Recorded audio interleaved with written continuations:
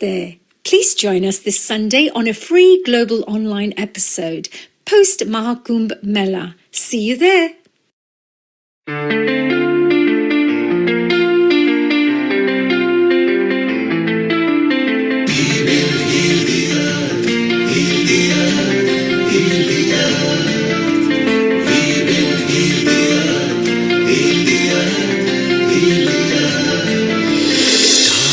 They can tell you stories which are brighter than yesterday. The streets have never been so quiet. The squirrels found a new hideaway. Tomorrow will never be the same. There is so much hope in our hearts.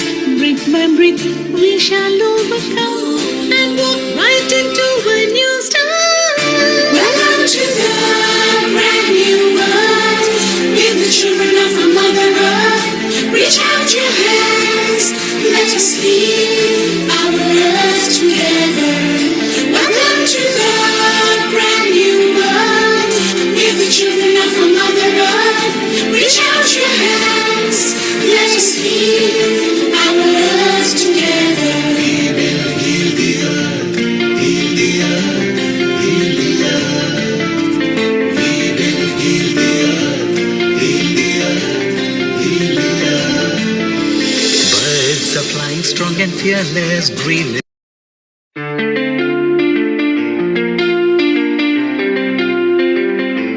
Global Namaste. Please join us this Sunday on a free global online episode post Maha Kumbh Mela. See you there.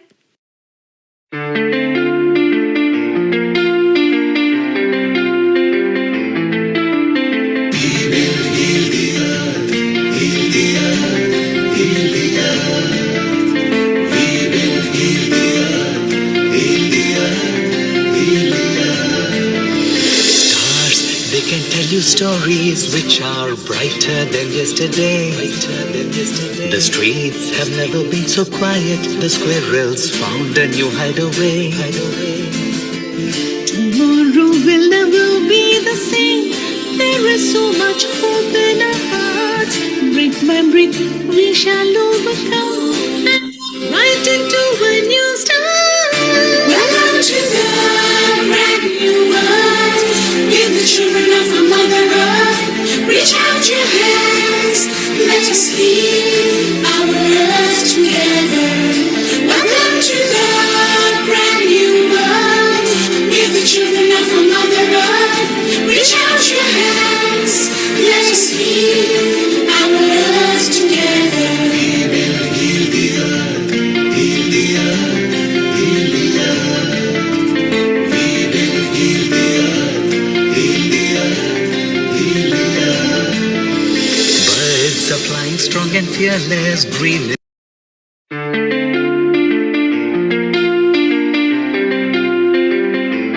Global Namaste. Please join us this Sunday on a free global online episode post Maha Kumbh Mela. See you there.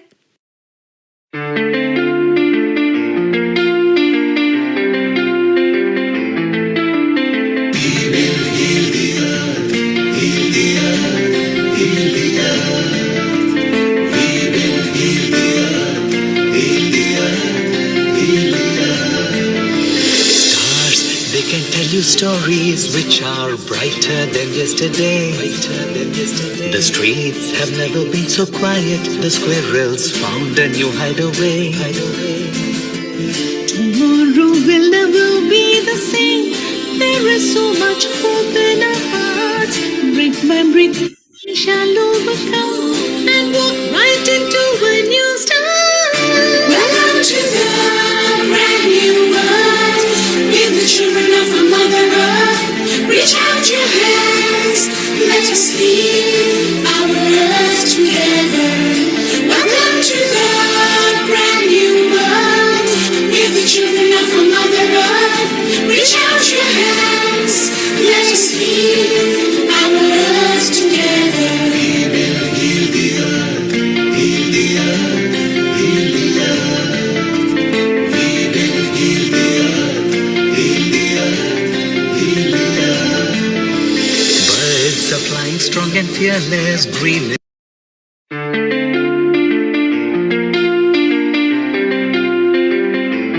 Global Namaste. Join us this Sunday on a free global online episode post Maha Kumbh Mela. See you there.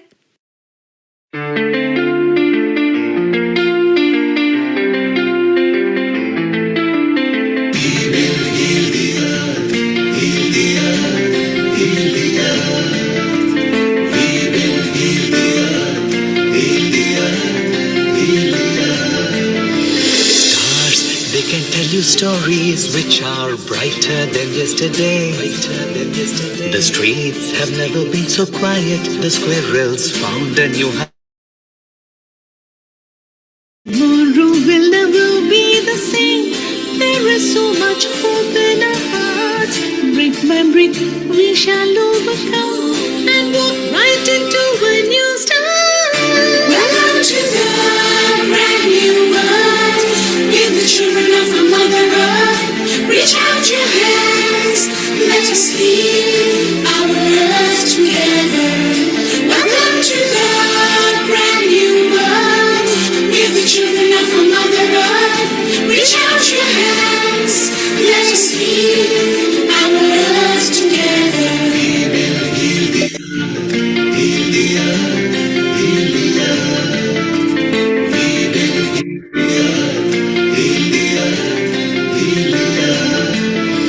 Birds are flying strong and fearless, green.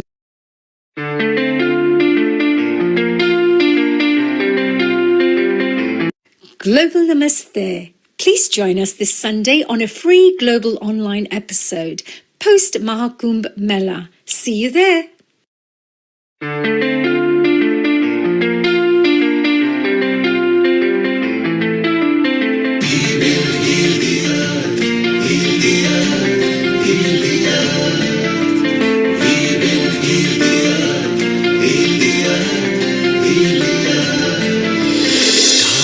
They can tell you stories which are brighter than yesterday. The streets have never been so quiet. The squirrels found a new hideaway. Tomorrow will never be the same. There is so much hope in our hearts. Brick by brick, we shall overcome and walk right into a new start. Welcome to the brand new world. Give the children of our Mother Earth. Reach out your hands. Let us lead our earth together. Welcome to the brand new world. Give the children of our Mother Earth. Reach out your hands. Let us lead our earth together.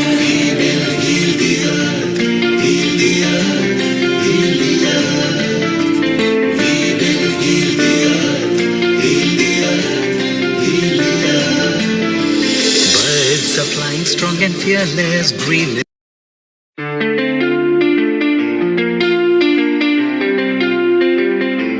Global Namaste. Please join us this Sunday on a free global online episode post Maha Kumbh Mela. See you there.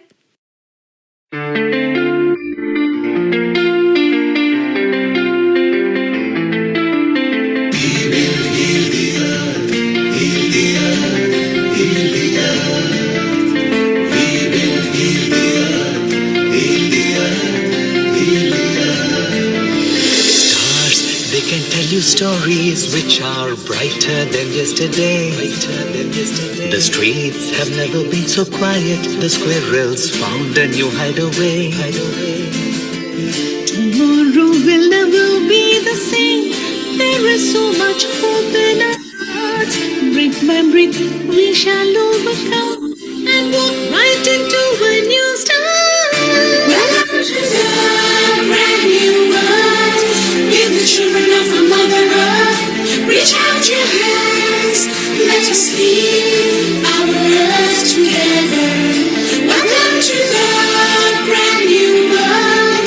Give the children of our Mother Earth. Reach out your hands. Let us lead our earth together.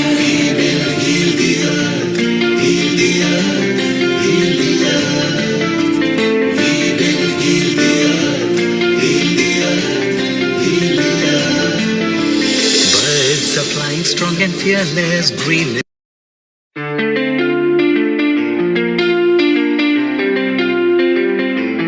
Global Namaste. Please join us this Sunday on a free global online episode post Maha Kumbh Mela. See you there.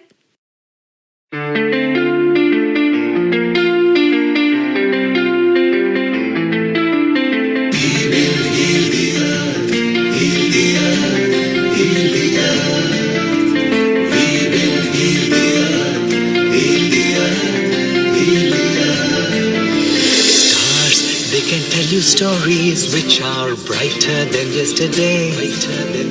The streets have never been so quiet. The squirrels found a new hideaway.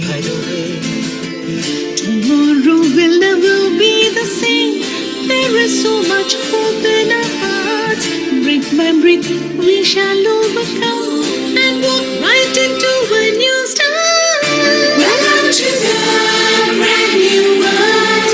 Give the children of our Mother Earth. Reach out your hands. Let us heal our earth together. Welcome to the brand new world. Give the children of our Mother Earth. Reach out your hands. Let us heal our earth together. We will heal the earth. Heal the earth. Heal the earth. We will heal the earth. Heal the earth. Heal the earth. Birds are flying strong and fearless, green.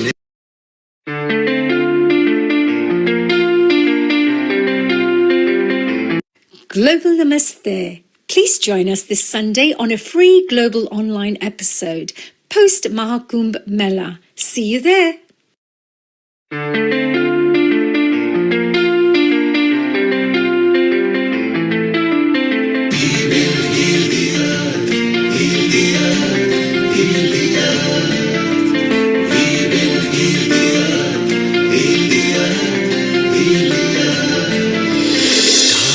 They can tell you stories which are brighter than yesterday. The streets have never been so quiet. The squirrels found a new hideaway. Tomorrow will never be the same. There is so much hope in our hearts. Brick by brick, we shall overcome and walk right into a new start.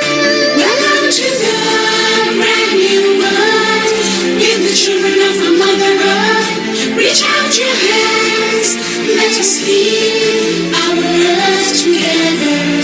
Welcome to the brand new world. Give the children of our Mother Earth.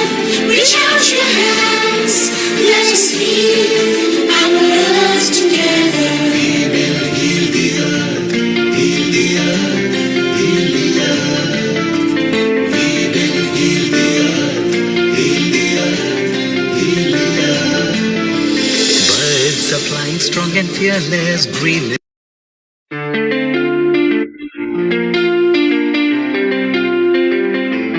Global Namaste. Please join us this Sunday on a free global online episode post Maha Kumbh Mela. See you there.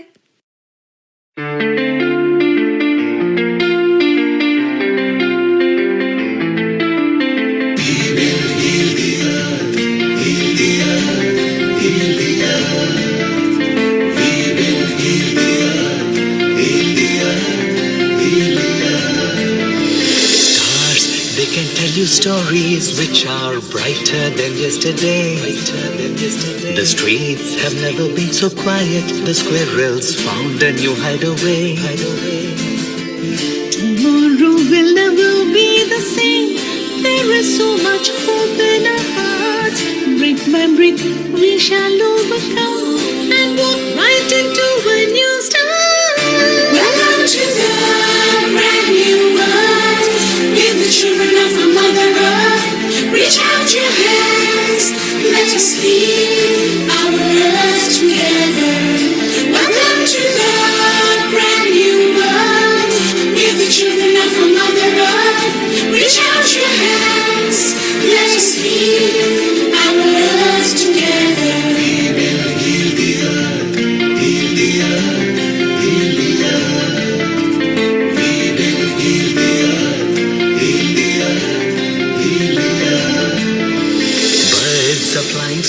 fearless, breathe.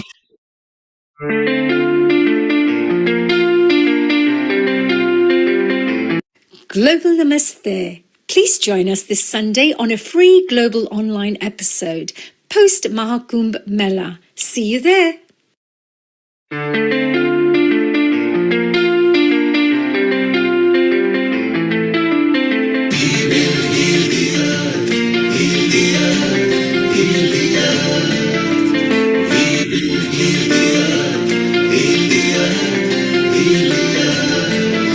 Stars, they can tell you stories which are brighter than yesterday. The streets have never been so quiet. The squirrels found a new hideaway. Tomorrow will never be the same. There is so much hope in our hearts. Brick by brick, we shall overcome and walk right into a new start. Welcome to the brand new world. With the children of our Mother Earth, reach out your hands.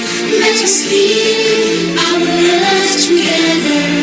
Welcome to the brand new world. With the children of our Mother Earth, reach out your hands. Let us lead our earth together. We will heal the earth, heal the earth. 10, 9, 8, 7, 6, 5, 4, 3, 2, 1. Global Namaste. Good morning, good afternoon, good evening to all the viewers of Healing Our Earth. I'm your host, Amrita, and I welcome you to this episode of Maha Kumbh Mela special. It is definitely a special episode because we bring to you every week a different theme, a different word, a different insight, and there are a lot of things that are involved at every episode. But this episode marks its own special relevance, and I'll let you know why. But before that, let's always pray and also pray for the people at Thailand who have lost their lives and for the near and dear ones who are so much affected due to the upcoming earthquake that has come. So join your hands together, closing your eyes, taking a deep breath inside. Om Om Bhurbhuva Swaha Tatsaviturvarenyam Bhargo Devasya Dhimahi Dhiyo Yo Na Prachodayat. Om Bhurbhuva Swaha Tatsaviturvarenyam Bhargo Devasya Dhimahi Dhiyo Na Prachodayat. Om Bhurbhuva Swaha Tatsaviturvarenyam Bhargo Devasya Dhimahi Dhiyo Yo Na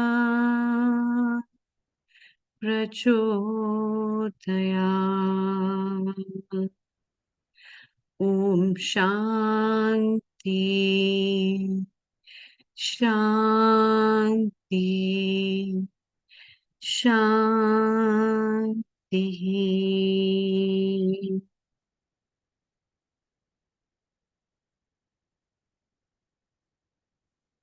Welcome. Maha Kumbh Mela special.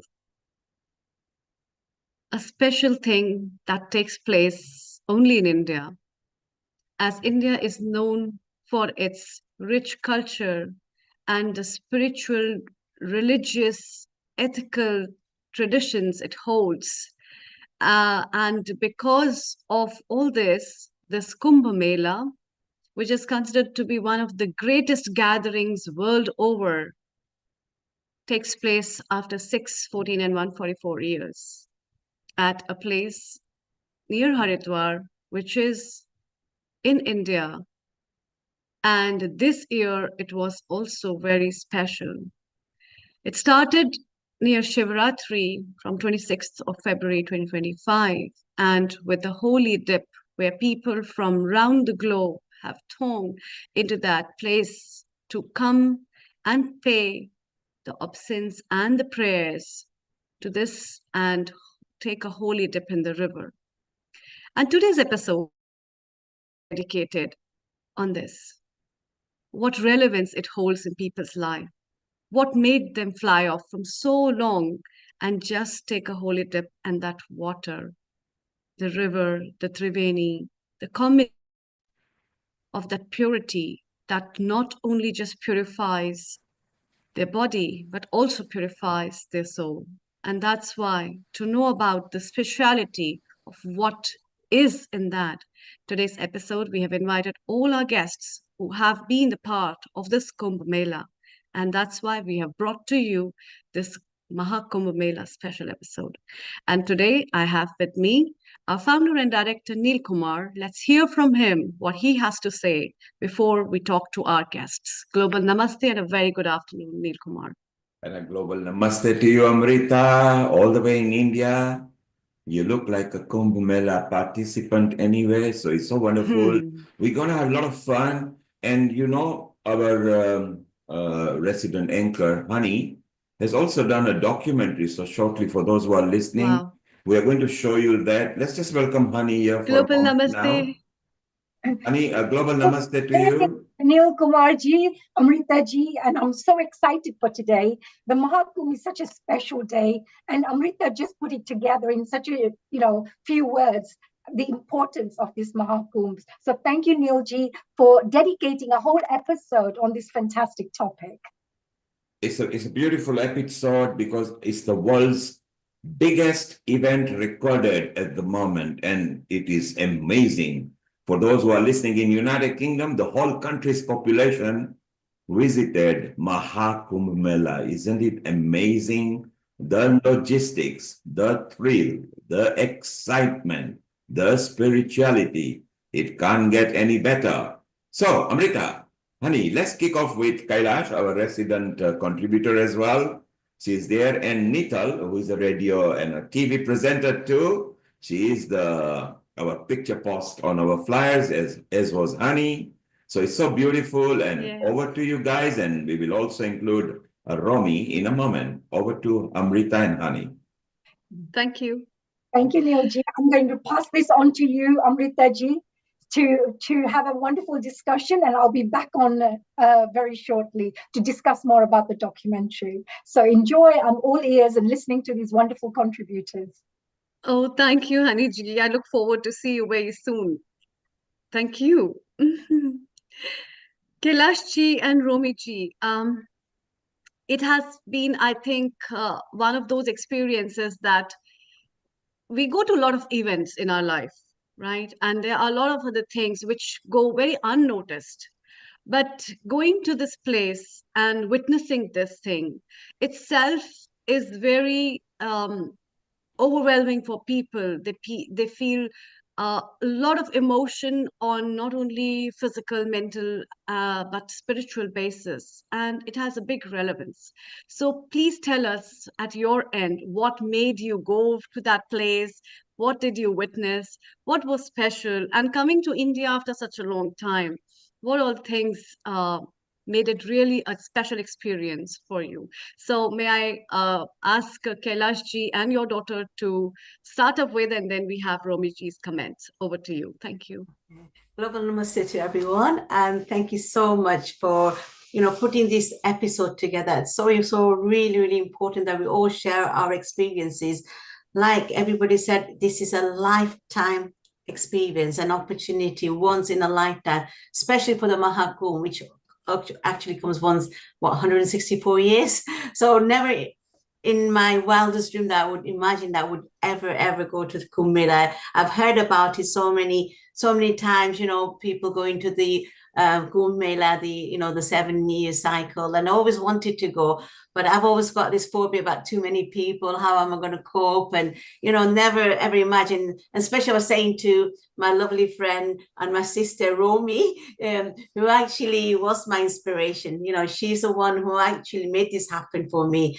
And she, out of the blue, because me and Nita were talking about it, and Nita said, I'd love to go. And I said, no, we've got this family wedding and this and that. Never, it's not going to happen, basically. And as we were just finishing our discussion, it was only the following day, Romy rings me out of the blue saying, how about going to Kumbh Mela? I really want to go. And then I thought, it's funny that you should say that, because me and Nita were just talking about it. And that's connection. I think, wow. And then we kind of talked about it and said, no, I don't think it's going to happen, and that. And then Nita changed her mind as well. So then it kind of got quiet a little bit. And then my niece rings me, Janki, and she says, oh, let's go to Kumbh. I really want to go, and I booked my holiday. I'm going to book my holidays and this. And then I got really excited again. So I ran Romy again. I said, Romy, yeah, we're going, Janki's coming now. No, Nita won't come, but Janki's coming. So we got really excited again. And then for some reason, Janki didn't get a holiday. So again, we were like back to square one. And I just felt really, inside me thought, well, there's this message there that I really have to go,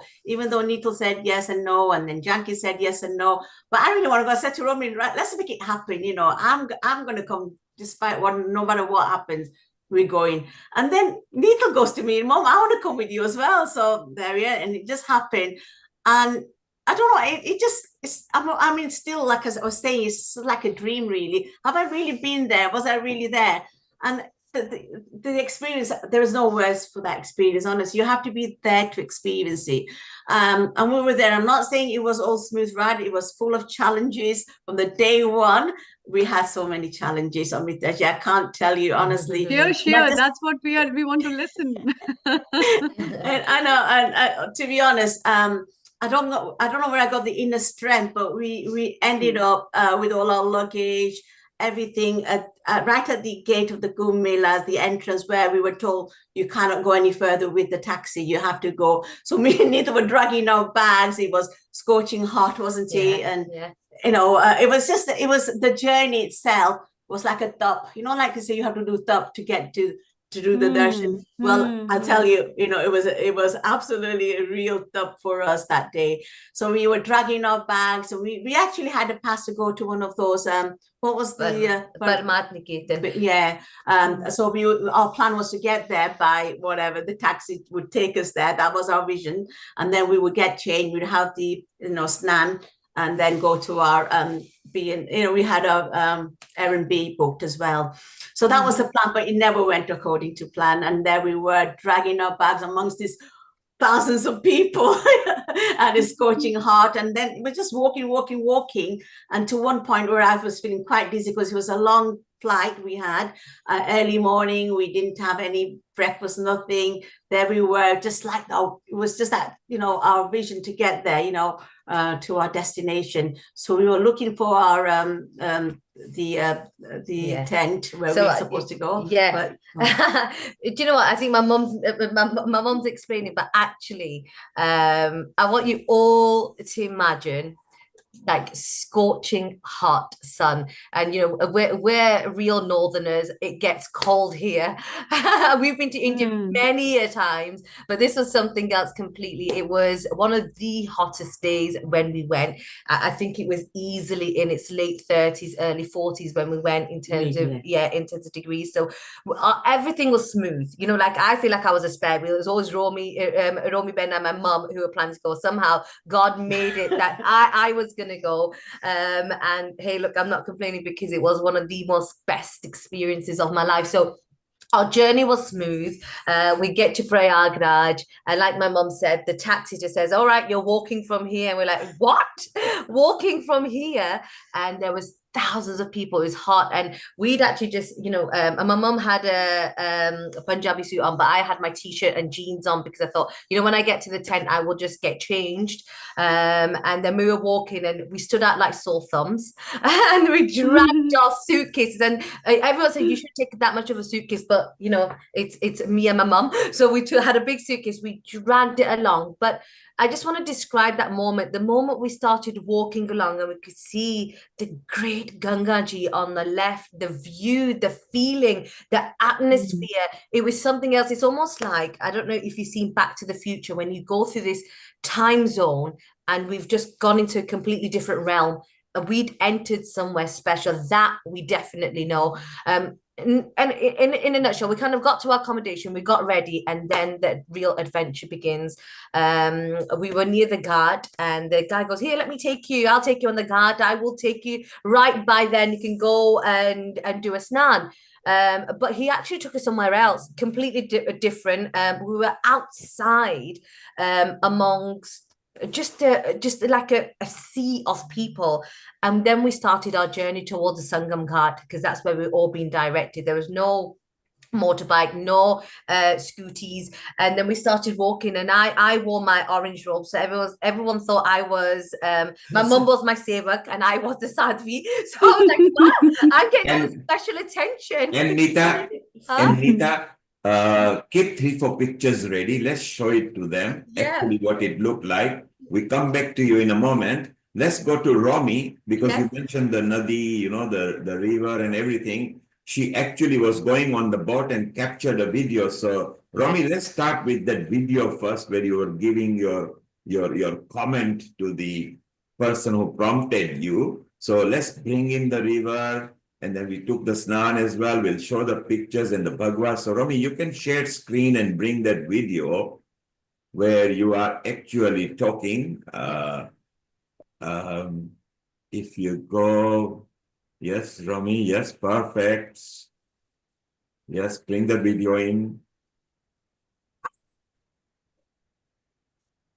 So this is a place where Romy is actually sitting on the boat. So go ahead, Romy, please play that and share it. Share it and play. And you can see she's making a comment. She's sitting there. I'll just go back, actually. Yes. Go back a bit. And it's a moment to relive.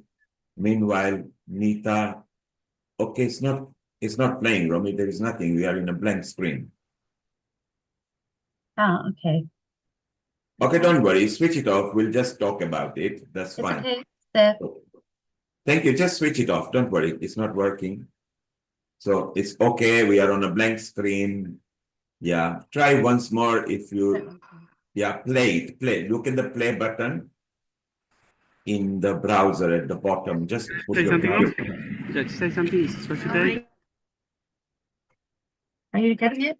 Okay, don't worry, Romy. Just the video is not coming. Just switch it off. That's fine. Let's talk. So, Nita, while you were talking about that, Romy actually traveled what you were talking about on the boat, and she was describing that. Romy, was it sort of... I'm still trying to get it. Can you see it? Yes, there it is. Yeah, let it play. Yes, and she will come and say a comment now. Would you like to say something, Rom? Would you like to say something? Is this what you do? Yamuna River, going towards the Triveni on a boat. Just feeling really blessed, especially because it's mild today, so a very special day. Incredibly blessed. There's two more. Can I just quickly play them? Yeah, if you could just... Yes. So there are a number of people, you can see them, everybody in a little groups. Look at the atmosphere. There is no traffic control, it's fun. Okay, so... Just showing the people actually.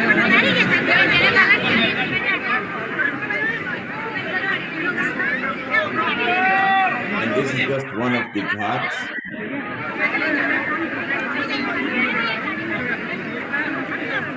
The hustle bustle of the crowd, everybody merges in. Isn't it wonderful?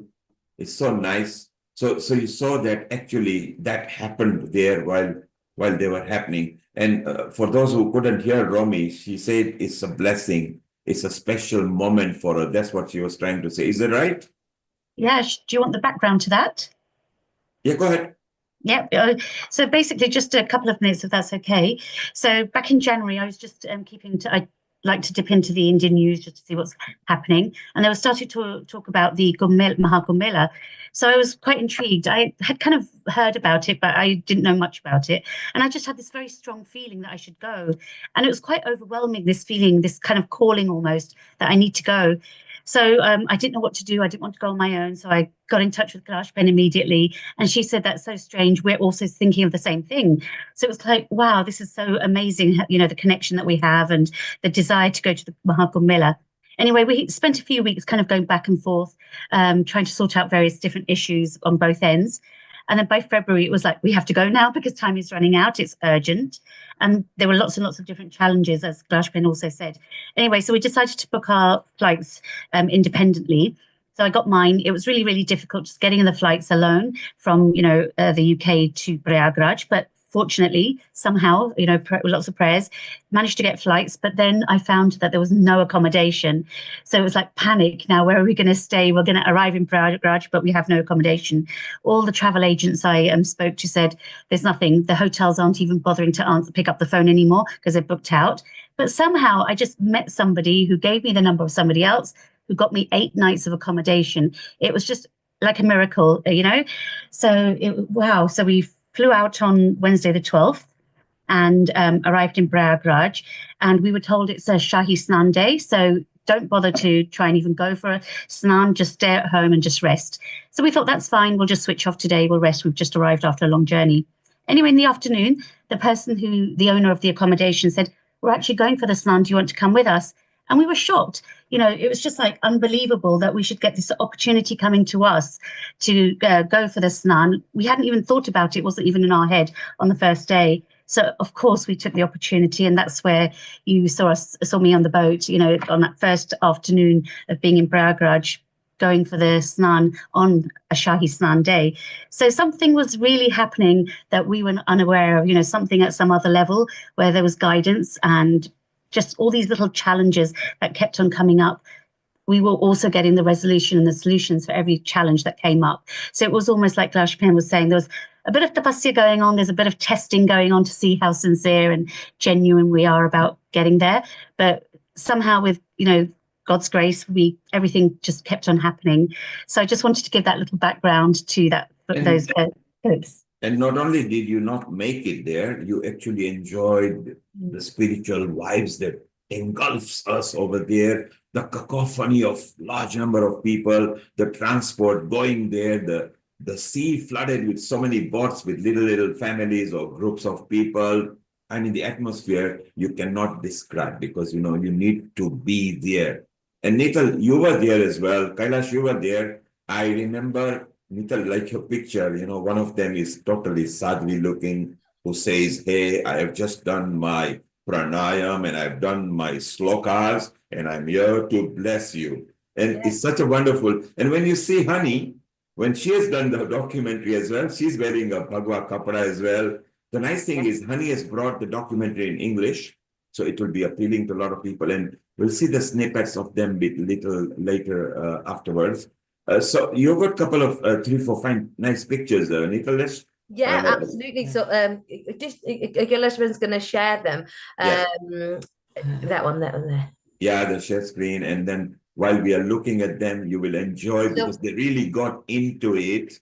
And yeah, that's the first one. I think this is Kailash. Yeah. Can you see them? This is the if you share it, please. Yeah, is it sharing? No, you need to propagate the share. And then it will happen. Yeah. It says stop sharing. Stop sharing and share it. Let's share it again. Yeah, so share it again. That will be fine. Let's try again. Any luck? Yes, there you are. Now maximize the screen. Maximize the screen. Look at the square, maximum square. Yeah. Up. That one. Yeah. Yeah. Maximize it. Yes, better. That's better. Where is our Kailash? Look at that. All dolled up and ready. And Neil, you mentioned there's a lot of people, and we must acknowledge that there was so much kind of facility. There was a sea of people. It was Yes. managed well. There were signs. There were signs in English. There were signs in Hindi. The people were so friendly. There was plenty of kind of food and everything you can buy. Everyone was in good spirits, and if anything, every single person took inspiration of one another. You'd see people from so many different parts of the world. Nital, while you are talking, keep on moving with the picture carousel so we see different modes as well. I love the bit where all you girls were taking the snan up there in a cold, dipping water, but you were enjoying. Amrita, isn't it nice that the Indian heart is in Indian wherever in the world they live? Yeah. It's definitely a very big joy. And I think creating a discipline in a chaotic situation is one of the big things that Maha Kumbh Mela brings in itself. Yes. So being so many people and with a sea of people still to make all the things right for people, make all the arrangements. And I think the government of India also, and especially the government of Uttar Pradesh, really has worked very well for organizing this kind of an event. Nital, when you select a picture, then share it. So I've just shared this. So can you see? Are we sharing the screen? No, you are sharing the screen. You are not sharing the picture itself. Click it, propagate it. Okay, so it pops up. Let's try again. Just to kind of even describe. Let's see if this works. Any luck? Yes, there you are. Maximize it. This is one of the beautiful pics of yours. Can I just describe? So Nital, before you describe, maximize it. Always use maximize screen. So I know I've maximized this, but because it's a okay, don't worry, carry on. Because it's a portrait one. Carry on. Can I just so when we actually took a dip, so I heard many a times what it's like to take a dip, but when you actually take a dip in Gangaji with of course Saraswati ji and Yamuna ji, it's the only way. The water is silk. It's like a different texture of water, and as you go in, it's cool, it's nice. And I kept joking, going, usually when I go in the beach water, my hair is frizzy or my makeup is running. But when we dipped in, there's a glow, instant glow. Your hair is soft, your skin is feeling good. This is literally when I did about 4 or 5 dips, and still my hair, I was thinking, my makeup's never looked like this before. And it's just something, when you go in, there's a big hug you get from Gangaji. That's the only way. It's like your mum giving you this warmest hug. It's something special. And I even thought, you know what, I could go in Gangaji wearing whatever I wanted, but I wanted to wear flowers that were dedicated to Ganga Jamna Saraswati ji. I wanted to feel as though when I see her, she should see me at my best. And that's why both me and mum made such a massive effort as if we were almost going to an event, which because it was I want to dress up for her. I want her to see it. And we put the sindoor on, we did as you can see, the kanku, and it was all immersing every moment. And when you're there, I think everyone will say it's just magical. It's peaceful. I don't think you'll ever feel that peace. Just that little millisecond that you have underwater, just you, Ganga Jamna Saraswati ji, is a lifetime, enough to last you a lifetime. Wow. So it's so beautiful. We've got you back on screen so we can see your emotions and everything. So, Amrita, what do you feel? She felt like it. She felt the vibe. She felt her mother. So now whatever mother says, she's going to listen to. So isn't it going to be beautiful? And look at the moments. I mean, Nital actually is unlike her mom and other people were not. She's more British than the mom is. And look at the Indian affinity that she has got. And the land is India is such a land.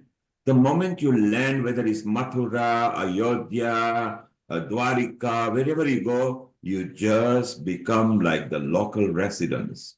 You don't care where you're walking on. Everything seems spiritual. In the whole hustle and bustle, you fall into that line. It's so wonderful. And the number of people. So Kailash, you and Nital and Romy were lucky because you were in the Maha Kumbh Mela, which is, it's all Maha Kumbhs, but every 144 years. So maybe never in your lifetime will you be there again, because 144 years we will not be here. Yeah. None of us will be here.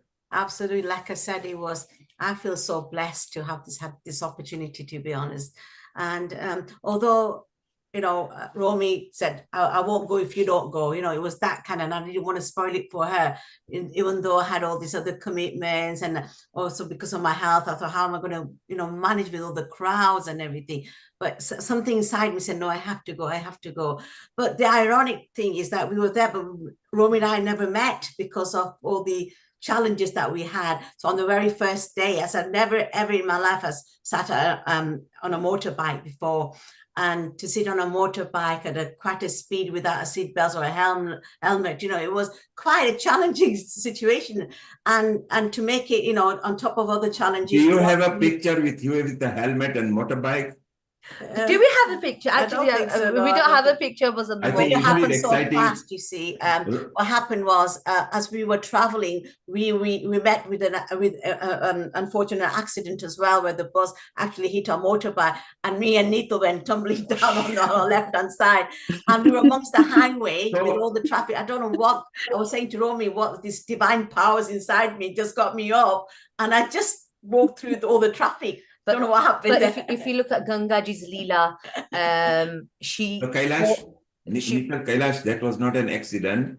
That was a way of God stopping something further happening, which could have been more disastrous. No, that's exactly what we say. Yes. Gangaji's Leela is such that we weren't hurt massively. We were, whatever you'd expect in an accident, that we certainly got hurt. But in that moment, 5 major security officers in their huge car turned up. We had a crowd of people. They were literally trying to help us, but they were fascinated, thinking, who are these British ladies who are just like on the floor?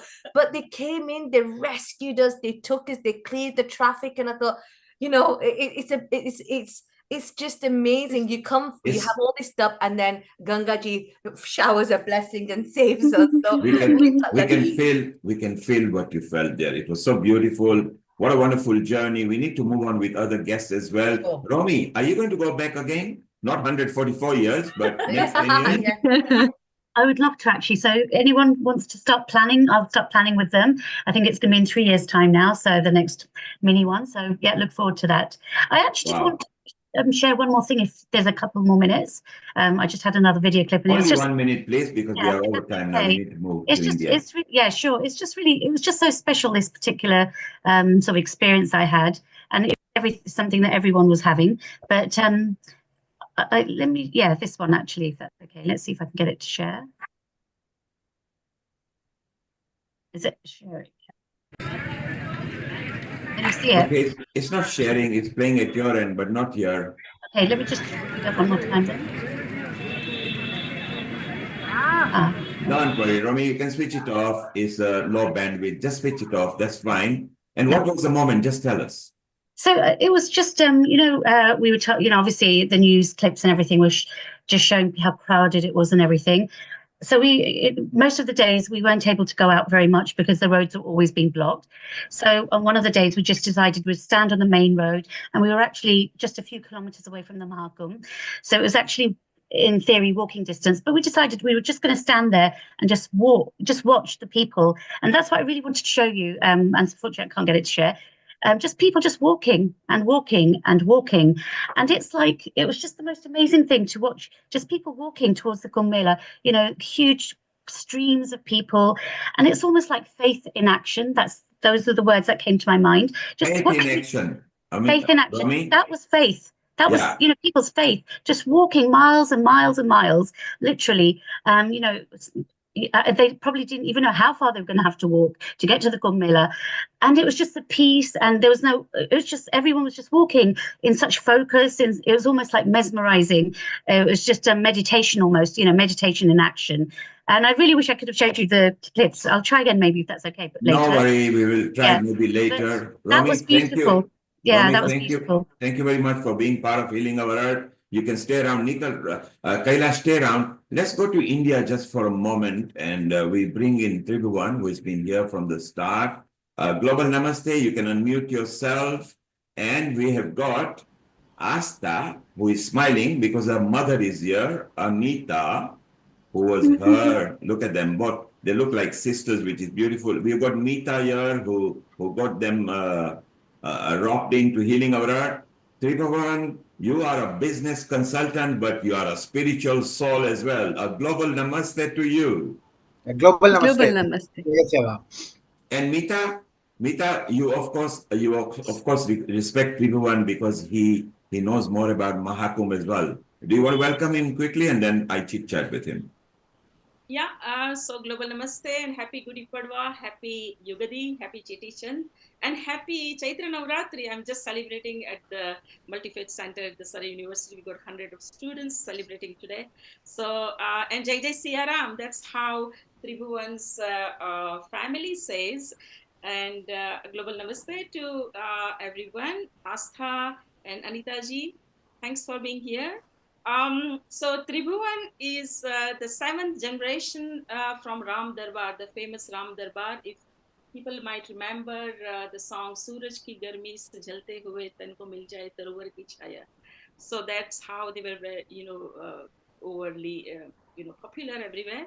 But they sing Ramayana, Ramcharitmanas in semi-classical and classical as well, and that's a tradition. And Tribhuvan is associated with Strive Solutions Private Limited and is a key member of programs that are conducted to preserve the harmony among business families. Thank you. For more than a decade, he has worked with large business families across India and helped business grow. He loves discovering various human aspects. And Thank you, Meeta. Let's chit chat. Thank you very much. Let's chit chat with Tribhuvan. Tribhuvanji, you may be good at chanting or maybe sloka as well. Let's start with one. Yeah, absolutely. Well, Jajasya Ram and global namaste to all the devotees. My name is Tribhuvan Sharma and I belong to Ram Darbar Parivar, a family that has held the opportunity to echo Ram Nam across the globe. Well, as far as Kumbh is concerned, the Kumbh stands for Kalash. So, it is a cyclical event planned as per the nakshatra and being conducted with the same devotion and zeal for centuries together. I straight away I would like to make you understand a chopai from Sri Ramcharitmanas. माघ मकर गत रवि जब होई तीरथ पति आव सब कोई देव दनोज किन्नर नर श्रेणी सादर मजही सकल त्रिवेणी.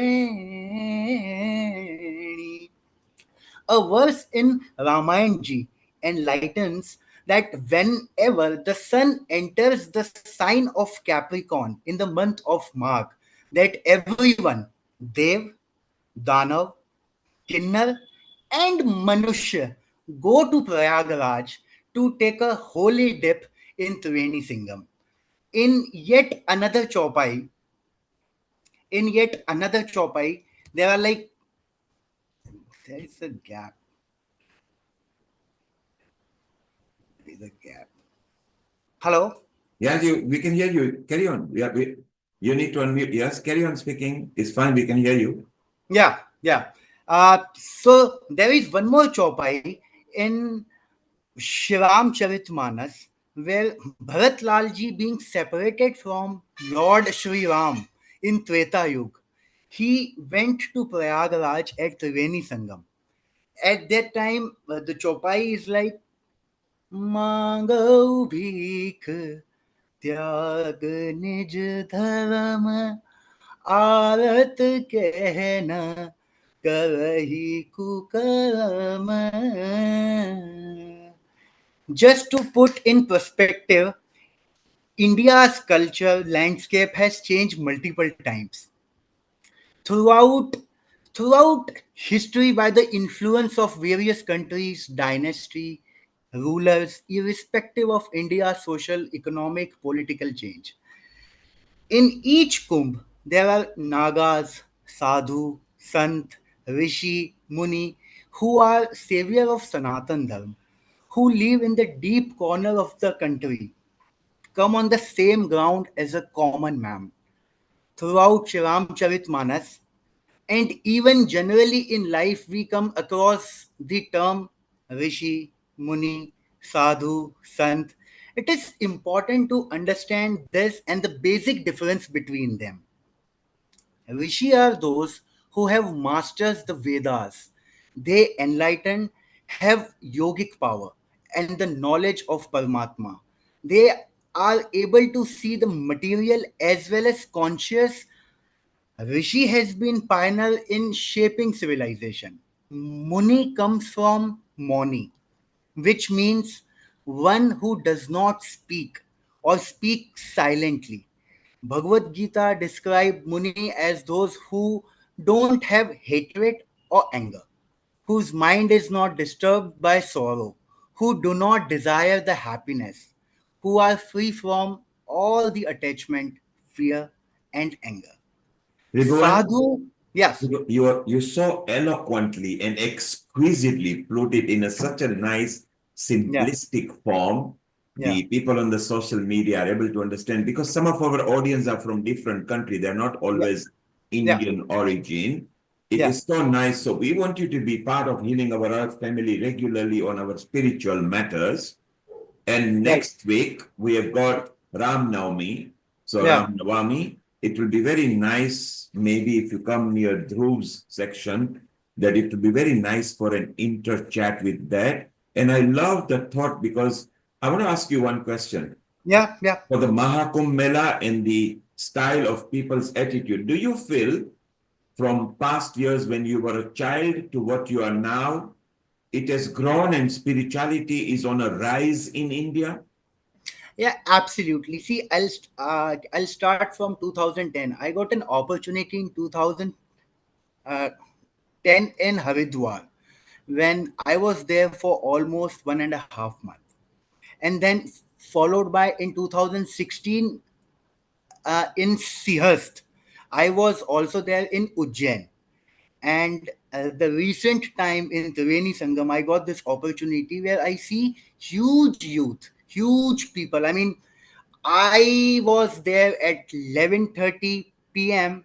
midnight, and there were like more than, I can tell you, more than 10,000 people, 5,000 people with all of us. I mean, it is so amazing that there are like lot of people with a amazing feeling. They were not even aware who is there, who is not there. The whole idea about Kumbh is to get a holy dip in Sangam.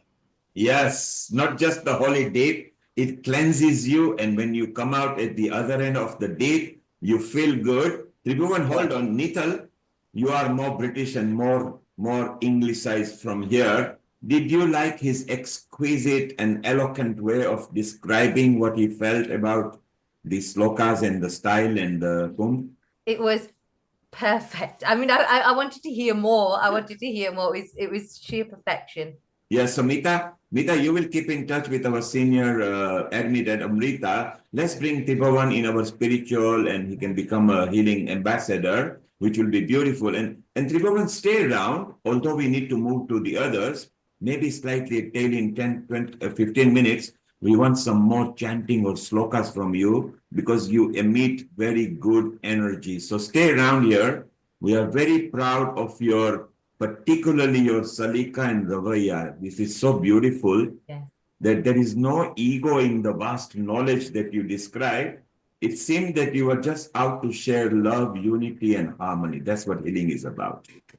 Absolutely, absolutely. So, आपका खूब धन्यवाद आप रहिए कृपया ध्यान रहे. Let's just move on to a smiling Asta who is so happy because her mother is here and a smiling Anita and Mita. We know that Asta and Anita are related with each other and maybe we might talk a bit of Hindi here. Isn't that right, Anita and Nita? Yeah, we can add a bit of Hindi if that is needed as well. But so, first of all, global namaste to everyone. Thank you for the opportunity. Thank you for coming. Astha is a PhD student and she is investigating the evolution of very small galaxies in the universe called dwarf galaxies using simulations and Hubble telescope observations. So she's very, very, scholarly person. So she'll speak from an astronomical point of view. And gift to your mother today on Mother's Day, you have invited your mom. So Global Namaste, Anita ji. And you are also very highly qualified person. You are masters in history and you did your BEd in social sciences. You're a teacher. You're from Uttarakhand, where from all Char Dham Yatra starts, Gangotri, Yamunotri, Kedarnath, Badrinath. So tell us about your experience about Kumbh, please. Asta, you may start first. Oh, okay. So I'll start with a bit of an astronomical significance first of all, and then my mother can take over sharing her experience. So, thank you so much for inviting me to this talk to share my experience. And I think when we talk about Kumbh, there is great spiritual value which is associated with it. But one thing that is sometimes hidden a bit in the background is the astronomical significance of the event. So I'm here to just talk a bit about it from taking the advantage of my background. So, so Kumbh Mela actually it occurs in the four sacred locations in our country in India. So it occurs in Prayagraj, it occurs in Haridwar, Nasik, and Ujjain. But when it happens, is actually directed not by a particular date on the calendar, but by the position of sun, moons, and planets.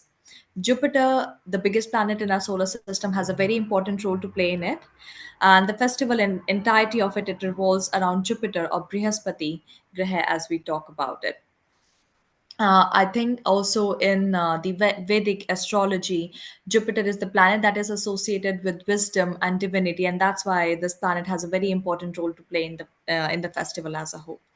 So, where the festival happens is also dependent on the location of Jupiter and where it sits in different constellations. For example, when Jupiter enters in Aquarius constellation or the Kumbh constellation, Prayagraj Kumbh is held.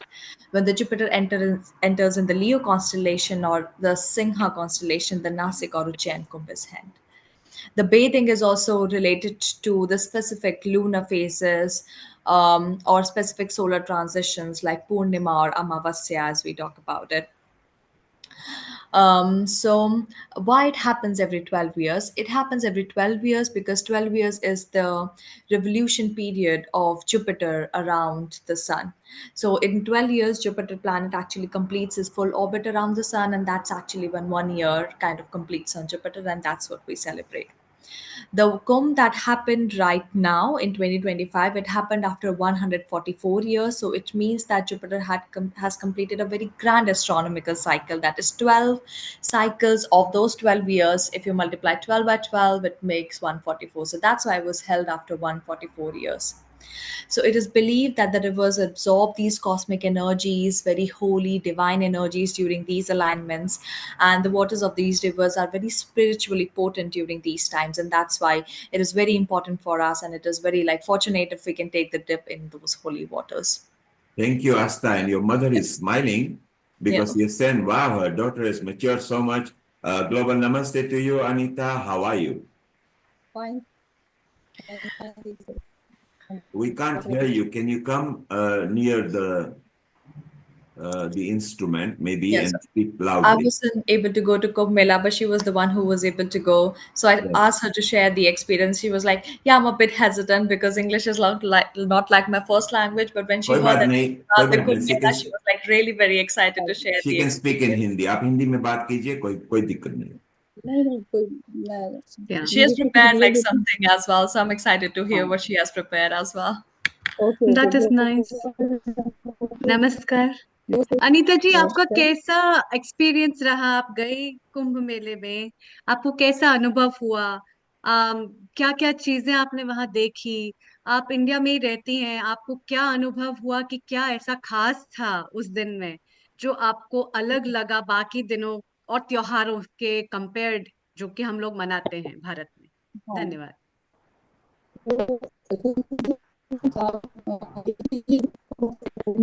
We can't hear. Can anybody hear her?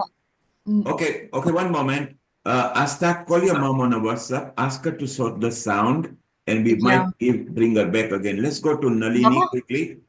Mama, just Just mute. yeah, just You can call your mom and see if you can improve the sound. Let's call on Nalini. Global Namaste, Nalini. I think Amrita, she's going to speak in Hindi or Gujarati, so maybe if you could prompt her. Over Yes. to you, Amrita. She's Namaskar, actually Nalini Mita's ji. relative, sister. So Mita, you can welcome her. And Nalini, नमस्कार, आप कुंभ मेला में गई थी ना? हाँ जी, गई थी।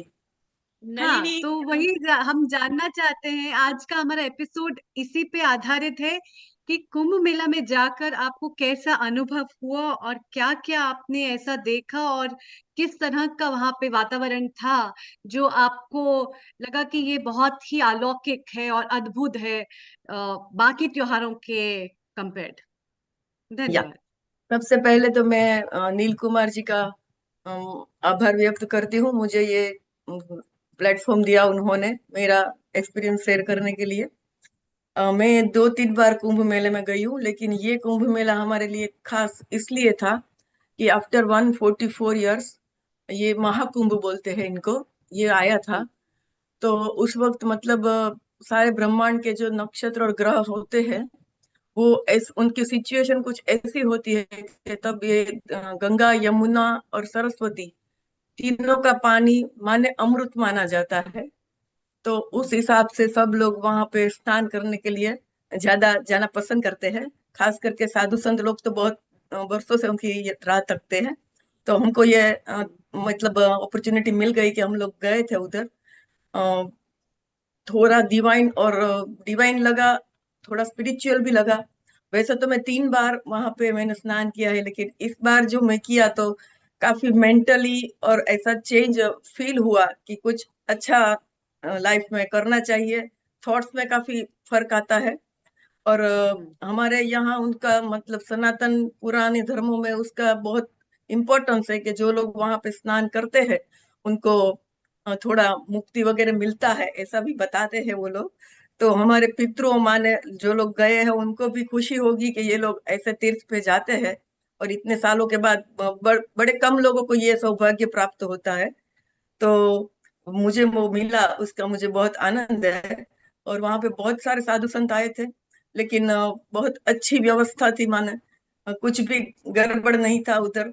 सब खाने पीने की ठहरने की बहुत अच्छी व्यवस्था की थी योगी जी ने। तो उससे भी मैं खास मतलब प्रभावित हुई कि ये इतनी सारी बड़ी इवेंट इतनी आसानी से और मतलब ईश्वर की कृपा के बिना नहीं हो सकती है। नलिनी, आई आपने थैंक खाने यू। पीने की बात की, बिकॉज जी। हर जो इवेंट होता है वहां पे हिंदुस्तान में तो इनका जो जायका और इनका जो वैरायटी होती है वो बहुत मजा आता है। नितल, नितल, you went there, did you enjoy the variety of the food you are consuming? So we obviously, as good old Britishers, we had to be very careful with the fried food, although it's very tempting and yummy. But thankfully, they had lots of popcorn and fresh nuts and limbu bani and fruits. So we were absolutely happy with that. But I can't lie, the fried food looked very, very tempting, but we had to be careful. Yeah, there's Wow. also Fresh And- out at the tents as well. there's that And Nalini, તમારી કઈ વાનગી બહુ સ્વાદિષ્ટ હતી કે જે તમારા મુંહમાં સ્વાદ લઈને હવે તમે આવ્યા છો કુંભ મેલામાંથી? छोले पूरी। छोले पूरी, क्या बात है अमृता! अमृता, आपकी तो फेवरेट है ना छोले पूरी? And all spiritual, because the way to people's heart is through the food as well, not just man. And every festival is to do with faith, spirituality, oneness, social gathering. So it's so wondering that different people from different aspects have been to Kumbh Mela and enjoyed. Yeah. Asta, are we with any luck? And Anita has got the sound now. Okay, I think the bandwidth is low. Thank you, sir. I think she got earphones on as I was talking to her on phone, so maybe it's a bit all right. I see Neil she Kumar, has. I'd like to add something on that because very I'll just ask important her if things she- these people have been talking about. Asta put forward a very important aspect And Nalini has been talking, we talk about food, the importance of food with the festivities and the constellation. And I think that's what is the speciality about Indian festivals. I remember last year I had written a special article in a magazine that was published in US regarding foods and festivities as the culture and tradition. And that holds so much of importance because the grains that are available at that time, what we are cooking and the sustainable efforts of cooking them, and in relation to the constellation, as we believe in the Indian philosophy that every constellation is related with gods and goddesses, as Asta mentioned about Asta, yes, Jupiter he and did. Brihaspati. Yes, and so the relevance of what food you're offering to the god has its own divine stuff. And the other thing which Nalini ji mentioned is about the mental peace. I had been talking to so many students and people globally about visiting religious places and spiritual places because it gives you a very divine experience that gives a mental well-being, a form of an aura around you that you feel at peace at yourself. So one aspect of that, and when she said our departed souls and our ancestors would have felt so honored and happy that we have visited this, has also one of the very big relevance of this Indian festival being held. And when people take a holy dip in this, it's not only suffices your body, but also till the ancestors' life and the souls that have been the part of our journey through which we have come to this human body, the salvation of that is also possible, which people believe, and their strong belief makes it very, very ethical for them to take a holy dip at this festival. क्या बात है अमृता। नलिनी जी, जो आपने बोला वो उन्होंने अंग्रेजी में ट्रांसलेट करके उनकी तरीके से प्रस्तुत किया। सो वो Thank you, आपकी बात Amrita. से सहमत है।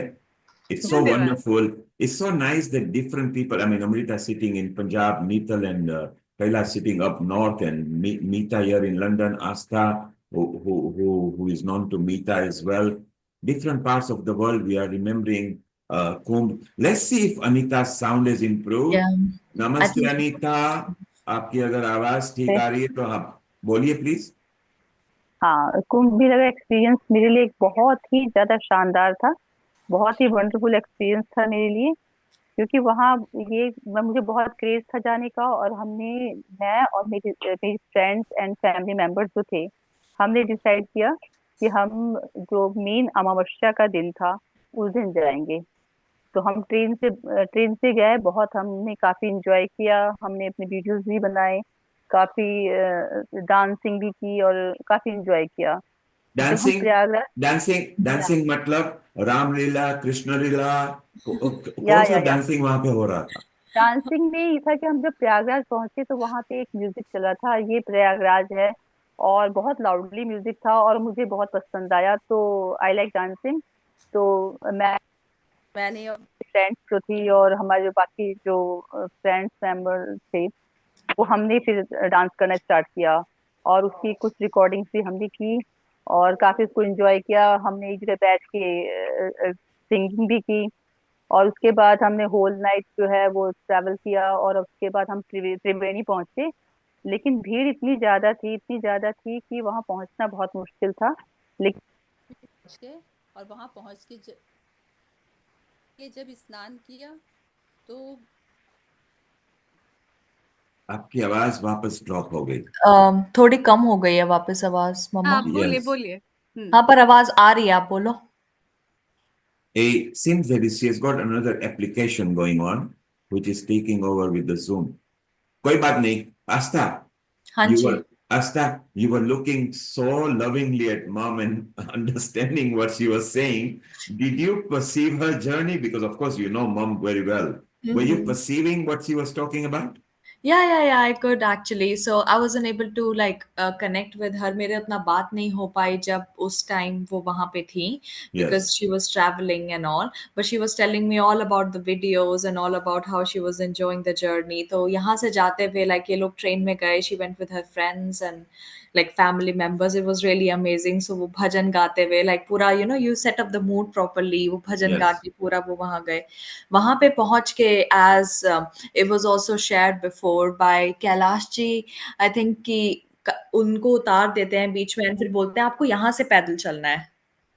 तो वो फिर, एंड एक्चुअली मेरी मम्मा का अभी like last year she got an operation for varicose veins, so it was like very tricky. मैं सोच रही थी कैसे चल पाएंगे लाइक इतना लंबा, and there is like no mode of transportation और anything whatsoever. But even like after the operation, उसका 1 साल हो चुका है, तो थोड़ा टाइम हो चुका है, बट आई थिंक वो उस प्लेस का ग्रेस है कि आपके पास उतना स्ट्रेंथ एंड सब कुछ आ जाता है, so that you are able to walk that much distance. So उन्होंने वो वाला distance she was able to cover. And after that she was talking कि उन्होंने फिर dip लिया river में, and I think a dip का time it was also like adjusted as per the muhura, so it was like somewhere 3 or 4, I think, Mama, in the morning. Let's just see, she's back again. एक minute रुकिए, हाँ. unmute yourself. हाँ, try कीजिए बोलने की। अच्छा, आवाज नहीं आ रही है, आप शायद ब्लूटूथ इस्तेमाल कर रहे हो या I think okay, yeah. So it's fine. अभी मम्मा मैंने अपना यहाँ से फोन ऑन कर दिया है, तो आप बोलो। आप can you try speaking? Unmute कीजिए बोलना। अनीता, अनम्यूट कीजिए आपकी, हाँ कोशिश कीजिए। I Okay, think कोई you बात have been. नहीं, you are locked because they are using Bluetooth and phone. So हाँ, after it's fine, it's okay. No Yeah. need to chase her now. So it's Uh-huh. nice to have a mother and daughter team, one who are not together, and another team, Kailash and Neetal, who are actually there. So Kailash earlier, if you were listening, when she dolled up as, pure soul for spirituality and hugged her mom, she felt the connection. Asta, same as you just were, listening to your mom with so much intensity. That isn't it nice that Kumbh Mela also brings our relation and our closeness together? Is Yeah, that that what is you felt, true. Neetal? Yes, both me and Phil, it's the feeling of united. You're united with the earth, with the 5 elements, and you're united with the fellow devotees. You feel everyone's devotees and everyone together. Sorry, I'm waving at Mitaji and all the friends there. They're all waving at us, but yeah, just a very everything in unison, and then then the energies of the blessings from Gangaji. It's just divine, Neilji. Like, the divinity stays with you. Something that's just a stamp and it stays with you. That it can never ever be taken away from you anymore. And Asta, do you wish you were with your mom? Oh, I definitely wish. I think for the spiritual part of it, and also because it was a bit of a process for her, especially getting back. They were like, Asta, just for a moment. Nita is there in a crowd. Maybe she can hear. Nita, can you hear us? Nita, are you able to unmute yourself? Nita, unmute yourself. Unmute yourself, Mita. Yes, Mita, you can unmute yourself. Yeah, sorry. Yeah. You're in the university, is that right? Yeah, so we are celebrating Yugadi. Everyone, can you say global namaste? Areva, and a global namaste to you from the whole Healing Our Earth family. Well done, Mita. And can they raise your hand in the air and just say Jai Siya Ram? Hello? Yeah, if they can all put their hands up in the air and say Jai Siya Ram. Jai Siya Ram. Wow, it's so wonderful. It's so wonderful that look, Mita is there in the university in London. All the students are buzzing, and vast majority are from abroad, predominantly India. Look at that. Isn't it wonderful that sitting in London, you've got conglomeration of a crowd who loves this spirituality. Well done, Mita. Mita, we might come back to you as well and speak to some of the people a bit later, okay? Maybe she's not catching us up. Okay, Kailash, you got your hand up, Neetal. I just wanted to add the comment, how fortunate and blessed I was to be able to go with my daughter on this beautiful pilgrimage, the that what we called, the spiritual journey. And it just brought back to me that how, the story of Shravan, how Shravan looked after parents. And I felt Neetal did the same. She carried my bag. She made sure I was okay, because obviously she was worried a little bit about my health and the heat and exhaustion and the accident that I had. And to be honest, she was my rock, and it's always going to stay with me. That feeling, that experience. And like you said, amongst the others as well, there were other people there who had the same intentions, just embracing the love of Gangaji. And we were all, as you can see, there's a picture of us all bathing together, and we're all saying, "Yay, Jai Ganga Mata Ki Jai," and we're all having a dip together. And that's always going to stay with us. Very special. I just want to acknowledge how important it was. And I feel so blessed that Neetal decided to come along with. And I think Asta will agree as well. I think it's every child's privilege to be able to do that seva for your parents. There's nothing more big, and to do that is, like I said, you feel so honored. For me, it was a double seva, a double spiritual journey, to do with my mom and also for Ganga Maya as well. So it's wonderful. Asta, you and Neetal should get together over the phone. Both of you have got a common interest as well. Maybe your friendship with Neetal can lead you into TV or radio, and Neetal, you can connect. So either Mita, maybe through Amrita or yourself, just put them together. Sure. Because at Healing Our Earth, we build the family very much. Nalini, we are so proud of you. You brought that element in your style, which was so wonderful. Stay around. Anita, is your sound okay now? Hiral. Well, let's go to Mumbai for a moment. Anita, stay there. Anita, just stay there. Hiral, Global Namaste. Hiral is our resident team and one of the lead at Healing Our Earth for the GLOW team. A Global Namaste to you, Hiral. Unmute yourself, please. Just unmute yourself. Yes. Global Namaste. How are you? And of course, you were there at a different ghat and different place. And isn't it wonderful that everybody is loving and reminiscing what Maha Kumbh Mela brought on the earth, the world's biggest event ever recorded? What were your thoughts? Thank you, Neil Kumar. I really wanted to come here today to tell my things about Maha Kumbh, and it was outstanding, amazing. Spiritual was in another level. And I like to tell, I'm sure everyone knows the story about why Maha Kumbh came. So I was really excited, and I thought in my mind that I will not be there in future to come in Maha Kumbh. So let's take that dip and take advantage for my future, whatever will come. And it was really, I feel literally, I felt that something has changed, no doubt about it. When I just went there, there was some vibe which really, I thought that it is something blessed by God, and they pushed me to come there. It was not easy, trust me, it was not easy to go there. So many things were there. The tickets were, oh my God, it was like 50,000 to 1 lakh rupees, just one way. And Wow. So every price had actually gone up, and it was so it actually brought a lot of tourism and income to the people. But was it too much? Otherwise, what are the normal rates?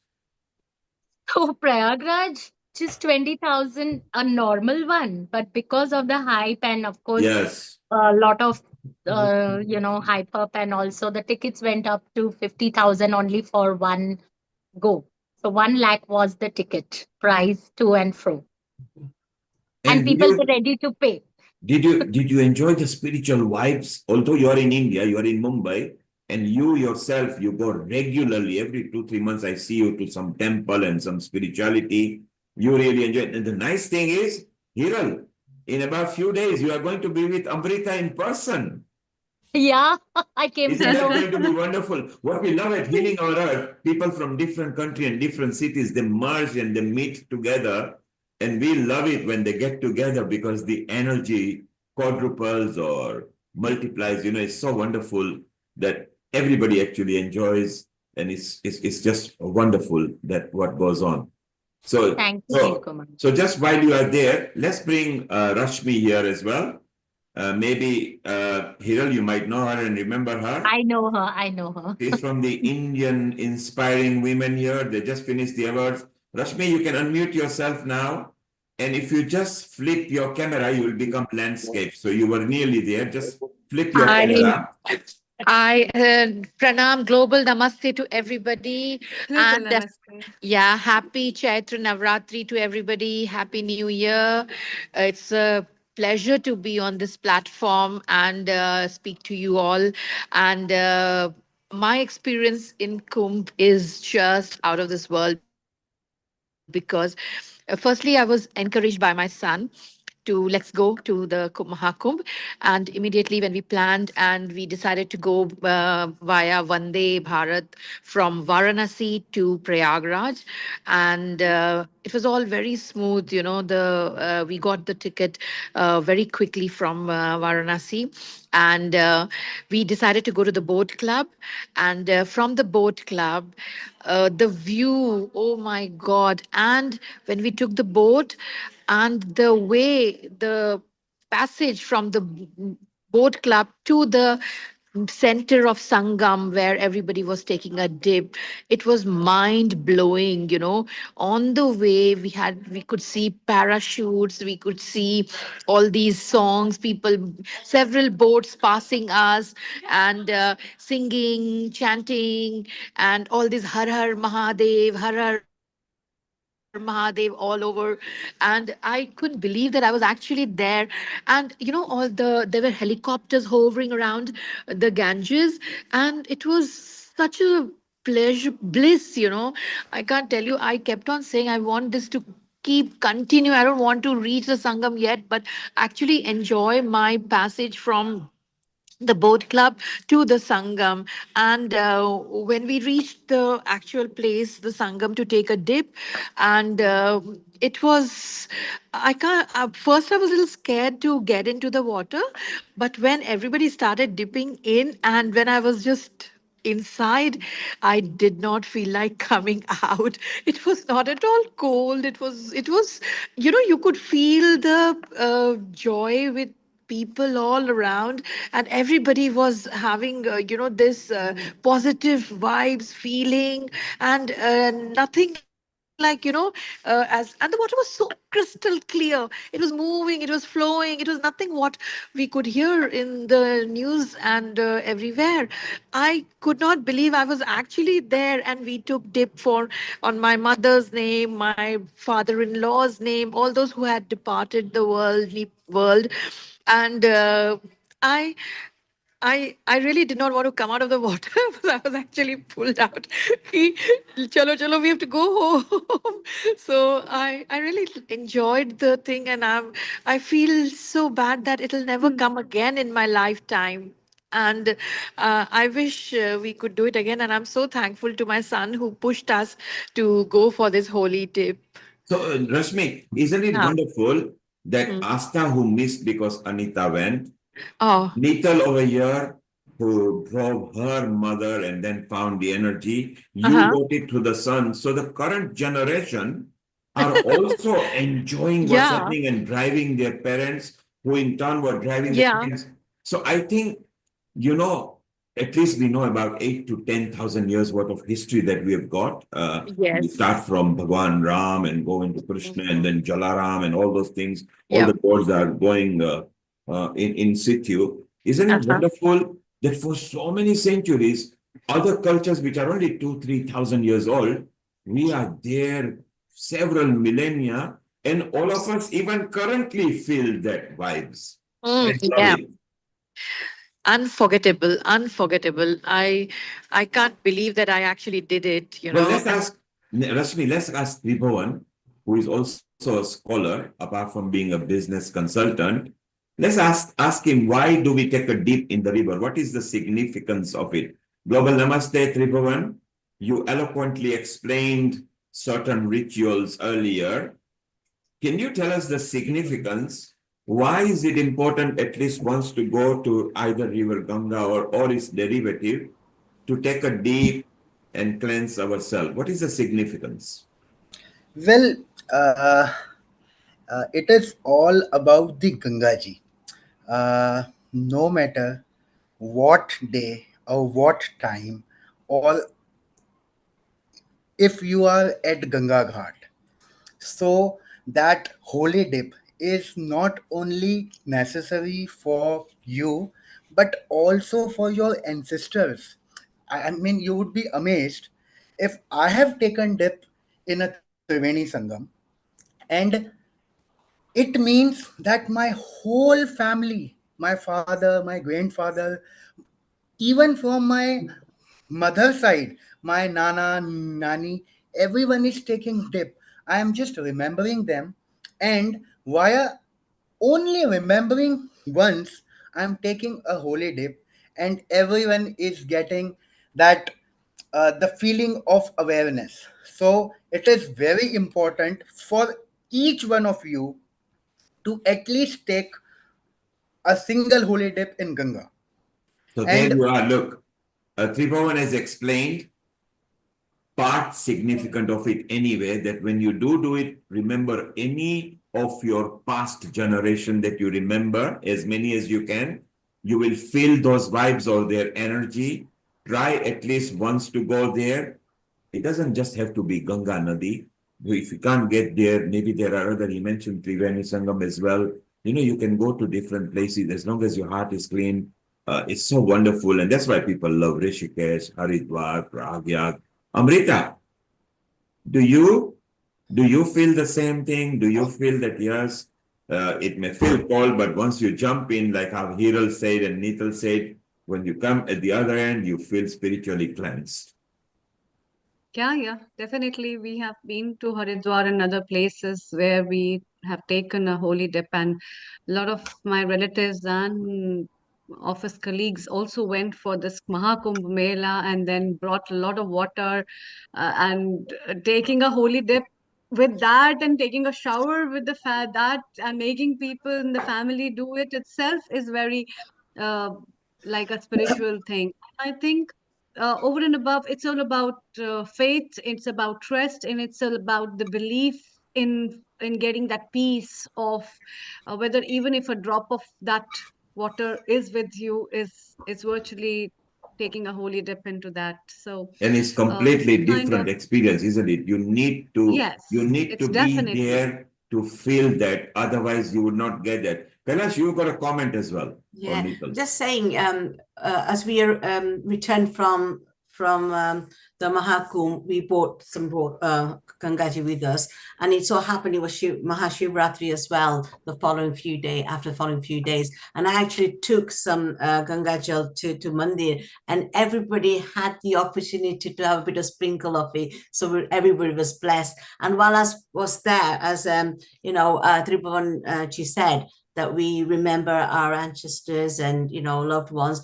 I actually took a lot of people that asked me to pray for them, for their good health or whatever was going in their life. I was able to remember everybody, and I was so happy that I kind of been able to do that for them as well. I was taking the holy dip in Gangaji, so I feel very fulfilled and refreshed, and I just so, like I said, I just feel so blessed to have this lifetime of an opportunity, which again, like you said, it comes after 164 years.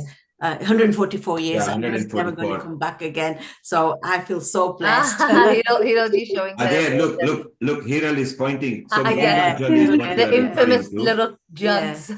Yes, and it's a Bhagwa color. And we are all used to this, even so many decades back, even in Africa, Ganga Jal is required, particularly if you get the last breath coming, and if you take it, they say that you will go and pass away very peacefully. I'm just going to take a break for a moment and invite our Honey. Honey, if you keep that mini 2-minute video reel, the one that I like, let's play it now, and we'll play more bit later. So if you propagate it while I keep on talking. So Amrita, Honey was actually there with a big, large crew and a team, and they captured lots of sceneries there. She has so nicely, eloquently narrated. Tripavan, you will like what Honey created. It was very nicely done. Rashmi, maybe we can even promote that in the Indian with inspiring the IIW. it will be very good to bring that in. So, honey, if you could propagate that and see if it plays. Already. And Yeah, by the just way, go for it. I felt like in the mood of the Maha Kumbh. Honey, go for it first, and we will talk, because people will get the explanation. So it will be very beautiful. Enjoy. And Asta is okay. We'll come to you. We've got so many guests that we're going to move around with. Absolutely. Now, this is what I love. So let's listen to this for a couple of minutes.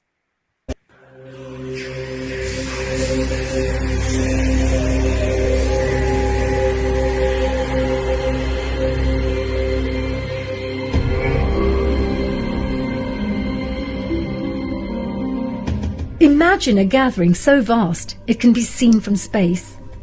A spiritual phenomenon so rare it happens once every 144 years in its grandest form.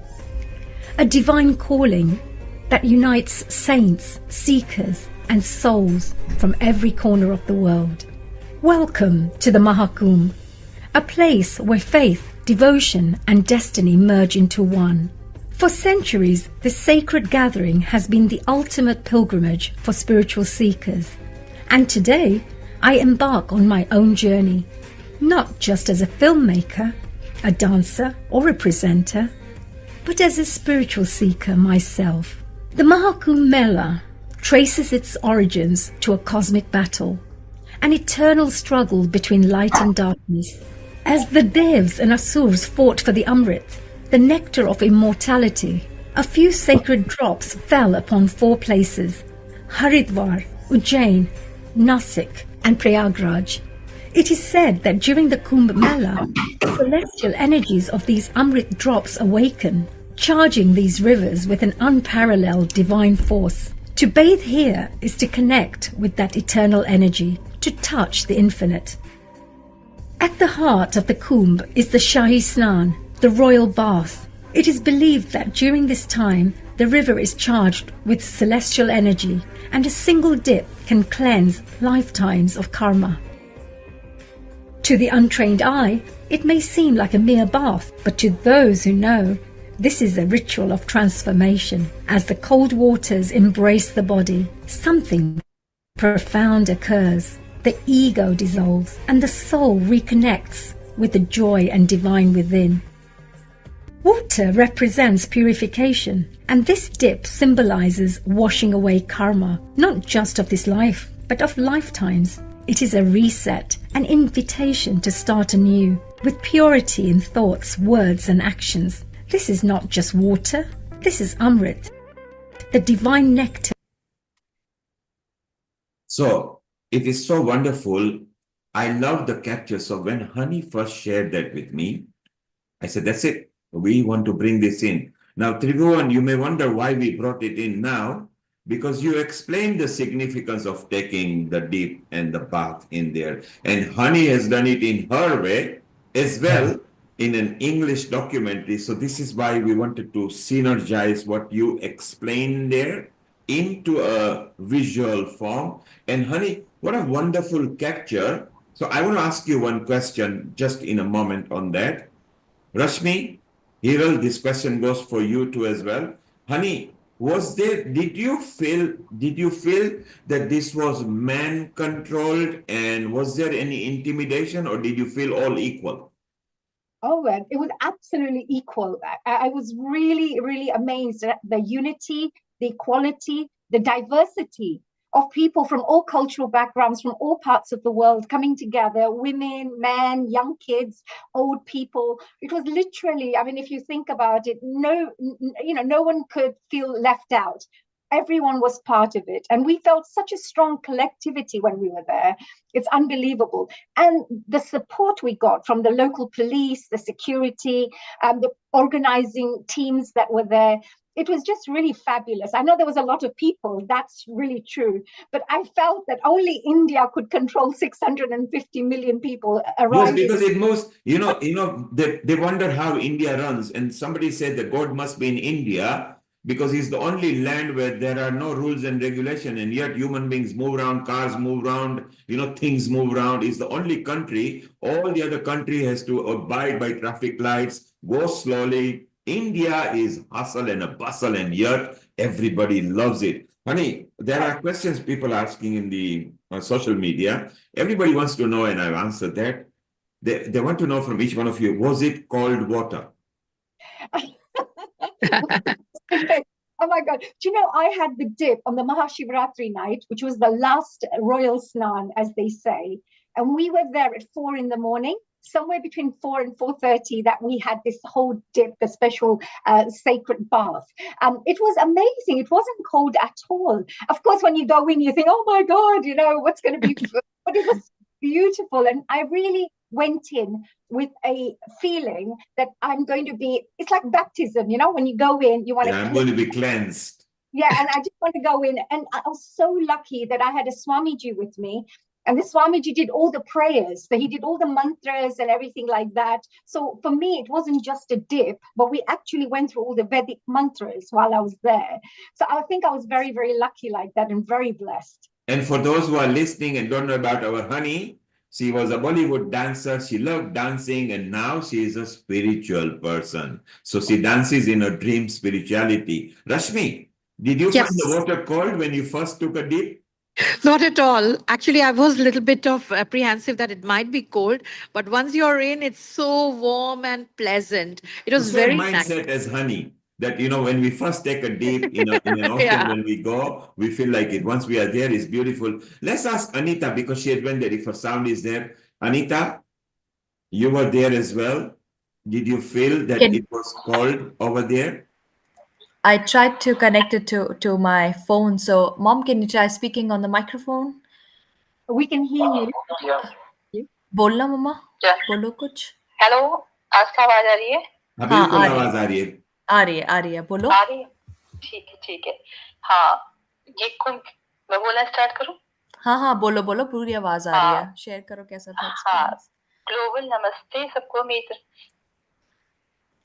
Kumbh Mela जो मेरे लिए एक बहुत ही ज्यादा wonderful था उसमें क्या था कि काफी मैं और मेरी फ्रेंड्स और मेरे फैमिली मेंबर्स हम सब लोग बाय ट्रेन गए काफी हम एंजॉय करते रह गए और जब हम स्टेशन तक पहुंचे तो वहां से गंगा नदी तक पहुंचने के लिए काफी चलना पड़ा लेकिन हम लोग इतना इसको एंजॉय कर रहे थे इतने सारे लोग थे जो कि प्रेयर कर रहे थे डांस कर रहे थे लाउड म्यूजिक बजा रहे थे तो हमें भी बहुत अच्छा लगा और हमने भी उस चीज को एंजॉय किया और नाचते हुए गाते हुए भक्ति गीत गाते हुए हम प्रयागराज पहुंचे और सुबह ठीक 4 बजे जो अमृत वेला होती है हमने उसमें स्नान किया और ऐसा लगा जब मतलब प्योरिटी रही बहुत पीसफुल लगा और मतलब इतने सारे लोग थे कि बयान नहीं कर सकते और उसका क्राउड काफी अच्छा था और लोग काफी कोऑपरेट करने वाले थे उसके बाद हम जब नहा के निकलने लगे तो भीड़ इतनी ज्यादा थी कि हमें कुंभ मेले से बाहर आने में ही शाम हो गई थी और थोड़ा सा ये पेनफुल था लेकिन ओवरऑल हमने इस चीज को बहुत एंजॉय किया और उसके बाद हमने वहां पे काफी चीजें हमने देखी भी काफी अच्छा इवेंट भी था आवाज ठीक है अनिता आवाज ठीक है अर्थान आपको बहुत मजा आया और क्यू में राह देखने की कोई दिक्कत नहीं थी काफी एंजॉय किया बहुत एंजॉय किया और ये एक ब्यूटीफुल मेमोरी रहेगी मेरे लिए जो मैं होल लाइफ में भूल नहीं पाऊंगी क्या बात है so look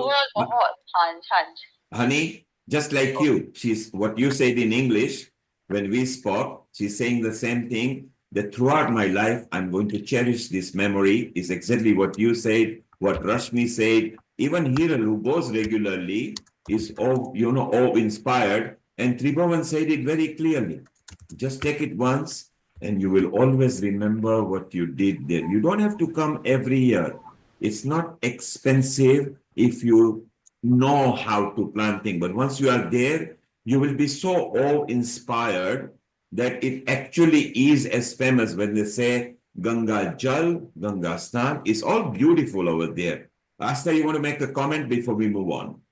Yeah, I just wanted to quickly say that I have to go and catch a train, unfortunately, so I'll have to leave the call very soon.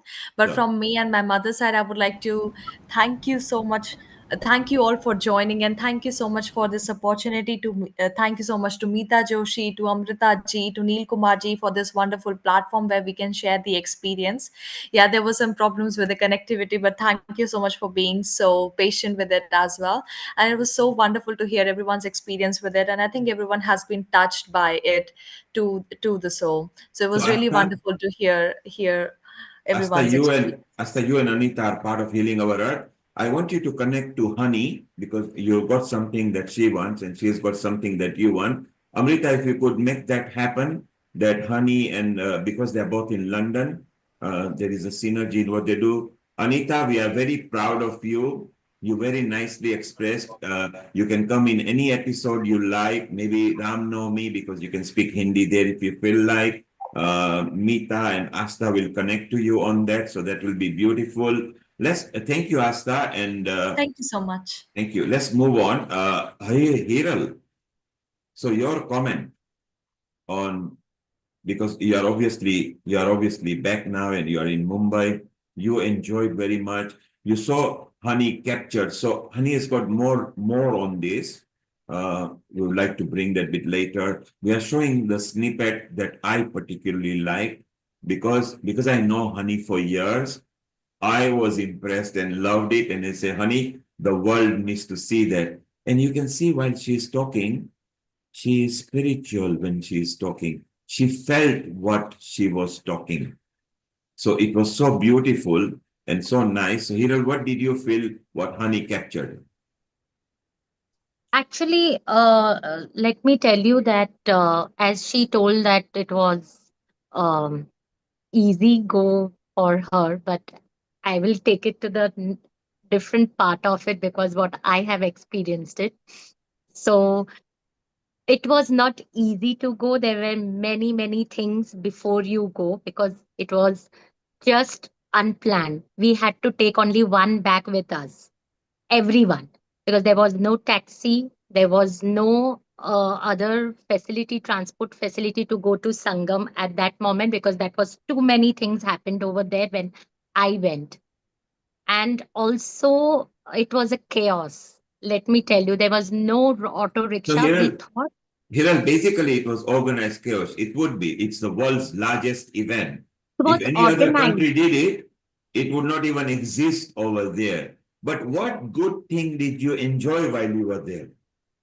Okay, okay, I'll come to the positive point. Yes. Okay.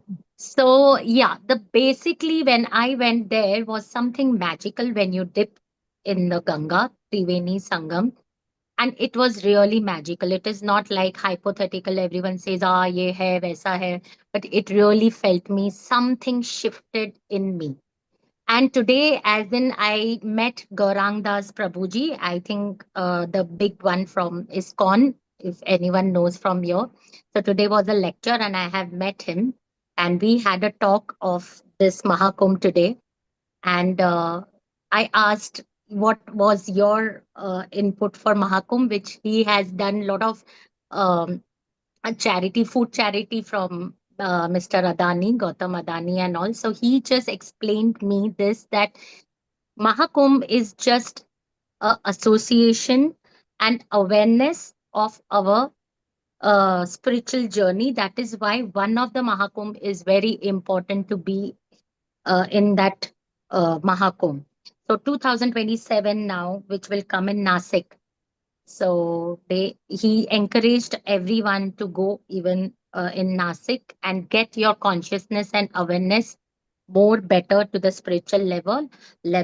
And yeah, that was the thing. Everything is consciousness, everything is awareness. That's why the Kumbh is this, to Yes, bring and the it's consciousness powerful. and awareness. And Rashmi is reminding us, what about the wonderful bikers who took billion passengers and made their way as fast as they could? There were thousands of bike riders Yep. taking place. Isn't that right, Rashmi? Yeah. And Yes, I got while we were going out of the boat club, we still had them asking us if they could help us go towards the other side or wherever our destination was, from to and fro wherever we wanted to go. These were students, and what absolute brilliant concept, they came out with, so that they could help. I met so many people who told us that it was so easy because there were bikers on the way who took them to this ghat and the Sangam, whichever ghat they wanted to so go. Rashmi, you are right as well. Quite a few places it was easy, and quite a few places, like how Anita said in Hiral, it took hours. Well, when you are talking about several tens of millions of people, that is but natural to happen. And in itself, that was fun. That waiting and going through there, not knowing whether And you're there was going a lot to of reach. instruction. Yes, it itself was a very good journey. Okay, honey, Yeah. while we are waiting your guest, if any arrives, just let me know, They're because all there. I've got them there. So I've got lovely Prachi who's waiting as well. And I had a couple of interviews that I've recorded. So I want Prachi is not here. Where's Prachi? Yashi is a lovely, her real name is Yashi. Yes, so let's bring Rashi. Oh, yes. Rashi is here. Rashi, can you landscape your video so we can see your smile even better? If you could just landscape yourself. Make it this way. Yashi, This if you way. go landscape, your portrait at the moment. Can you hear us? Yashi, just wave your hand if you can hear us. Wave your hand. अच्छा, आपको हमारी आवाज आ रही है? Yes, he's understanding. He's getting the instruction. I think the sound, because he's using a Bluetooth. Yes. So your portrait, just flip the camera. So that will be beautiful. It seems to not be going Yes. Sir, can you hear me? We can hear you loud and clear. Just flip your camera Hello, if sir. you're Android, or look at the square button over there and you'll become a landscape. Okay, don't worry, Yashi, go portrait. It's fine. Don't worry. The way you were before, Yashi. Go. Okay. Should I be like this? Perfect. No problem. Don't worry. Carry on. Yes. I just wanted to say thank you so much for joining us. Now, Yashi has two names. I call her Prachi because that's what I was used to when I went to India. I just wanted to share, before we spoke about this, and Amritaji as well, I had the most beautiful, experience. I don't know why. It was really challenging, definitely, to get to the place, etc. But every time there was a challenge and then the solution, challenge and then the solution. It was easy when the solutions came through. And one of the most beautiful things I'll always remember is a fantastic family I met. And that was the Srivastav family. And that one of the members is, of course, our lovely Prachi, who I call Prachi, but her real name is Yashi. And Yashi, her two brothers, Himanshu, Sudhanshu, Mr. and Mrs. Srivastav, all of the family members, they were so beautiful. Actually, when I went, they welcomed me with Aarti. They put garlands on me. They gave me flowers when I came and arrived from the airport. It was just incredible. I felt that this is what Prayagraj is really, the people of Prayagraj. And when we talk about this Amrit, from the historical, legends and stories that we talk about, that there was drops of Amrit on Prayagraj. Well, I feel that each one of these members have a little bit of that beautiful divine personality traits. So first of all, I just wanted to say thank you so much to Nilji and Amritaji. I am global namaste to all our audience members out there. This is Hani Kalaria here.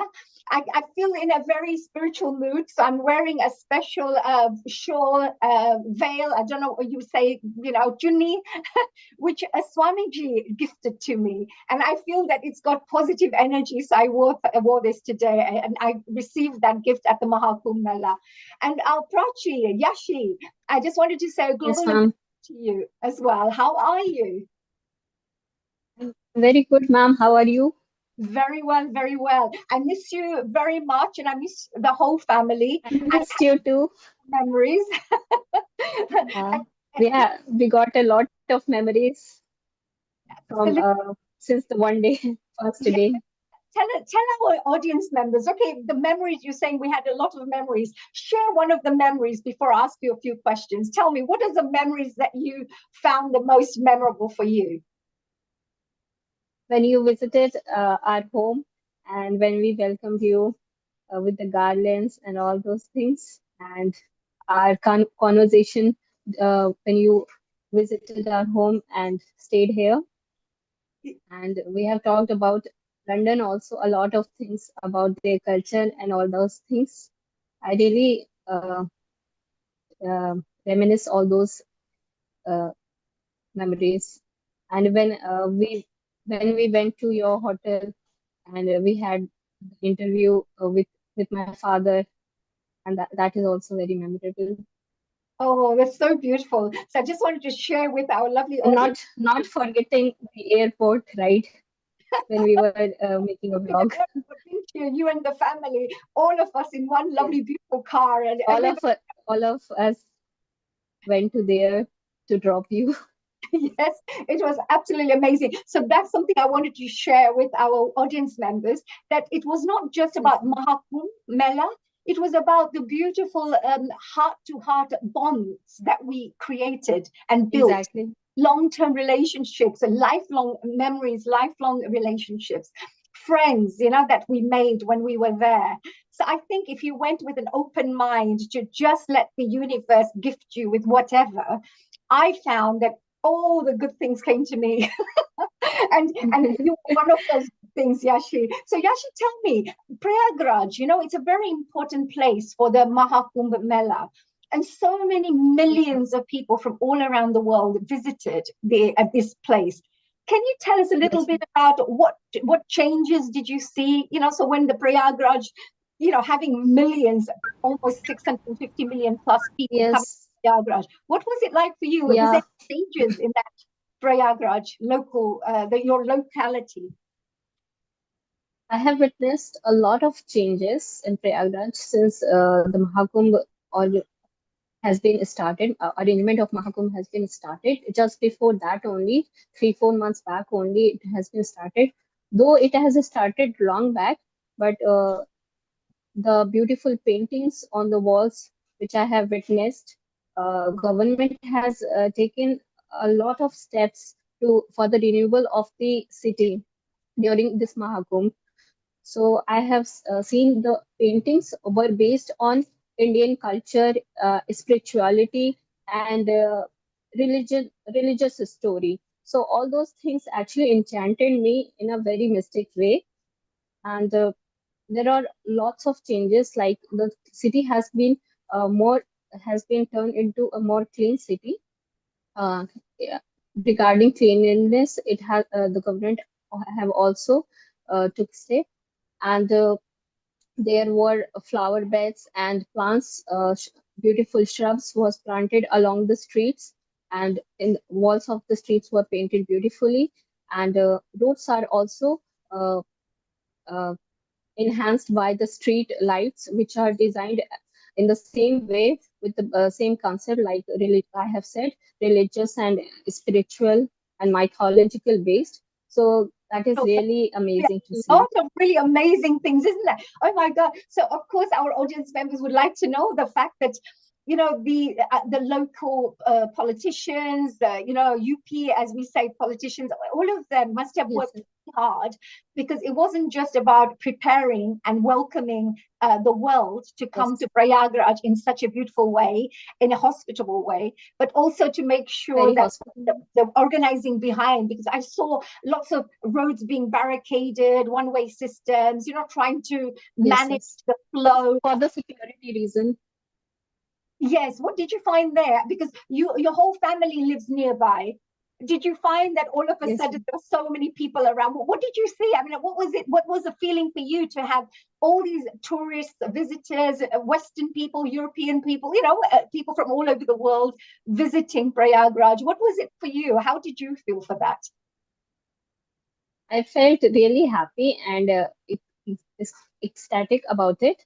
And to see millions of people coming from all over the world, from different cultures and different languages, mingling all at one place. So it was very proud feeling to see them coming here. And I have seen that people have also arranged food and water facilities for them free of costs, and also they are helping to guide their way for the to reach their destination. So all these things I have seen the gracious, the uh, generous side of the people also. So it is really appreciable. That's amazing. And of course, you had your brothers as well there. I just thought while we are talking, I think it's good for us to share what your brother had to say as well. So we have Sudhanshu Srivastava. I'm just going to put a quick little video on. So let's hear what he had to say when I had a lovely chance to speak to him. Let's see what he had to say. Yes, I'm sure. Namaste, I am Sudhanshu Srivastava from Prayagraj, and I am pursuing my Bachelor of Education. During Maha Kumbh, I feel connected to something larger than myself, as the city transformed into a symbol of faith and unity, and the pride comes from the fact that Prayagraj, with its rich history, event a host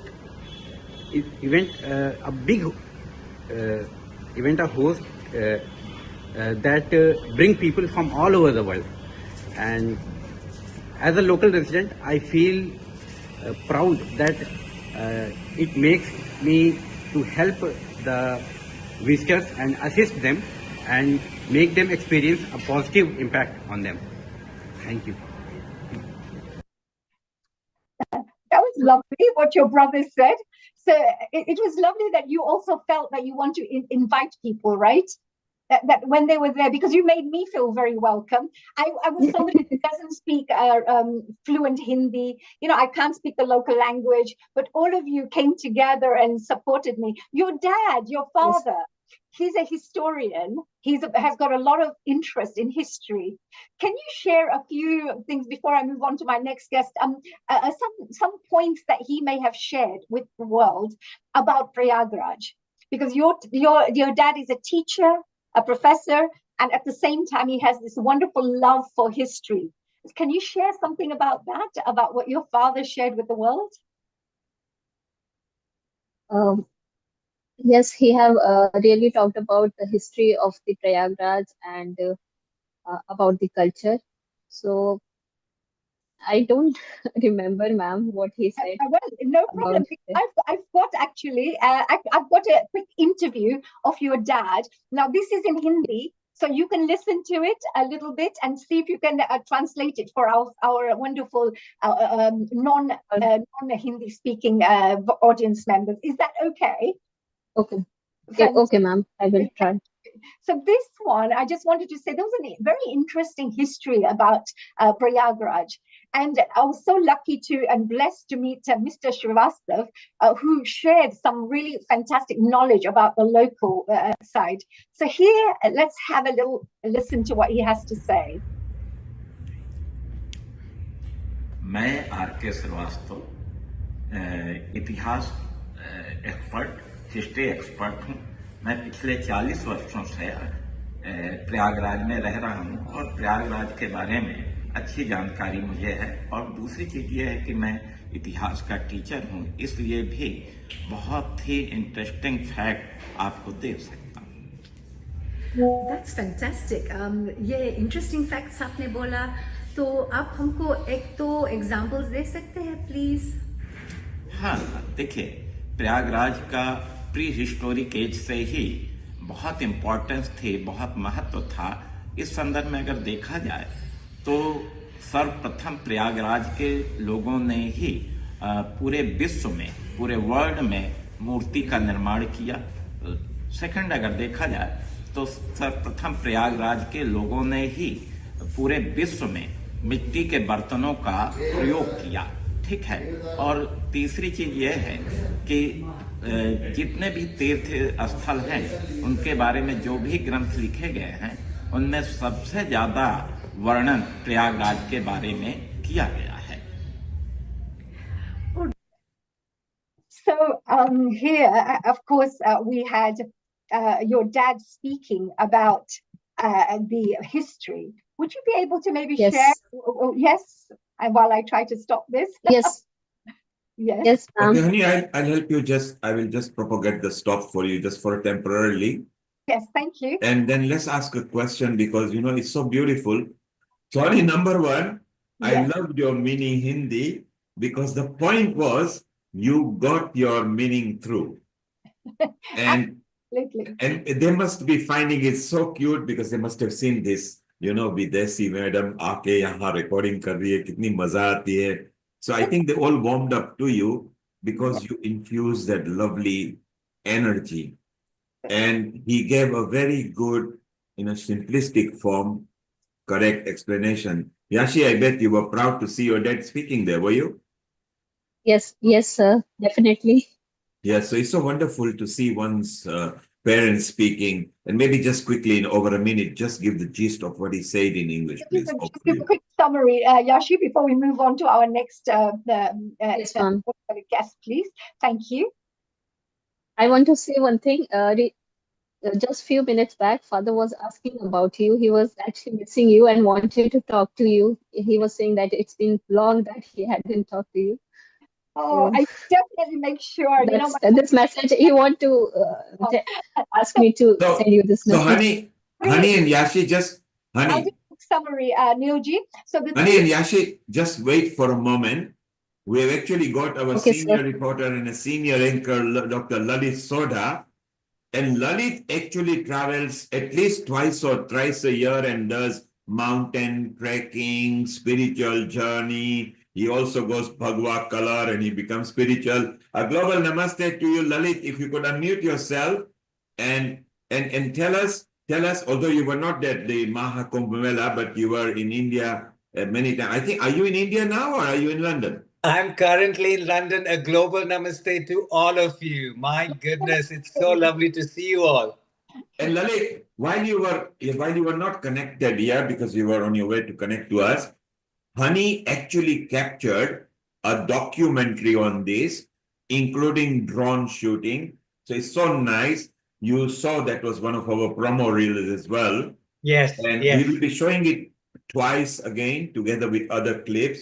Isn't it wonderful that our Honey went into Maha Kumbh because last year she was talking and said, I want to go there and do something. She did it and she actually documented so nicely. When you see it, Lalit, you will be very, I think you have seen the promo reel, but I I think have you'll be seen the proud. proper reel.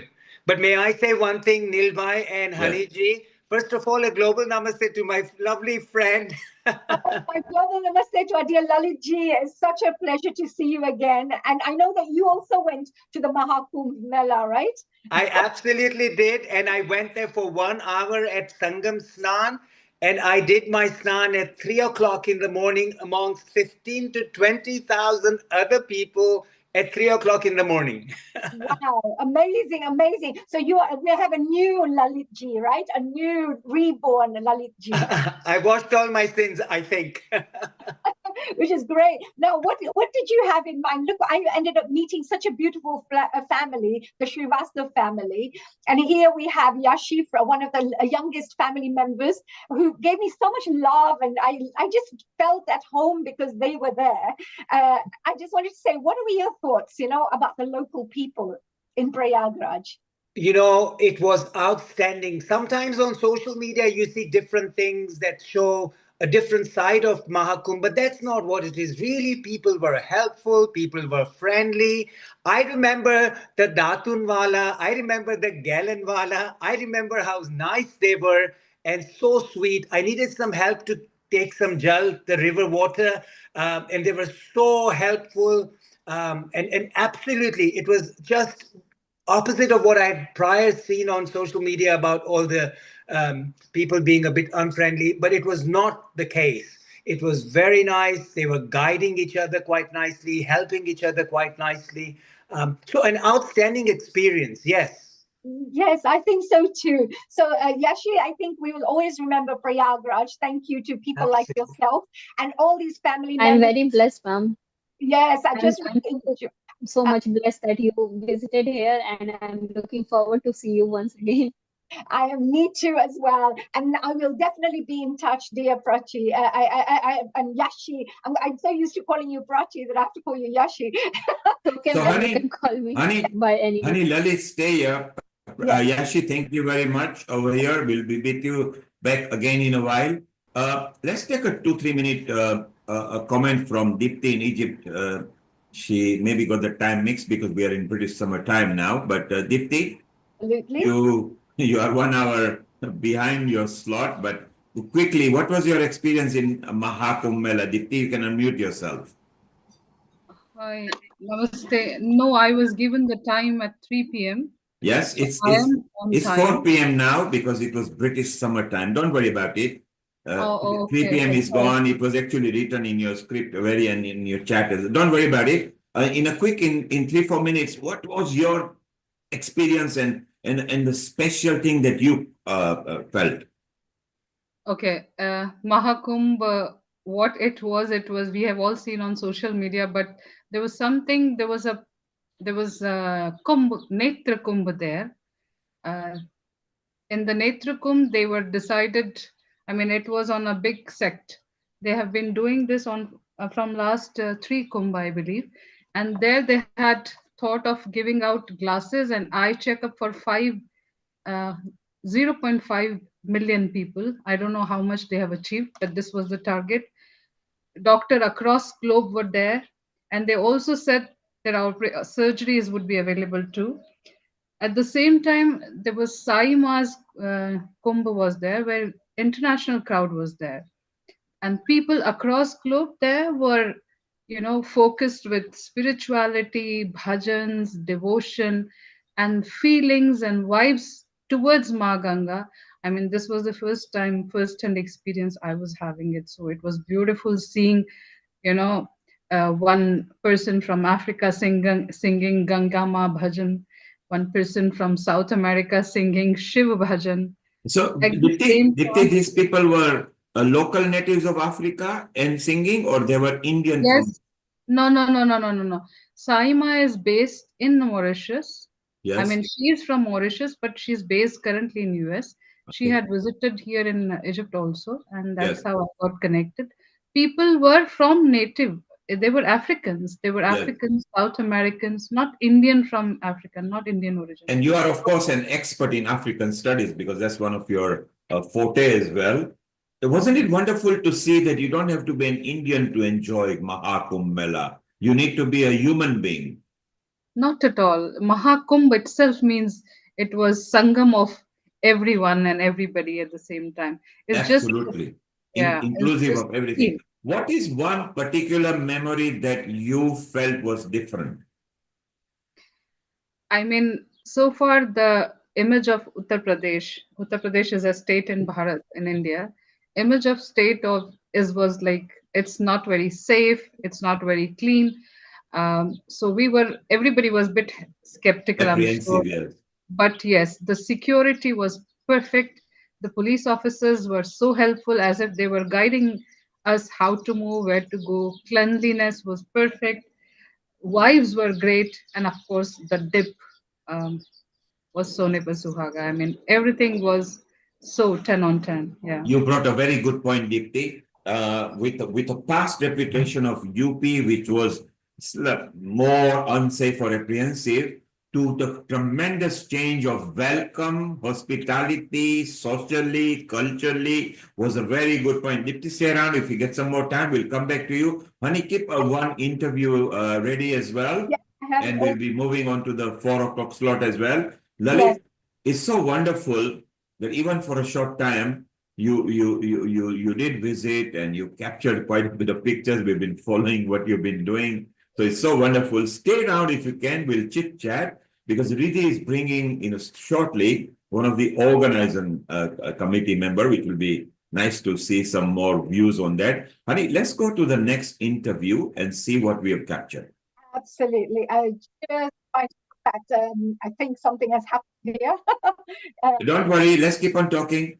While it propagates, we'll keep on talking. So, honey, as you were meeting people, and you now had to speak Hindi and the Vrajbhasi with what we call with the Bhasa changes, their style is different when you go to Haridwar and Rishikesh and UP side, those side, their stuff. Did you feel the power of spirituality? Yes, Absolutely, absolutely. Because I think what happens is when there are thousands and millions of people thinking the same, when everybody has the same thoughts. I'm so sorry, but I think I have this sound on in the background, so I'm not sure if you can. Is there a way for you to stop it from your side? It's okay. There's no sound coming. It's playing on your computer. Just mute it. It's not coming over here, so don't worry. Okay, my screen has frozen, so I'm not being able to move the actual screen. But I just wanted to say that with the millions of people coming together and thinking the same thing, having the same intention of spiritual growth, what it does is it maximizes and magnifies, that energy, the vibrations. And I also have a wonderful video, actually, just a 2-3 minute video, which I'll be sharing a bit later on. It tells you actual research that was taken, proper research on how the vibrations of the water changed from what it was the day before and what it was after the Snan day. So I would like to share that with you, of course, a bit later on. I just wanted to actually share Swamiji's interview with yourself, because we have a really wonderful Swamiji I met when I was at the Maha Kumbh Mela. He was the first person I met. As soon as I stepped foot on the Maha Kumbh Mela, I met the Swamiji. It was just by chance. And I ended up getting his blessings. I actually ended up getting this. He put this on me as a special welcome, to India. So I found it very special. So that's why I've worn this today. So I wanted to actually share that Maha Kumbh interview with yourselves. So yes, so we'll definitely play. We'll definitely play if you get it ready when Shantanu comes. Our Riddhi is here as well. Shantanu is already here, and he's going to bring some different kind of element over here. Maybe while you are preparing all that, honey, let's take Riddhi and Shantanu a bit earlier here so we can share that. And Dipti, maybe later if you are there, we want to know personal experiences because they are more important. A global namaste to you, Riddhi. Riddhi is our yoga and meditation team lead there. Riddhi, how are you? Global namaste, everyone. And I am very well, thank you. How are you? Thank you. And honey, Riddhi actually managed to get hold of Shantanu. And Shantanu is going to bring completely different light to our the journey of post Maha Kumbh Mela, which will be exciting for us as well. So maybe it's a time that we invite him in a moment or two. And Lalit, maybe you will like, because you love organizing pilgrimages and retreats. So it will be very beautiful. Thank you. Thank you. I just wanted to say that whilst we have, of course, Swamiji's interview, it's on the screen at the moment. Are you happy for me to share that, Neilji? Go ahead. We can chit chat about it. Absolutely, and then we can ask the questions. If you could go, I think it's 6 minutes. So if you go halfway, at least we'll see what and get his blessings first. I'm a spiritual seeker who is participating in Kumbh Mela. Honey, if you stop it, the sound is not too loud. So if you stop it for a moment, and then what we will do, when it's rendered in your computer, we'll bring it, maybe the sound will be better. So behind the back, muted, let it play for whole time, so it will be buffered, okay? I got that. Thank you very much. And honey, stay around because you will enjoy talking to Shantanu as well, because let's actually now go to Riddhi. Riddhi, a global namaste to you. Can you give a brief introduction to Shantanu and then we can chit chat with him? Amrita, you will love chatting with Shantanu Gupta as well. A global namaste to you, Shantanu, and how are you? Namaste, I'm doing very, very good. Namaste. Yes, he's there. Riddhi, let's have a quick mini intro because it's very important and we extract the best and knowledge from Shantanu. Over to you, Riddhi. Thank you so much. Global namaste to you, Shantanu-ji. Thank you so much for joining us today. Shantanu-ji, for those of you that don't know, has written several books on Yogi Adityanath. He's an author himself, and he's also a political activist. He's been very much involved with the Kumbh Mela, staying at the Kumbh Mela for 31 days, but also being involved in the Mela Nagri, which starts 2 months prior. And it's all of the preparation, the infrastructure, the technology, the medical care that people are given to ensure that everything runs smoothly throughout the Maha Kumbh itself. So I'm going to pass it over to Shantanu-ji, who's going to give us a little bit more information, and then I will open up for Q&A. Shantanu ji, the next 20 minutes are yours. Thank you. Okay. Namaste, everyone. Just give me 1 second. And this will be the interesting bit to know, because what happens before the event to make it successful, it is these people who make it happen. Shantanu, if you could maximize your screen so we get the maximum view, please. Yeah, just give me, Yes. Give me So one. thank you for coming on board, because this is what we wanted to know, why the event was so successful, because there was a lot of planning before. And yes, beautiful. Yeah. Over to you. Is it? Yeah. Okay, so namaste. How I cannot see myself. I don't know why. You are there, Shantanu, you are in the gallery, and we have got Okay. full view of You your can see. presentation. No, I'm able to see myself. Yeah. Okay. Yes. Namaste. Okay, so namaste. Oh, those who don't know me, my name is Shantanu Gupta. I'm official biographer of UP Chief Minister Yogi Adityanath, with the title called The Monk Who Became Chief Minister. Then I followed it, the book, with the sequel called The Monk Who Transformed Uttar Pradesh after 5 years' work. And then I adapted the mixture of two comics into a graphic novel or comic called Ajay to Yogi Adityanath. In fact, in 2023, I was in UK for 3 years, though I did my master's also from UK 12 years back from Sussex. And then 1.5 years back, I was in Oxford for a Shivning Fellowship for 3-4 months. There I got the chance to launch my comic book in Indian Embassy with Amish Tripathi, and in House of Commons with the MP Virendra Sharma ji. So having said that, as Riddhi ji said, I got the chance to stay at the Maha Kumbh for 31 days. And because I work closely with the UP government, I was fortunate to be part of a lot of meetings, a lot of discussions. So I'm privy to a lot of information. Let me see what all I can share. But on the onset, let me tell you, I went for a week. Like, that was the plan, right? But I never came back. I came only on 27th. If you know, the Kumbh started on 13th of January, was supposed to end on 26th of February. So I went on 23 Jan, but I never came back. It was almost 31 days, right? So, yeah. So the Kumbh has two elements, right? One is Astha, the devotion. One is Vyavastha, the management of the Kumbh, right? And the management, the Vyavastha, was there so that everyone who is coming there for Astha can enjoy the Kumbh, right? Because 66 crore people existing, or what is 66 crore people? 620 million? That's how we understand it, right? In that part of the globe? Yeah, 660 million. So 660 million, which is what? Which is, we used to call India, China, Maha Kumbh 2025, right? That's the population goes, right? So India is the largest population in the world, followed by China, followed by Maha Kumbh in those 45 days. So, and they all came with Astha. What is the purpose of they coming there? The devout Astha that they have, right? But government has to provide, Yogi government has to provide the Vyavastha so that this thing happens seamlessly. So let me touch upon both Astha and Vyavastha very quickly, and then I'll take some questions. So let me first tell the Astha. What are the Astha elements I saw, right? So one of the fundamental Astha element was Sahi Snan, which was the earlier name. Now Yogi Adityanath changed the name, not changed the name, basically gone back to the old name, the original name, the Mool name, called Amrit Snan. That was the Mool of it.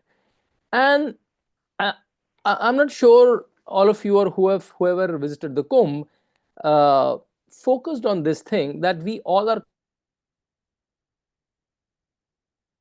But can you imagine? 66 crore people came without a Murti Puja. There was no ideal there, just to take a dip. It occurred, you know how it occurred to me? One of my friends called me. You all follow little Hindi, right? You can follow little Hindi. I can say one or two phrases in Hindi, because I just want to say the way my friend said. My friend said कि मेरे दर्शन अच्छे से करा देना. Get me a good darshan done. Then I told them, I said, oh, darshan? What darshan? There's no darshan here, right? There's only dip. There is only snan. So then I realized, oh wow, we are attached to darshan, we are attached to Murti Puja, but here 66 crore people are coming without any darshan. And that showed the multi-layerness of the Hinduness, that on a given day we are Shaivites, on another day we are Vaishnavites, on third day we are Shakti Upasak, and on the fourth day, Maha Kumbh, 66.3 crore people are coming to take a dip in the Sangam. So that's, and the way it happens when the sadhus come from the Akhada mark, oh my God, it will give you, I don't know, goosebumps is a very small word, right? you know how it happens. So all this, so there are 6 more important snans. 3 are Sai snans or Amrit snan, 3 are other important snans. So there is a Akhada Mar dedicated to them. And out of the 13 akhadas, 7 Shaivites akhada, 3 Vaishnavites akhada, and 3 Udasin akhada. There's a order that's given to them. It seems decades back, there was a fierce fight between the sadhus that who will go first, right?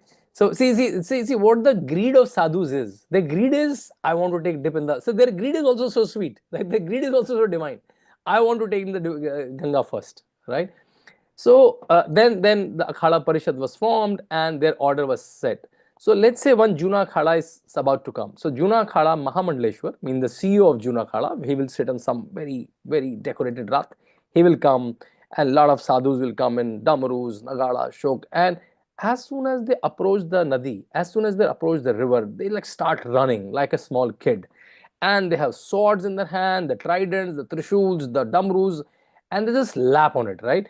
And in one of the snans, I got the opportunity to win the media box, which is like a, what do you call, a machan, like a structure inside the river, right? Kind of to shoot, to video shoot, right? I got a place there. Oh my God, just to capture that sight in your human eyes is like extraordinary, right? To see a flood of Naga sadhus. A lot of people, a typical Western will say, oh, these are naked sadhus, right? Why they're not wearing clothes? But I want to question all of them and I question myself also, that on that cold day, when I was wearing my jacket bought from Oxford, -2 degree, -3 degree, with my gloves, with all of that, how come they're not feeling cold, right? Why they're not even giving the cold goosebumps, right? And not only this occasion, they are hardly playing a langot or line cloth, and otherwise they are clothless. In a typical Western sensibility, urban sensibility, I'll go, oh, they're naked sadhus. But on the contrary, when I think deep, I'll say, oh my God, what kind of energy so many of them have generated that they don't need clothes. It's not that they're not wearing clothes, they don't need clothes.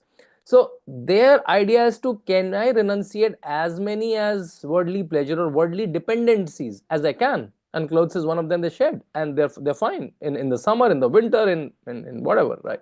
So that was the amazing sight first. So in the first important sight or first important element of Kumbh is Snan, right? 66 crore people came to Gupta Snan.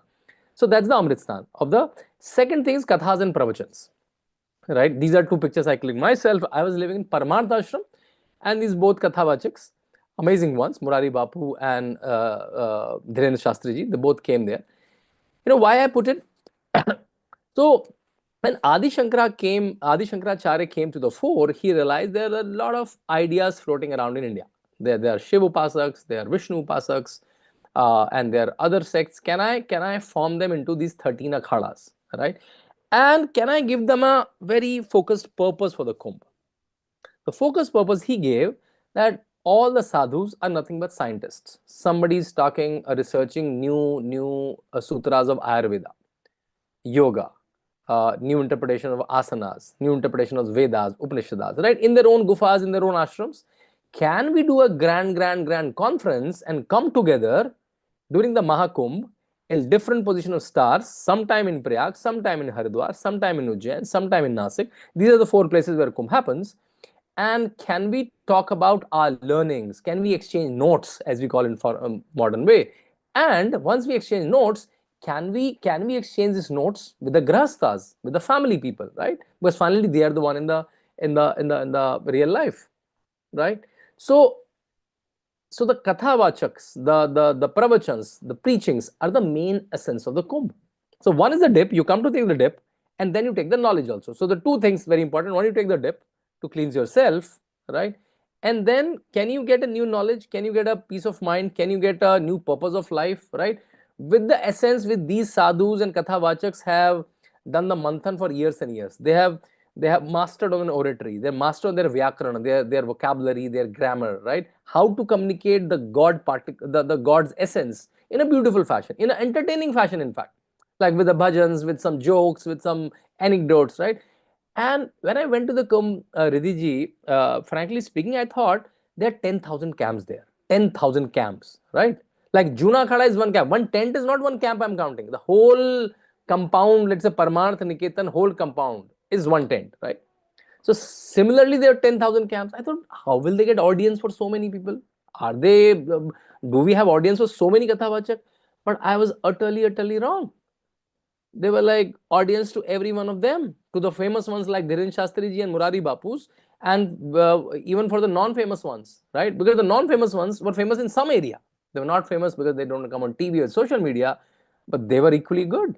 So bike was the best way to traverse around the Mela. So when I was in my bike rides, I was seeing every pandal was full with at least 500,000 people, and they were all listening. And one katha is normally 2 to 3 hours. Very patiently, very calmly, they were taking. Some people, I saw a lot of people taking notes also, which was amazing. So second element of Astha was kathas. Third element was youth at Kumbh, right? Because we associate Astha. Oh, Astha is the thing of old people, right? They have a lot of time. They can sit for 3 hours. I don't have time. I have my reels to watch. But no, you see this crowd. When I was addressing this crowd, this is the largest crowd I must have ever addressed. They were like, I don't know, 6, 7, 10,000 people. And before me, so however much I want to believe they came to hear me, that was wrong. They came to hear a band before me, a music band before me, and I was like followed by me. And the music band was in a typical like long hair, bandana, tone jeans, but they were singing either religious songs or bhajans or political songs like Arambh Hai Prachand or nationalistic songs, Deshbhakti songs. And these young boys and girls were standing for 3-4 hours and they were dancing to the tunes. So then you realize even without your like half naked songs, you can entertain people. There are ways, but only thing we never tried. We never tried. Bollywood give us some so easy doses. Oh, this kapda gone, and this thumka, that thumka. Oh, kids are fine. But again, then I realized, okay, this is not preachy for them. These songs, they were amazing, and this is not some special selected kids. These are like normal college-going students that came there. So that was an important element of Astha. I realized that if done with style, if done with taste, you can attract youth even in the Puranic things and the Aitihasic things. Then the most element of things, dubkis. I remember at some point people were posting, I have completed 5 dubkis, I have done 11 dubkis, people have their own dubki challenges. In fact, if you see this picture, this is me all along. If you see, this is me, this is my son, this is my mother. I posted this picture generally, my today's dip. I used to dip like 2-3 times a day. Today's dip, someone pointed out, oh my God, it's so pious that 3 generations are taking bath together. It never occurred to me that my mother, me and my son, I never realized there's 3 generations. And someone pointed out, and then I also started telling people, without even giving copyright to that person who gave the original idea, that 3 generations are taking bath together. And people have their own challenges. Okay, 1 dubki I take for myself, 1 for my pitras, like people who died in the family, and 1 for my whole family, which is not present there, right? Some people are taking 11 dubki challenge, 21 dubki challenge, maybe 100 dubki during their stay. That has become like a thing during the Mela, the dubkis. Then the walking penance, right? The walking and endless walking, right? On one plane, you can say, oh my God, I have to walk so much, right? I got corrected when I went to drop my mother to the railway station, right? So I dropped her, I was coming back, and I was dressed in dhoti and all. They saw some Guruji, and someone asked me, a group of people, 5-6 people, Sangam kahan hai? Where is Sangam? I said, that side, right? And they started walking. I said, oh guys, just come on, the Sangam is like 6 kilometers from here. It will take like an hour for you to walk. He said, it's fine. I know the Kumbh is all about walking, so we came to walk, it's fine. Then I realized this is our urban sensibilities, that I have to reach my tent with my 4x4 vehicle. I have to reach the forest, in fact, in the mouth of the tiger in my 4x4 vehicle, right? This is very urban sensibilities. A typical rural guy, a typical devotee, a typical Shraddhalu came there to walk. They said, okay, when I go to Vaishno Devi, I walk. When I go to Tirupati, I walk. When I go to Govardhan, I walk. When I go to Bajdam, I walk. He counted me some 7-8 big tirths where he walked. He said, I came here to walk. So don't scare me with walking, right? Then are people just walking. All the chatter that we hear, oh, we have to walk a lot. These are those urban people who like take the lift, go to their cars, go to their office, take the lift, come back, lift car. That's their life, right? So yeah, that's the walking penance and I saw like people carrying their mothers. They're literally emotional scene. Every day there was no day when I did not come choking. Like choking with like lot of reverence for the for the country I'm living in. A small girl, maybe 10, 11-year-old, carrying a small brother of hers, right? right? People are carrying like tons and tons of saman. In fact, there was a large group from Bihar, like maybe 10, 15 men and women, and they were carrying like quite heavy boras, right? Sacks. So I asked them like, are you here for long? He said, no, we called some rice from our field. I just tried to weigh them. It was quite heavy. And said, okay, but are you going to eat so much rice? He said, no, we came, this is the rice grown in our fields, and we will gift it to the saints and sannyasis. Quite a choking moment. They were looking like quite like not very well off, but they had the bhav, the divinity, the devotion to carry that rice so heavy and also very precious in their life, and that this is so important, and these saints are not seen otherwise, and I want to distribute to them. So that's the walking penance. Then the very important thing called kalpavas. What's a kalpavas? So in Kumbh, there are 3 or 4 kind of people. The primary people of Kumbh are the saints, the akhada saints, the non-akhada saints, right? Then there are a lot of shraddhalus, right? And shraddhalus are of 2, 3 natures. One is the people who don't stay. They come, they take snan, they go back, right? One and the other one, they come, they stay for 2, 3 days. Some idiots like me who stay for 30, 31 days. And then there are structures of kalpavas where you take a tent, you come with your family, and you live there for 31 days from Purnima to Purnima. And these are like normal people, like they have their own jobs, and you're supposed to do with your wife, at least like with your wife or husband, a couple, family. Your children can also join. And there are 21 vows that Rishi Dattatreya has given, that even if you're married, you have to be celibate, you lie on the floor, you sleep on the floor, you take dip 3 times a day, you get up at 3:45 a.m., you eat certain kind of food, you do japa for 1 hour every day minimum, you do sant seva, saint seva every day for a couple of hours, you do preachings or bhajans for, like there's a long list, right? Lot of these people who do this are called kalpavasis. And can you imagine how many of them? 10 lakhs, right? 10 lakh is how much? 1 million, right? 1 million, 1 million of them. Like it's quite a penance, right? It's quite a thing how you live your life in this tent for with those vows without breaking any one of them 31 days, and there are 10 lakhs of them. And I always wonder that when this 10 lakh people, or when these 66 crore people go back to their families, go back to their lanes, their offices, their mohallas, it's like a national recharge. It's like a global recharge. Like with this divinity, with this wavelength, with this power, when they go back in their space, it's like the recharge, it's like a national recharge, which I'm feeling really. The whole of India, amazing things are happening in science, space, technology, economy, everywhere. Okay, so these are the astha. For all this astha of 66 crore people, from Snan to Kalpavas, you need Vyavastha, you need management, right? And there comes my favorite person, Yogi Adityanath, right? So first is Suraksha. Suraksha means safety. So Yogi Adityanath have deployed 66,000 police fellows. Let me tell you the Mela area, right? How the Mela was organized so that you can relate each of these elements. So Mela was in 4,000 hectare. Or you can say, to understand easily, which you can relate, Mela has 25 sectors. Anyone of you have traveled and lived in the Mela area, you must have lived in one of these sectors, 1 to 25, right? Every sector was 2 to 2.5 kilometers long, right? So the whole of 25 sectors, the whole stretches are almost 55 to 60 kilometers. So it's a city of 55 to 60 kilometers. A lot of people thought Mela is one large ground where there is some shops, some river flowing. It's like a small Mela that keeps happening. Mela is just a term. It's like a new city. I'll give you one more comparison point.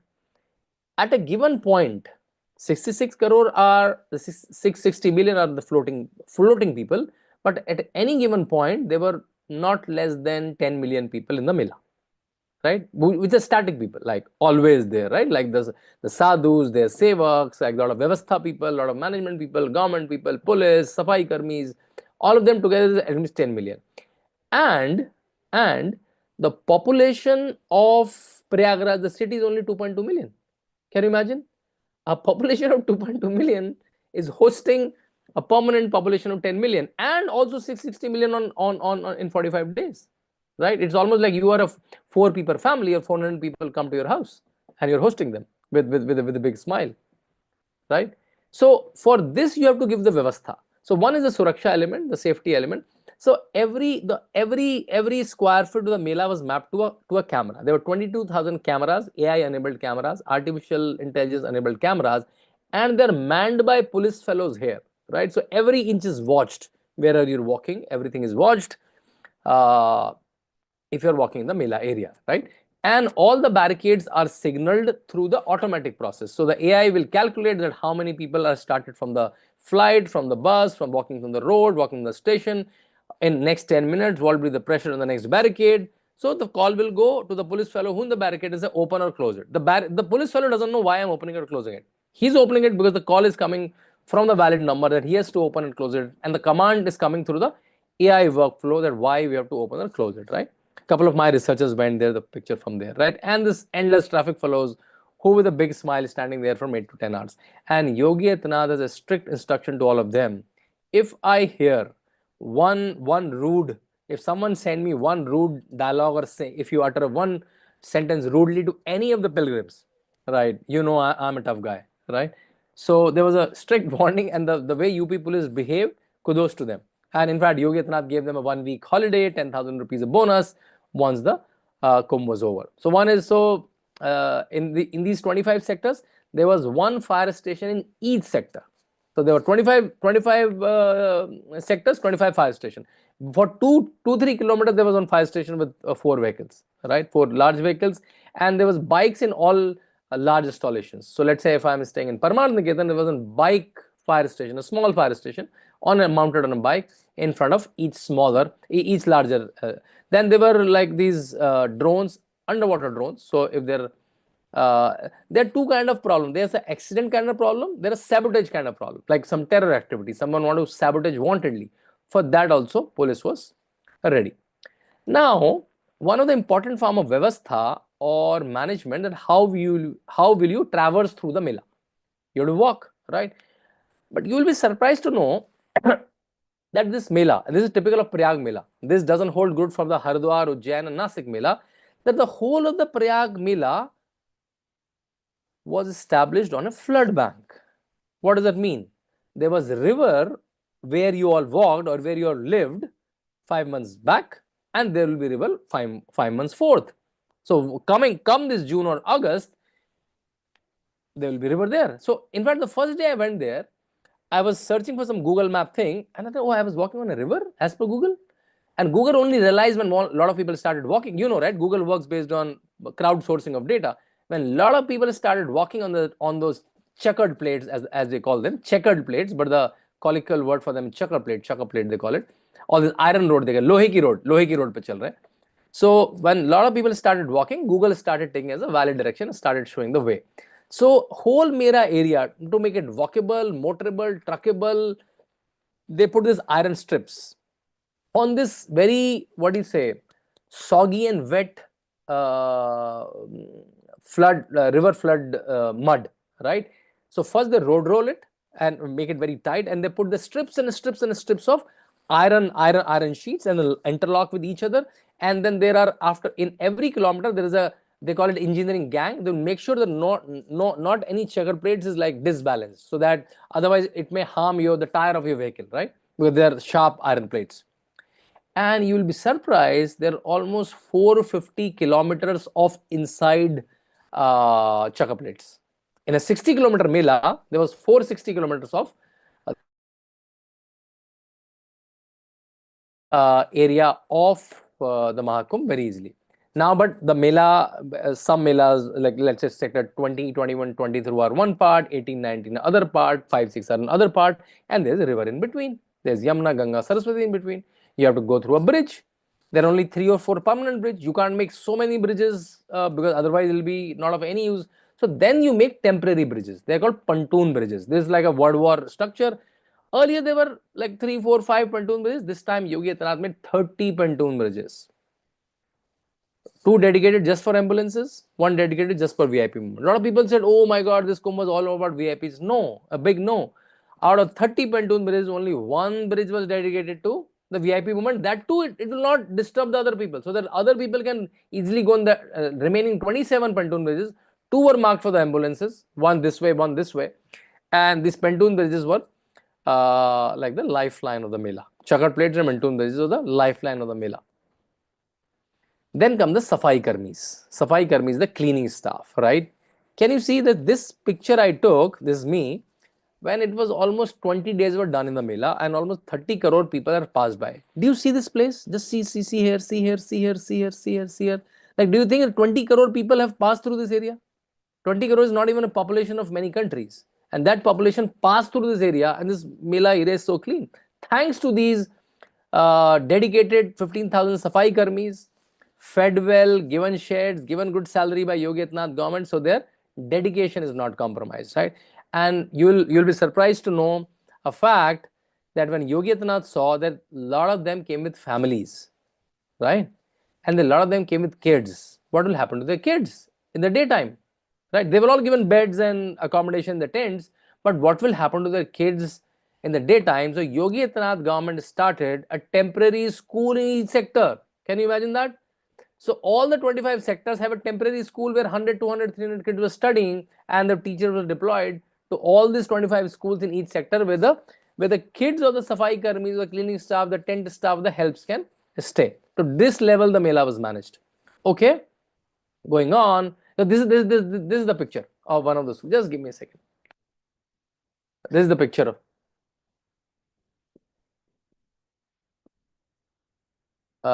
Okay, these are those temporary schools.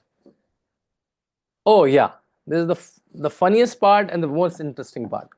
So lost and found was like what word should I use? But the heart of the Mela. You'll say why lost and found can be the heart of the Mela, right?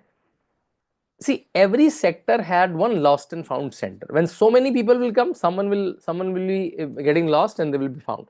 So as soon as I entered Mela, I was hearing a lot of these sounds. Ye kho gaya, wo kho gaya, yahan pe milo, wahan pe milo. I was like little taken aback. Are so many people getting lost? Like that's not even, yeah. Just give me a second. Just give me a second. So let's say you will hear Bittu ke Papa. I'm searching all in Hindi or some regional language. I'm not able to find you.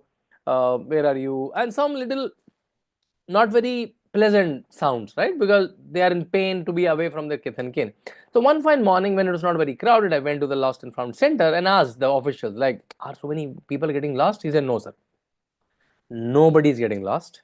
Some may find their people in 10 minutes, some may find in 2 hours. The people who find their people in 2 hours, maybe little like they face the trauma for 2 hours to be away from their kids and kids. But in the modern world and with the technology that we have by tracing people with camera, we have landmark balloons up in there, their mobile numbers are registered with us. So it's very easy. It's very difficult for anybody to be lost. And then once I heard that, I started enjoying this lost and found. But these are like hilarious conversations, right? Because someone will say, let's say, Bittu ke Papa kapde kahan reh gaye, how will I take bath? So she was not concerned about Bittu ke Papa, she was concerned more about the clothes, right? So you will hear like very interesting voices, and these are the most predominant voice of the Mela. Wherever you go, you hear this lost and found sound, right? The Mela has this 4 or 5 like interclashing sounds. First foremost sound was lost and found sound. Second was the administration sound. That okay, we are declaring the Mela, boats are getting stopped for next 2 hours because the winds are very heavy. We are declaring the Mela 4 hours 4-wheeler free. You can't ride a 4-wheeler for next. You can run a 4-wheeler for next 2 hours because there's a lot of traffic. You can ride a 2-wheeler, right? So you'll hear these two voices will clash. So Bittu ke Papa and 4-wheelers cannot run. These sounds will come from the same like nearby speakers. And the third important voice was the dharmic voice.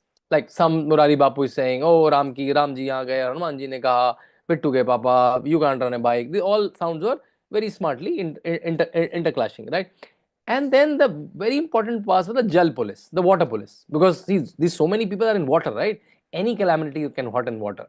Drowning is water is not very rarity there. Though no one drowned, but I think very simple. You're like if you do little bit stupidity, you can be drowned, right? Because only in the shores and Sangam water is little less. But again, in between, if you do little bit of supermanishness, you can drown very easily. So I remember once I was going to take a bath in boat, one little fattish fellow was trying to take like jal, right? They fill the water in those cans, right? and he was tilting too much. He said, "Aapka vajan bahut zyada hai, tilt na kare, you are too heavy and don't tilt, otherwise the boat will tilt." The guy got embarrassed. I'm so heavy. So these noises are also very heavy. So this, okay, the Jal police, the water police, right? And then a lot of local vendors who are also shouting with the small loudspeakers. So all these 4 or 5 sounds in the first initial days were a little cacophony, right? Okay, like why this is noisy. After a week, you will start missing them. Oh, where are those sounds, right? And because you get to know the software of it, like why they're doing it, like what's the essence of it, why they're so essential and crucial to the Mela. So that's one important element of the Vyavastha of the Mela, these announcements. Then the culture part of the Kumbh. If someone went to Sector 7, Kalagram, oh my God, what a stage, what performances, from your Zubin Nautiyas to Kailash Kher. Daily there was subscribership of thousands who came. As I was telling earlier, if you can present right content in right style and glamour, right? You need not run after the nakedness and the ashlita and the poor songs. With the pious songs, with the bhajans, you can have a large crowds and entertain for a long time, right? Digital Kumbh again, you can in a very Puranic Kumbh, you can have VR glasses, virtual reality glasses, and can watch the story of Kumbh and various other Puranic stories. That was beautifully managed in Sector 4 of the Kumbh, right? Towards the last, I want to mention about the Kumbh economy, right? From the toys shops to tea shops to the boat fellows, right? They all earned well. Almost they earned what they earned in the whole year. They earned these 45 days, right? A lot of people confided in me when I became friends with them after having tea there like a couple of times a day for 31 days, right? In fact, what are the numbers like? So I know these numbers only in thousands and crores, so you have to manage with me. Convert them into millions and billions, right? So government spent 15,000 crore rupees. Maybe someone can write in the chat what are the million billion version of it. So government spent 15,000 crore rupees in Maha Kumbh. That's a lot of money, right? That's a lot of money, right? Half of it came from Narendra Modi ji, meaning the central government, and half of it, means 7.5 thousand crores, came from the UP government, right? You'll say, okay, that's a lot of money. But the answer is, after the whole Kumbh, the FICCI and CII gave the report, the Kumbh generated an economy of 3.5 lakh thousand. 100 times of economy within 45 days. So 15,000 crore generated economy of 3 lakh crore. And this is a bottoms of economy. It's not only the rich are earning. A toy fellow is earning, a tea fellow is earning, a rickshaw fellow is earning, a rider fellow is earning, a boat fellow is earning. The tents are also earning, the flights are also earning, the hotels are also earning. So it's the bottoms up. Everybody from every startup is earning like almost 10 times to 20 times of their usual income. Okay, I will give you one more fact. After 10 days, I realized, talking to a government officials, that out of this 15,000 crore, 80% is a permanent fixtures. What is the meaning of permanent fixtures? Like an airport terminal, like the permanent ghats, like the permanent sewage management system, like the permanent installations of lighting, like the permanent installations to beautify the crossroads. So this is not even a expenditure. This is like investment, which will remain in the Mela. Right? The expenditures is only the pontoon bridges, the checkered plates, the toilets, the safai karmis. That's only 20%. So now I'll rephrase my sentence. Not 15,000 crore, 3 lakh crore. Only 3,000. Because 20% of 15,000. Only 3,000 crore has generated the economy of 3 lakh crore, which is like superb. Such Kumbh should come every day. So I was telling, with the kripa of, once you are there, you are not only getting the kripa of the Sangam, you are also getting the blessings of Ma Saraswati and Ma Lakshmi. So that's the Kumbh economy. VIP narrative, I already told you. You can't take a very important person with whom everybody want to click a picture on the road. Otherwise, there'll be a huge commotion. So there were only one ghat out of the many ghats, only one ghat and one which were dedicated to some people who are known, so that they can be taken without creating any commotion. The great host of Maha Kumbh, Yogi Adityanath, I saw literally telling thousands and thousands of people taking selfies with Yogi Adityanath's picture, with Narendra Modi's picture, right? And their pictures all along the way was almost like a confidence that, okay, they are standing there. Like, though they are on picture only, I am walking in night and day, it's a long walk to station, to airport or wherever, but he's standing there, right? That kind of confidence that person has generated in people of India in last 8 years. And to all the akhadas, to all the saints, he used to stop his vehicle 200 meters away, so that I want to walk to their pandals. And he knew the traditions, the greetings, what to give to each of the akhadas. Because see, now you realize he's 54 now. He's coming from the Kumbh. He's coming in the Kumbhs since he was 22. He took sannyas when he was 22. And that too in a very ascetic Nathpanthi tradition. And he with his Guru Mahant Avedanath was coming to the Haridwar Kumbh, to the Prayag Kumbh, to the Arth Kumbh, to the Nasik Kumbh, to the Jain Kumbh from last 30 years. So for him, it's a very familiar battleground. Versus 2013, when Akhilesh Yadav was the chief minister, whom he made the head of the Kumbh? Azam Khan. Can you imagine that? Like out of his 207 MLAs, out of his 65 ministers, he only got Azam Khan, a practicing Muslim, to become the head of the Maha Kumbh, of which is the biggest event of Sanatanis. Right? Okay, let me rush in. Chief Minister, and this guy was the Mela Adhikari. He was the head of the Mela from the official side. Vijay Kirananand, Karnataka official working in UP, a brilliant officer. Right? So he was the, I think, busiest person on earth during those 45 days. I can literally mean it when I say he hardly slept. I don't know how he survived. He hardly slept. I met him multiple times to give ideas, to give suggestion. If I can help somehow, I can introduce him to interesting people.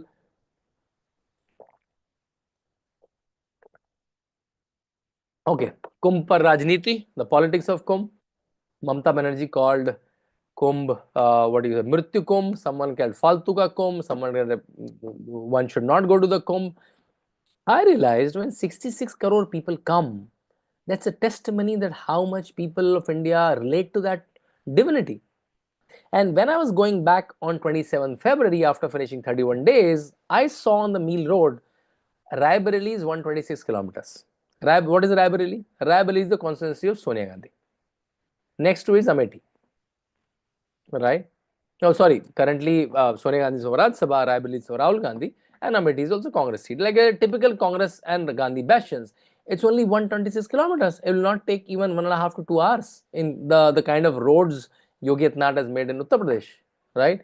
66 crore people came to Maha Kumbh, but someone who was 1 hour away, 2 hour away, Rahul Gandhi and Sonia Gandhi, they did not turn up to the Kumbh. This is how they connect to the people of India, which I can't understand, that how when every second Indian, every third Indian was there, the family, one of the top families of India, never turned up. Pani saaf hai ganda, right? There was a huge debate. The pani is not saaf. I have two arguments. So there were skimmers, there were ozonizers, there were multiple STPs to clean the water. One report came. Later we found out the sampling technique is very faulty, and another report came which said water was not only bathable, it was potable, meaning you can drink that water. And my also one argument is I stayed there for 31 days and I took bath almost like twice a day at least, right? I would have been super sick if this water was. So I myself is like a sample. If not me, these 66 crore people came and went back to their homes.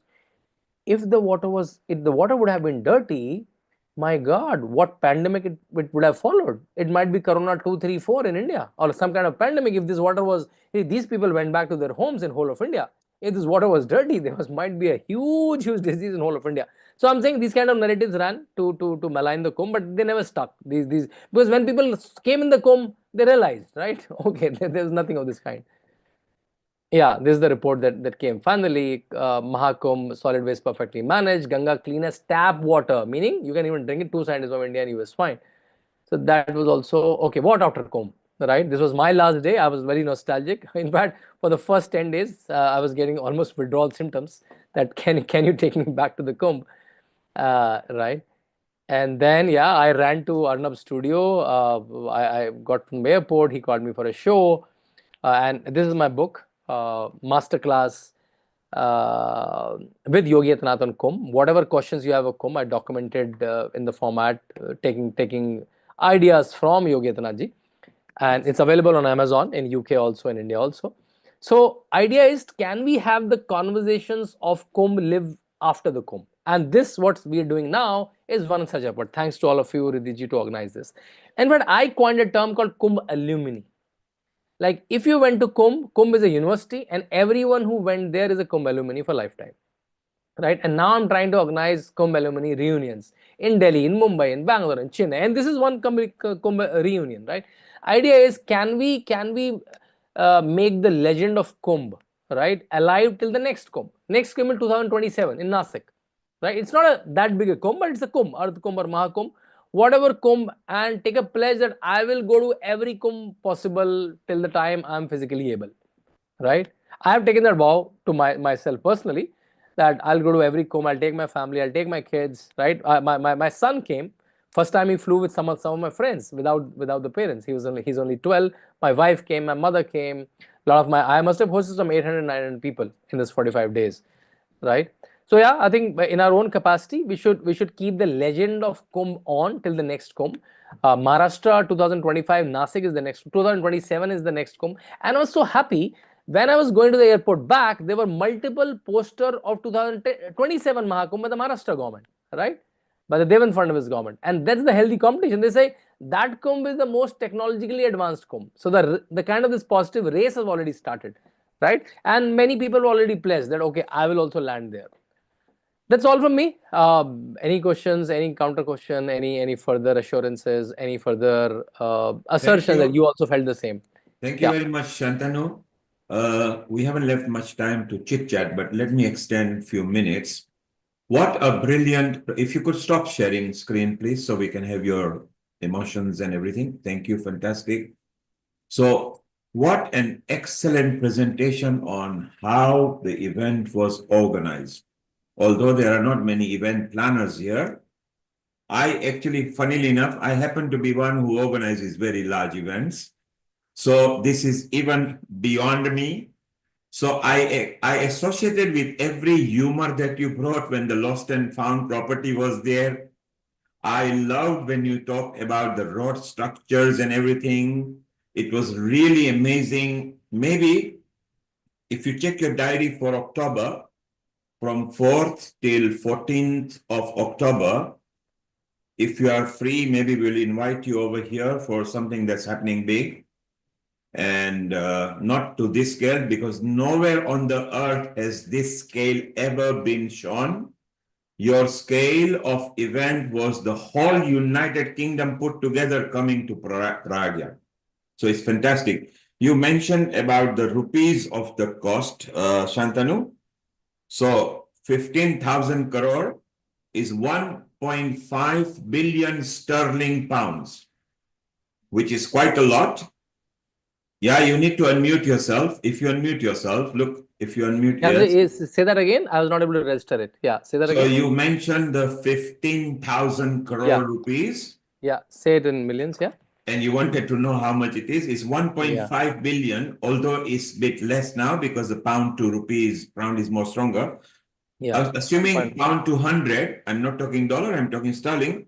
And that's a lot of money, but it's not a lot of money when you consider how big the event was. Exactly. So the structures and the procurement on the staffing, they did very well. Then you say that at the end of the event, people maybe earn 5 times, 10 times, 20 times, yes. So when you say 3.5 lakh crore rupees, that's like 30 billion sterling. Yeah. Effectively, you are right, is almost 20 times what they spend, they earn. Yeah. And that sum never before, or maybe never in the next 144 years, because the next one will be there, will any country ever achieve. So that's fantastic. Shantanu, what I loved was the way you ran into the event planning, the road structure you mentioned. We laughed about how the lost and found, and sometimes people are just come and want to know where their purse is, or they've lost 10 rupees, and if anybody finds, deliver. So it is fantastic, the logistics of it, and then the regional logistic, and then the central logistic. Like we said, the Karnataka guy was maybe the busiest guy at that time. I mean, how many managers he was directing, how many directors, and you were also part of the journey. When it came to the walking, when you say that, look, it's about 6 miles ahead over here, which roughly at 30-year-old person's brisk walking is equivalent to 1 hour and 10 minutes. But when you're in such a land, it doesn't matter because the whole thing is like you say, Mela sounds little small, but Yeah. this was a whole regional geography that was part of the Mela. And I think your input in this and knowledge about the event planning, everything is very useful. So maybe at some point, it will be nice to connect you to some of the groups that are connected, so you get international connection as well. And we are very proud. I want to ask you one thing. As you were talking to different, because you had an access, since you wrote the book for Yogi Ji, and you had an access to some of the event planners, organizers, the control room. You even showed us the control room. Can you imagine? The control room was literally like a drawn effect of the whole geography, which is actually telling people, watch out, there could be a crowd issue over here. Like you say, control them by opening the gates and closing the gates is how we control the water flow. Okay? This was the human flow. And you talked about the purity of the water and everything. I think, Shantanu, this was exemplary presentation. If you could send this presentation, although it's now recorded in many partner social medias, if you could send it to Amrita, who is going to ping you, she's going to ping you, or Riddhi. I've actually pinged you on Telegram, but you've not seen it, and on your Facebook. If you get into there, we'll talk about what happens in October. This presentation, Riddhi, because you got access to Amrita, if we could get it put up in our social media and a separate YouTube link, so if you could tell Nishit to put it, it's very exciting because somebody, and this is Shantanu, has done the work that we wanted to do to ask so many people to put it together. So Shantanu, you are a source that has brought in information, and Riddhi, in fact, Shantanu, the moment we announced this episode, which was only done in 3 weeks because our honey, who went to India, did a documentary over there. You might have seen it just before you came on. And we said we'll turn it into a documentary. You were the first person straight away, Riddhi came and said, I want to block a spot. So I said, okay, who is Shantanu Gupta? She sent your little introduction and everything. And what a wonderful to have captured the complete in a simple form. Obviously, you've got a bigger, larger presentation than this. Shantanu, we are very proud of you. You have got an energy that you shared not through the vision and presentation, but you walked the talk. You were there doing it as well. You know what is the source of my energy? My source of energy is those 31 days in Kumbh, and another source of energy, I keep meeting Yogi Adityanath almost every month. So in fact, I may meet him tomorrow. I'm flying to Lucknow tomorrow morning. So that's my source of energy. And one news to all of you, which is interesting news. Based on my book, The Monk Who Became Chief Minister, we are making a movie, like a full-fledged movie, in Hindi though, and it'll be translated, dubbed in other language. It came out very good. We have big actors, Paresh Rawal, Niravwa in it, and by like this summer it should come. And we are planning a global launch. So from US, UK, Australia, Singapore, you will watch Yogi Adityanath on screens. So yeah, well, right and in now, fact, the teaser is already out, so you can. The name is Ajay, the Untold Story of a Yogi. Maybe you can. It's a 30-second teaser that we have already launched 3 days back. It got a huge reception. We got some 14 million views in 48 hours. So you may want to watch it, the teaser at your leisure. So yeah, that's also one news. And I may come for the promotion of the movie to UK, US during that time. Yeah. Well, let's And help Shantanu, as well, let's help something that you've forgotten to mention, actually, which I'm really proud that you managed to do out there, was the 108 artists, Oh, the yeah. 108 canvases, and the 108 minutes to depict Shiv Bhagwan in all of his glory, in all of the majestic forms in which we could possibly do that. And I thought that was fantastic, phenomenal efforts, bringing everything together. And you've now met Neil Kumar. Neil Kumar is actually the main host and the main mastermind behind Diwali on Trafalgar Square.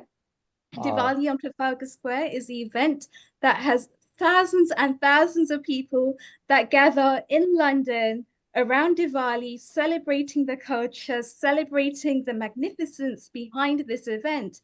And it's exactly what you're saying. It's there to showcase culture. It's there to bring together the spiritual aspects of it, to bring together the artists and the bhajans behind it as well. And just to draw on the message that you had there in terms of interrelations, when Narendra Modi gifted that Ganga Jal over to Tulsi Gabbard, and Tulsi Gabbard reciprocated that with the mala, with the Tulsi mala, which actually shows the principles there of interrelations and actually creating those relationships as well. Having all of the sadhus coming together from different backgrounds, although we have campaigns from the BBC which are trying to smear it, saying things like the smeared bodies and the sacred river Ganges. And it's actually quite interesting because when we look at it from a cultural and spiritual perspective, the message goes so much deeper. But these are the Western narratives that we have, which we're actually now trying to address. And I think your movie does a phenomenal job on Ajay. I know it's not just yourself that's the masterminds behind that, but I think it's going to be a phenomenal show coming together. And it just shows the magnificence behind this as well. And even the BBC sent down, I think it was Samara Hussein, which is a Muslim herself. So it just shows that even though the Muslims are actually the parties that are actually saying, we don't feel safe in India, but how safe are they feeling? Because how many crores of Muslims have actually come and partaken in the Maha Kumbh and made it what it is and made it the success that it is? So it's that bhav, it's that bhakti behind it. And it's all of these things that are really coming together, really coming into a peaceful coexistence where it's humanity. It's that bhava shakti behind it, which is the essence that holds everything together. And I think that in itself is the phenomenal behind it. I think our dearest Honey was actually at the Kumbh as well. Honey, what's your perspective? Honey, before you speak, thank you, Riddhi. So, Shantanu, because the time is short, you mentioned about the movie. You have a full support for the whole Europe through London. You got full support of Africa through Uganda.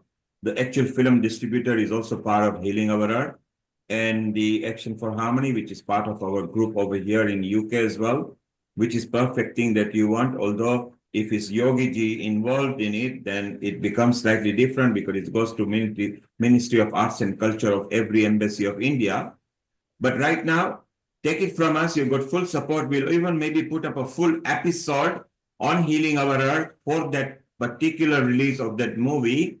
And we will talk. So Riddhi and Amrita will coordinate with you on that matter and October matter, because you've got more than it just takes as an event organizer. You were deeply involved right from the control room to the spiritual matters, to the logistic matters, to the crowd control, hospitality, everything. So it's very, very useful. I'm going to quickly take some comments.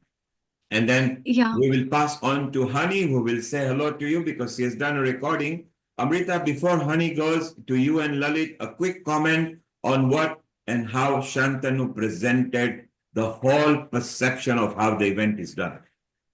That's great. Thank you, Neil Kumar. Yeah, Amrita, thank you so first, much. then Lalit, then Honey. Yeah, thank you, Neil Kumar. I think Dipti ji also wants to ask something to Shantanu ji. Carry on, I'll Shantanu, follow you. Carry on your bit, please. Thank you. It's really an awesome presentation, first of all, and you've done a marvelous work, because that is what is the strength and foundation of any event, and that's what has been focused, and I think it was very, very important. That's all I have to say. Thank you so much. Thank you, Amrita. Lalit, you love it because you go to India minimum twice or thrice a year, and you do get involved in pilgrimages and retreats. How did you feel knowing that you got the full spectrum of what's happening behind the scene?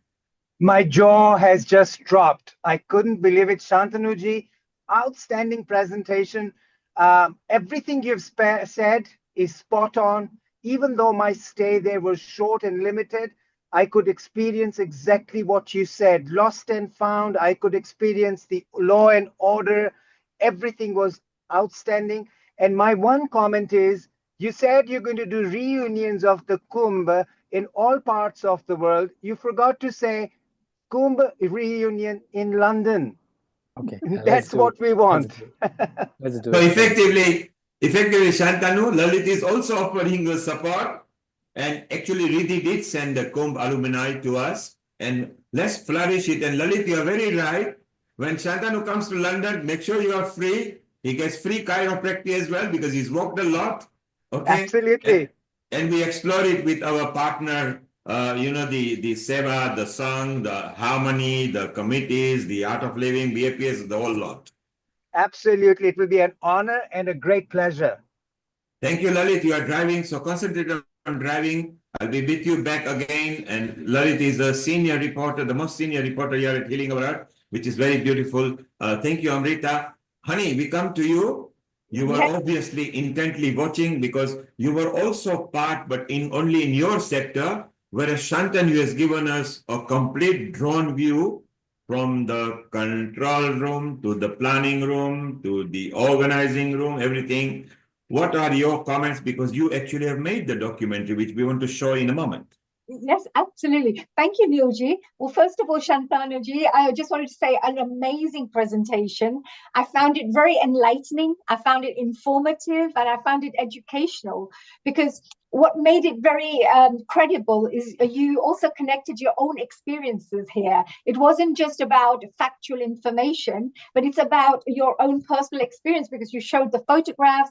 This is how this was. This is how this was. So I think that made it even more engaging. So altogether, I would say it was a fantastic presentation. What Neilji mentioned about sharing this with the world, I think you could educate millions of people out there about the behind the scenes of what's really taken place. A lot of us can only experience, oh, it was like this with the snan, oh, these are the people we met, blah, blah, blah. But the in-depth work, the organizational skills that needed to go behind the scenes, this is what we can appreciate from your presentation. So well done, a fantastic presentation. I thoroughly enjoyed it and I'll be watching it again. Honey, yes. What we do, wait for it, keep it ready, the 2-minute video reel that I like. Let Shantanu see that as well. So Shantanu, later, we make a note with you, Amrita and Honey and everything. There is a colleague of mine, we do a lot of different kind of projects. His name is Nitin Palan. And we do actually big event planning. We do a lot of magical retreats. We do tours and retreats, and we also do vehicles with a moving canteen and things like that. We will be in connection to that and see what support we can garner for you. There may be some field which is directly yours or some that you can refer to somebody. But what a pleasant presentation that we should put up this in a more and more. Let's, over the next 2 minutes, see what Honey captured in her way. And then we all chit-chat and we just carry on. Riddhi, well done for bringing, as usual, the correct, appropriate people for every episode. Over to you, Honey. Play. Thank you so much, Neilji. Thank you, Shantanu-ji. Actually, Riddhi-ji, I'm going to be seeing if I can maybe keep you nearby because I'm going to show these documentaries and perhaps, little short clips from the Yeah, Honey, play the clip. Play the clip. They're watching. Would you like me to show because we have part 1, part 2, part 3. Honey, play the clip that I have approved. Is the one that we want to show. Okay. So they're watching here right now. The first part of it, so we want to show the first part. Yes, we have approved. There's only one we have approved that we are showing. The one we used in a promo reel. Okay, no problems. Here we go. So enjoy, dear Shantanu-ji. Let's see what you think of this as well.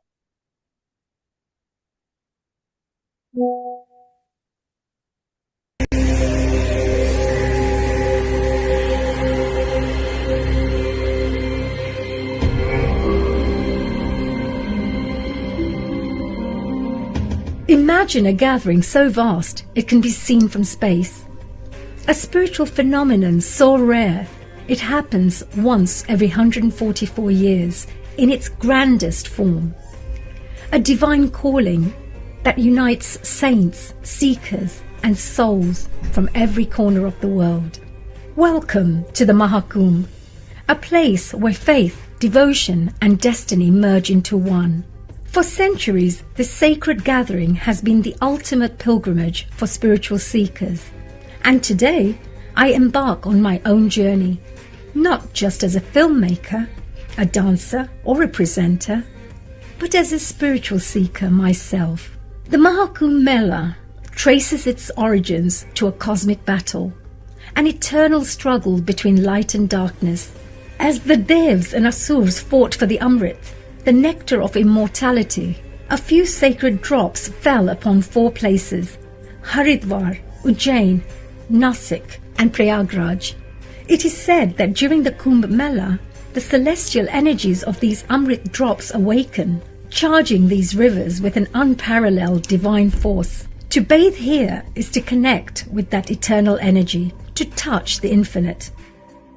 At the heart of the Kumbh is the Shahi Snan, the royal bath. It is believed that during this time, the river is charged with celestial energy, and a single dip can cleanse lifetimes of karma. To the untrained eye, it may seem like a mere bath, but to those who know, this is a ritual of transformation. As the cold waters embrace the body, something profound occurs. The ego dissolves, and the soul reconnects with the joy and divine within.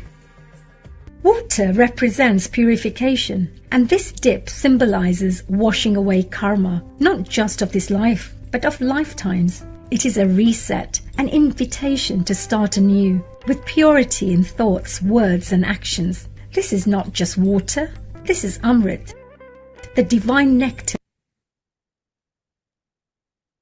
So that you saw a mini version of what honey captures, Shantanu. And it's so beautiful. Shantanu, I just mentioned my colleague Nitin Palan, who I want to bring in this conversation maybe. But Kamo Palan is here. She is part of our Healing Our Earth gang, and she is a mudra teacher over here. She's also one of the patrons at Healing Our Earth. A global namaste, Kamo Palan. How are you? You need to unmute yourself. If you could unmute yourself, please. You can unmute yourself. If you can hear us, unmute yourself. You've got the course right to yes, global namaste. Globally namaste to all, and Nil Kumarji, thank you so much. And so we just mentioned that Shantanu was the exemplary presenter of behind the scene and some of the events that we do, you know, the Harmony event and Diwali event and something big that we are planning again in October that you know that's happening. It's so wonderful. Then maybe in October time, Shantanu needs to be flown in here as well, so you get some idea. So Shantanu, it just happened while we were talking, and Kamo Palan signed in.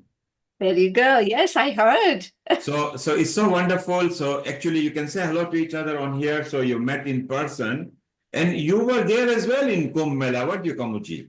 I was definitely, yes, I was there for 2 days, and I tell you, it is an absolute experience.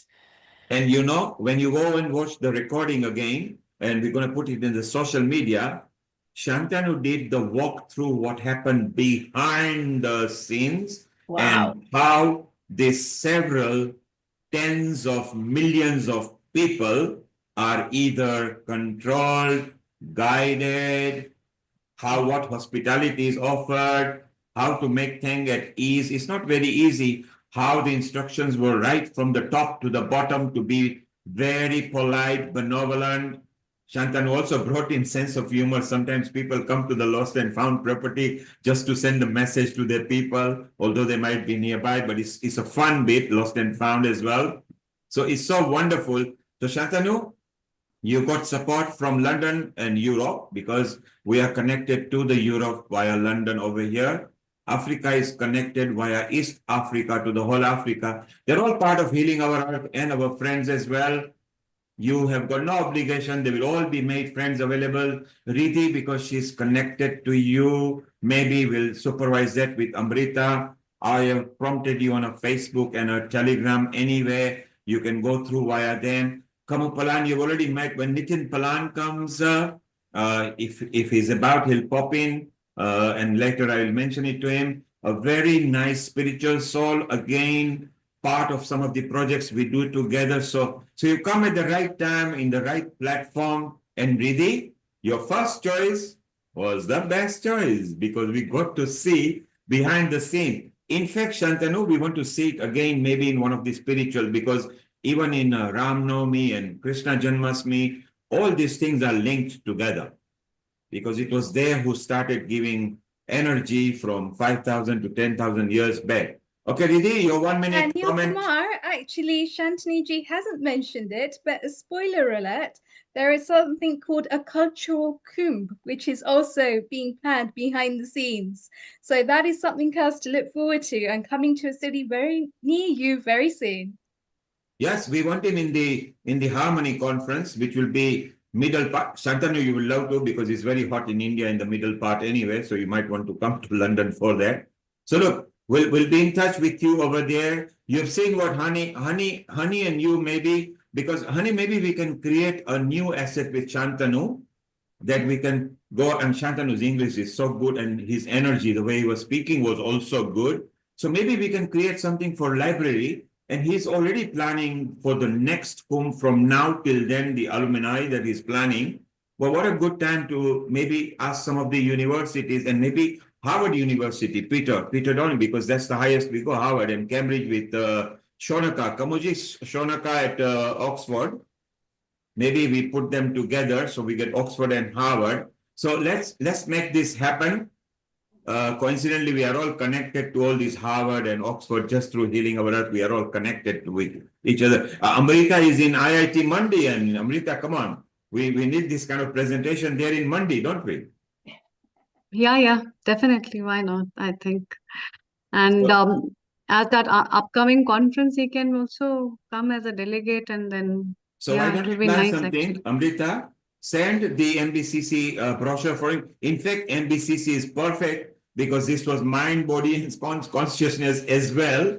Everybody had to be cool to control that. So Shantanu, Amrita is going to be in touch with you from the IIT Mandi as well with maybe you know about the MBCC project. I think you should be one of the speaker or a part of it. It will be a privilege. Amrita, if you could instigate that.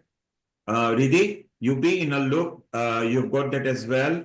Honey, you be in a loop with Amrita, Riddhi, and everything. If we can create a new asset, me, Kamuji, and Nitinji will be plan of the harmony and the Sanatan and the Vedic knowledge, because this is very perfect. What a wonderful energy we are sharing here at Post Maha Kumbh 2025, which is beaming live on social media of various partners. Shantanuji, Global Namaste, and thank you very much. Global Namaste, and thank you so much. Yes, Shantanu, you really enjoyed the presentation. Yes. And the screening of your documentary, we are very excited about that because we're also going to be screening the Maha Kumbh Mela. We've only seen 2 minutes of what we've shared, but it's a 25 minutes documentary. So it is a little peep review of what we're offering. But we would love to screen your documentary as well, and we can plan something so we can get the message out to a larger audience base. And Healing Our Earth, as Neil has mentioned, is connected to so many parts of the world, around the world, and so many supporters who would like to get this message out. So I think really well done. Looking forward to connecting with them. Honey, you mentioned the word maybe, so I put it go that not maybe, let us do it. Shantanu has already said he wants to bring that to the public. Amrita, if you could also get Gayatri in Mauritius come on in, because that country is very socio-religious and cultural. So together, maybe we can all muster something up that we can take it further away. And maybe Swami Rameshwarananda in Spain, Amrita, if you could put that in touch so that that part of the Europe is covered. Thank you very much, Riddhi. Thank you very much, So Shantanu. Stay around if you've you met the can. team now. You've met the team. How are you feeling? For me, it's amazing. I think it's amazing if you're asking me. Thank you for bringing me in. Because of a movie thing, I'm a little tied up. Tomorrow I'm flying into Lucknow.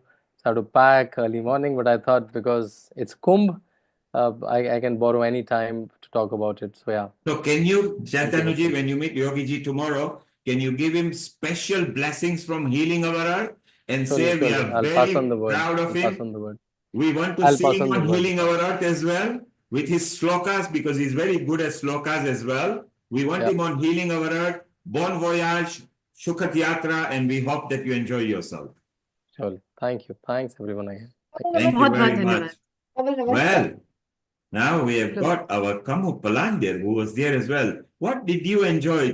Chit chat with Hani, who is your friend as well.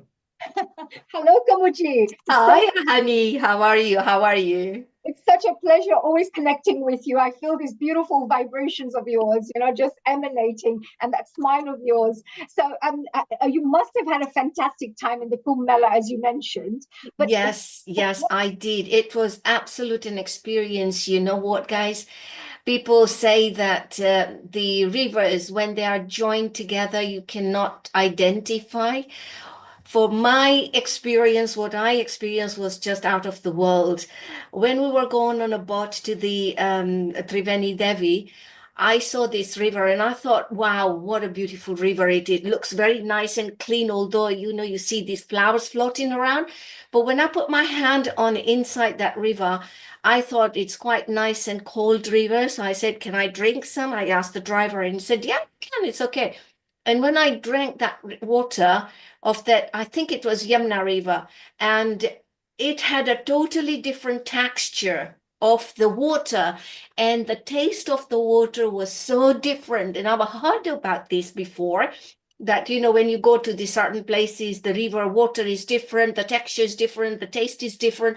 And I could never believe it. I said, it can't be, with one big ocean like a thing, or a river, what you call, and all three different water textures and the taste. But it was different. And all of a sudden, when we were just going through, I saw this black water.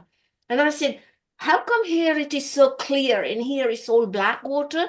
And they said, yes. And I said, let me try that. The texture, the taste was totally different than the first one. And I came to the third one and none of them mixed.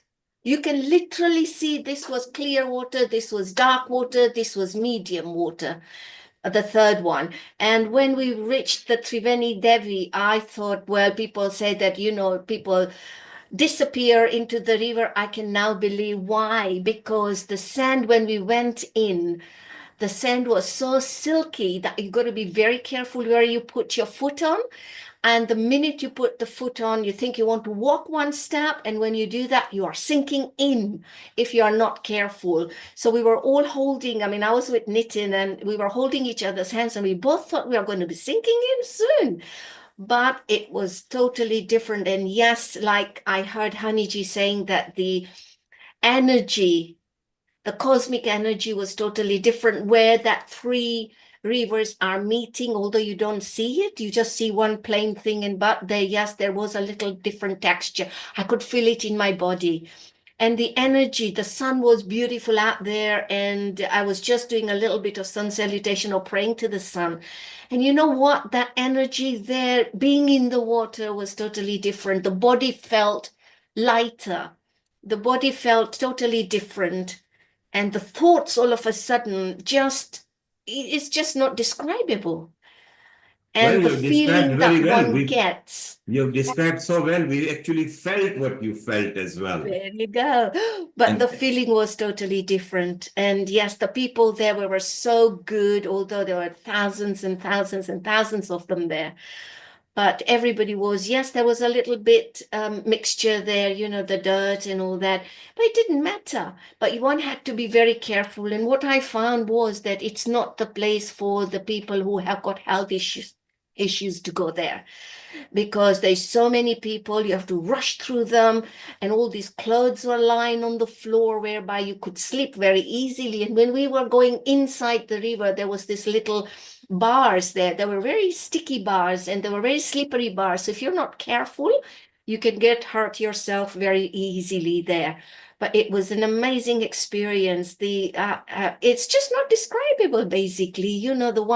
The feeling that you get when you're inside and you're throwing the water over your body, or you are just sinking in and you are dipping yourself in. It is beautiful. I wouldn't mind doing it again. And Gamuben, one thing you'd mentioned as well, the three different colors coming together. I was very blessed to collect water, like a bottle of water from the Triveni Sangam, where all the three rivers meet. Yes. And I brought the water home and it's completely clear. I can't believe that it's just pure, clean. And I've had so many people, especially from the Western world, saying, oh, it must be so dirty. These people jump, they bathe But what I don't know what it is, but that river is so pure. It seems to repurify itself, keep cleansing itself, because you can't have a bottle of water which is so clean. So many people having baths, and so I think you're absolutely right. There's something very special about the water. Yes, I have got 3 bottles that I filled up, and I thought, people will say, yuck, why did you bring this? People are all bathing in there, and with the clothes on and this and that and what have you. But like you say, Hanifji, it is absolutely pure. I got it right from the Triveni Devi, where the 3 rivers meeting, and I just collected the water in the bottles there, and it is just beautiful. And I just I had a bath with it, to be honest. The shower was on and I put that water on my body coming back home, but it wasn't the same as I experienced down there. And Ganga Jal is what we are all used to, even in our time, 60, 70 years back in Africa. Ganga Jal was always welcome in everybody's house. We are enjoying ourselves. We're going to move on. We've also got Anil Patel, our sales journalist over here, who is going to tell his journey. Lata has got a smile because she wanted to hear our Kamu Palan speaking over there. We've got Hitendra in United States of America, who is going to start with a nice humming or a mantra in a moment. We keep on chit-chatting. Let's carry on talking to everybody. We will also have Amrita coming back, and then we will chit-chat as well. Maybe let's say a quick hello to Anil Patel. Anil, then you stay around. We'll go, and then we'll go to Hitendra, and then Honey, we've got interviews to show. A global namaste to you. Anil Patel, sales analyst. How are you? And you were there at Kumbh Mela. We can see a picture. It's beautiful over there. Tell us more about it. Well, first of all, global namaste to everyone. And thank you to Mita and yourself for giving me this opportunity. I have never done anything like this before, so please bear with me, okay? You are doing wonderful. I'm just going to go as Mita told me to do, be myself, which is, here we go. At Healing Our Art, just be yourself and be the healer. Okay, so the Kumbh Mela is something I had followed for years, to be honest with you, and always wished one day I'll make it to one of them. And last year we did Char Dham of Uttarakhand, and after that we thought, this is fast approaching. So let's try and get there. Obviously not easy, because millions upon millions were going to come there, So getting the flights, the hotels, and everything else, it wasn't an easy thing. Luckily, we had 3 wonderful people in India who helped us create all this thing. My wife's cousin, Yatin Bhai, his daughter, Shurbi, and his brother-in-law. They all got together for days to prepare the itinerary for not just the Maha Kumbh Mela, but other trips for the 6-7 days we were going to be there. Everything got done. We arrived. We had seen everything, obviously on TV, many things, videos, this, that, and the other. But when you get there, that's completely different. From the time we got to the airport, our beautiful transport was ready. Well, nope, we can't use that because the roads were blocked and we can only travel by rickshaw. Said, fine, we're going to have to get into 3 rickshaws. And we made our way to our tent city as such, which is on the, what do you call it, river of Yamuna, Normally, that distance would take about 20-30 minutes. But this time, it took us over 2 hours. And you can imagine why. Roadblocks, thousands upon thousands of people walking. Peacefully, no pushing, no shoving. Police were brilliant. The direct. Was it still fun to wait? And because you were in the spiritual land, absolutely, you were not frustrated, were you? It was fun. The 2 hours, it counts now, but at the time, it was just like slow motion, if you can understand. Yes, going through the motion, seeing the people, everybody colorful, obviously, young and old, just simply walking. I mean, there weren't many people on transport. It was just thousands. You couldn't believe it, You had to be there to actually appreciate how amazing this was. And that's immediately took over all of us, especially personally speaking, for sure, And then, Anil, earlier, Shantanu, I was listening to that. I was listening in, absolutely. He made his luck was so good. He was able to capture what was going behind because he had an access to every department, being a senior person. And when it came to walking, for even elderly, walking for hour or 2 hours was just pilgrimage, just like yatra. Yeah, absolutely. I mean, it was just incredible. People made efforts from all across the world. You know what I mean? A passenger next to me from Delhi to Prayagraj flew from California, 36 hours, got to Delhi, Prayagraj in an hour. She was going to have a snan in the morning and then fly back the very same day, next day, I should say. Similarly, wow, now that's a grueling trip. Grueling trip, but people made this type of journey. I know my own relatives over from Gujarat drove for 2 to 3 days because there were no trains, no planes, anything like that. So they simply had to go. They had to go as in they got the call from the guards, like, and then off they went. Slept in the car. Along the way, if they had to, there was no accommodation there. A young girl from our town, Ashton itself, in near Manchester, she decided on the 15th, her whole family was in India for something else, another event. 14 of them, she arrives, they all join up, and on the Mahashivratri day, they had the Holy Snan. Dubki. Wow. And our honey on that day itself was even there in India. She might have crossed them across Mahashivratri. Honey, you remember because you were there. I was 4 a.m. as well. You know, we're all getting ready to go. I had wonderful security around me, lovely friends that I had met, but all of them making sure, you know, because of the pushing and shoving, even at 4 a.m, meaning lots of people around. Yeah. So they made sure that I was protected and looked after, and it was amazing.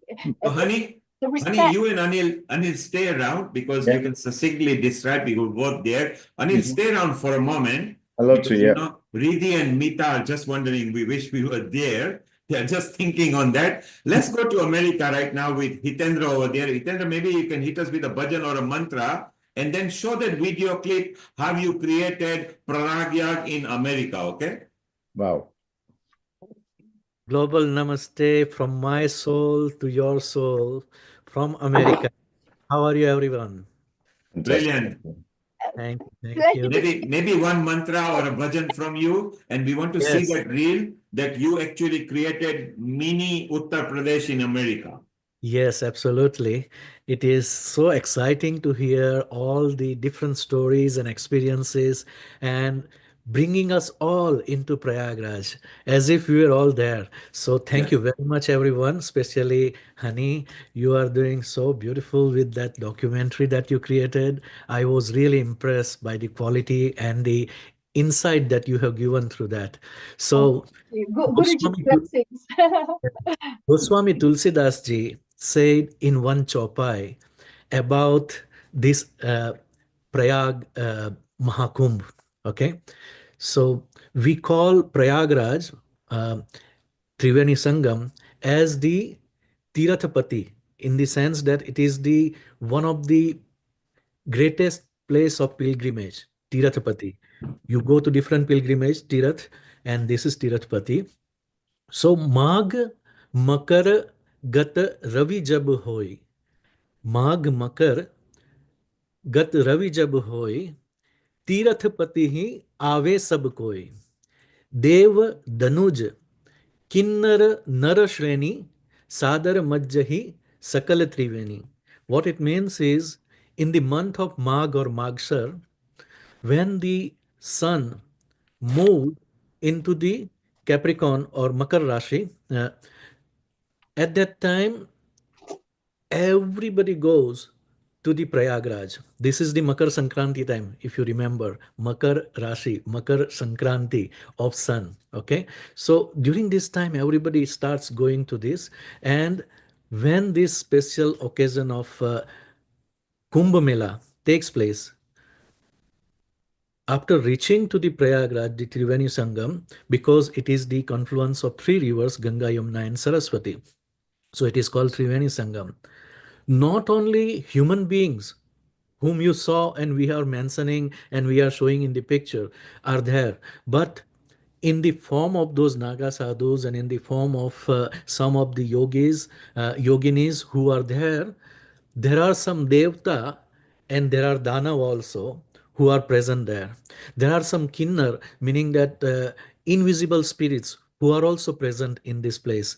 And all these people come and respectfully take the dip, holy dip in this river. So this is such a beautiful chopai, Tulsidas ji said. And since Nil Kumar ji has requested, during the lifetime of Ramchandra ji, when he reached to Prayagraj, what happened? He had to cross the river. And in order to cross the river, he needed a boat. So there is a beautiful bhajan in Gujarati that I would like to sing a few lines. So the kevat, the person who was riding the boat, he was approached by Ramchandra, Lord Ram, and requested that, can we have ride in your boat to go across this river to go on the other side of the Prayagraj? So the kevat was little hesitant simply because he says that I have heard that you are so pious, so holy, that just by touching your feet, even the stone can become a woman. But if my boat becomes a person, I will lose my source of income. So I'm a bit hesitant. The theme of the song is this. धोवा द्यो रघुराय पग मने धोवा द्यो रघुराय प्रभु मने शक पड्यो मन माय पग मने धोवा द्यो रघुराय प्रभु मने धोवा द्यो रघुराय राम लक्ष्मण जानकी ये तो घट गंगा ने जाए एवी नाव मांगी नीर तरवा नाव मांगी हाँ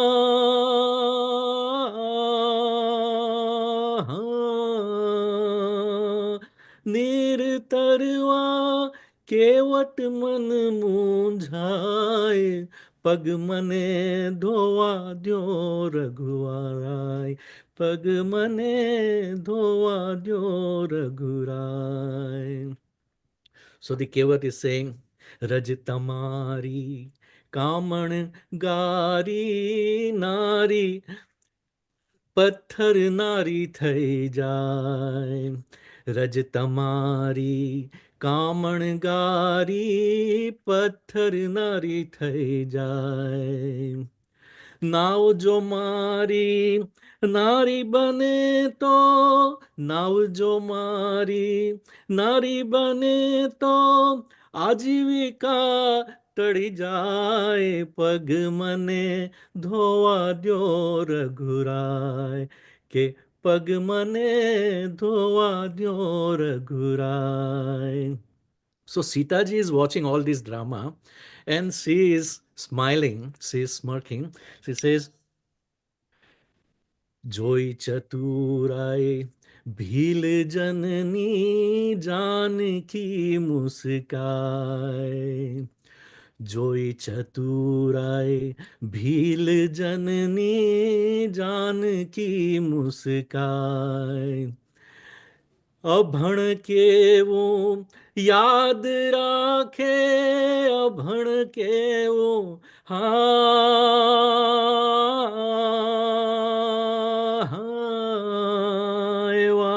याद राखे भणेला भूली जाए पग मने धोवा द्यो रघुराय पग मने धोवा द्यो रघुराय.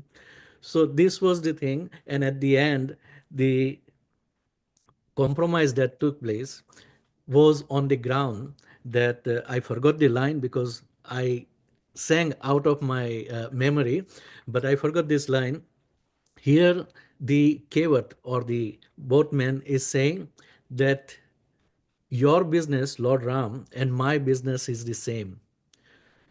You put people from the Bhausagar par, from the earth, from the world into the heaven. And I bring the people through the river in this boat from one side of the river to the other side. So we are both in the same business. And let us make a compromise. If you allow me to wash your feet, then I will bring you to the other side. I don't even need any reward or any fees for that. And this is the beautiful thing, when you come across a avatar or a guru or a person who is fully enlightened. We may not know, as we were discussing in the Tulsidas Chaupai, that the person whom you are seeing in the Kumbh Mela could be an ordinary person, or it could be Dev or Danav or any enlightened person, or Kinnar, Yaks, Gandharva, anybody. So you want to be very sure that whom you are talking to, you identify the person, and if not, at least you keep your heart pure. And if we cannot, we can take a holy dip in such a beautiful place on an auspicious occasion like Maha Kumbh Mela after 144 years. As we know, the Kumbh Mela takes place because of the position of Jupiter, Guru, that takes around 12 years. So every 12 years there is Kumbh Mela. Okay. And there is Ardha Kumbh Mela every 6 months. There is Purna Kumbh Mela every 12 months. There is Maha Kumbh Mela when 12 cycles of such Kumbh Mela takes place. That is 144. We are lucky to be alive and present on this earth. Indeed, Hitendra, indeed, we are very lucky to be alive, that in our lifetime we have seen it, because the whole world living right now, the whole world population, the 8.5 billion, will not be present in the next Maha Kumbh Mela. We don't wish anything bad about it, but it's good that we actually saw it. Stay around, Hitendra. Keep that video of the one we agreed to show about the immersion in a moment. Let's go to Anil. Anil, so we continue yours and Honey's journey, because she was there as well in the Mahashivratri time. So if you two could bring out the best aspects that you two remember, that will be beautiful. Okay, I'll let Honey go first. Ladies first, always. What a gentleman! What a gentleman! Even at Maha Kumbh Mela, they were all gentlemen there. This is the beauty about being on Healing Our Earth. Every person I meet, they're such beautiful souls. I'm so proud to be part of this community. But I just wanted to say, Nilji, may I share some photos as well while I'm sharing? Yeah, it's you and Anil, because I think Anil might have captured some pictures as well. Anil, if you know how to share screen, let's bring out the best. I'd love to, but honestly, my photos are all dumped in my Amazon Drive. Unfortunately, when I started watching this presentation, I thought, oh my God, I need to do this now. But it's a little bit unfortunate. Don't worry. Next time, we always do spiritual things. Honey will show us. Yeah, there you are. Look, boarding, and her journey starts when she got and checked in, and she said, okay, I'm going to. I just thought maybe I wanted to share a few things quickly with you. Yes, go ahead. I'm just going to go forward, but I have a lovely video made up of all the compilation of photos, just to let you know that even leaving from here, from the Maha Kumbh Mela, and when I ended up being at Heathrow Airport, for example, it was amazing because I hadn't actually expected that I will be going. I literally left about 5-6 days before the Kumbh Mela. Oh, I'm trying to start that off here. There you go. And then when I got to the place, I just wanted to share. When I traveled, it was very different in terms of weather. I met Sushilji. I met a wonderful gentleman called Sandeep Marwal, who is won more than 1,500, I would say, awards. I then got interviewed straight away about the documentary, about what I'm going to be doing with the documentary. So this was very interesting as well. This is Mr. Marwa, who hosted me when I was in Delhi. Then I was off to Prayagraj. Prayagraj was amazing as well because there were no tickets available. These are two wonderful gentlemen, Radhe Shyamji and Manojji, who welcomed me. As I moved on, this was Mahashivratri night, when I met a wonderful Swamiji Ajit Malia. And he was the first person I met as soon as I arrived at the Kumbh Mela. He's a Shiv Bhakt, and I'm also a Shiv Bhakt, so that was really interesting. And then we ended up going on to the actual snan for the special royal bath.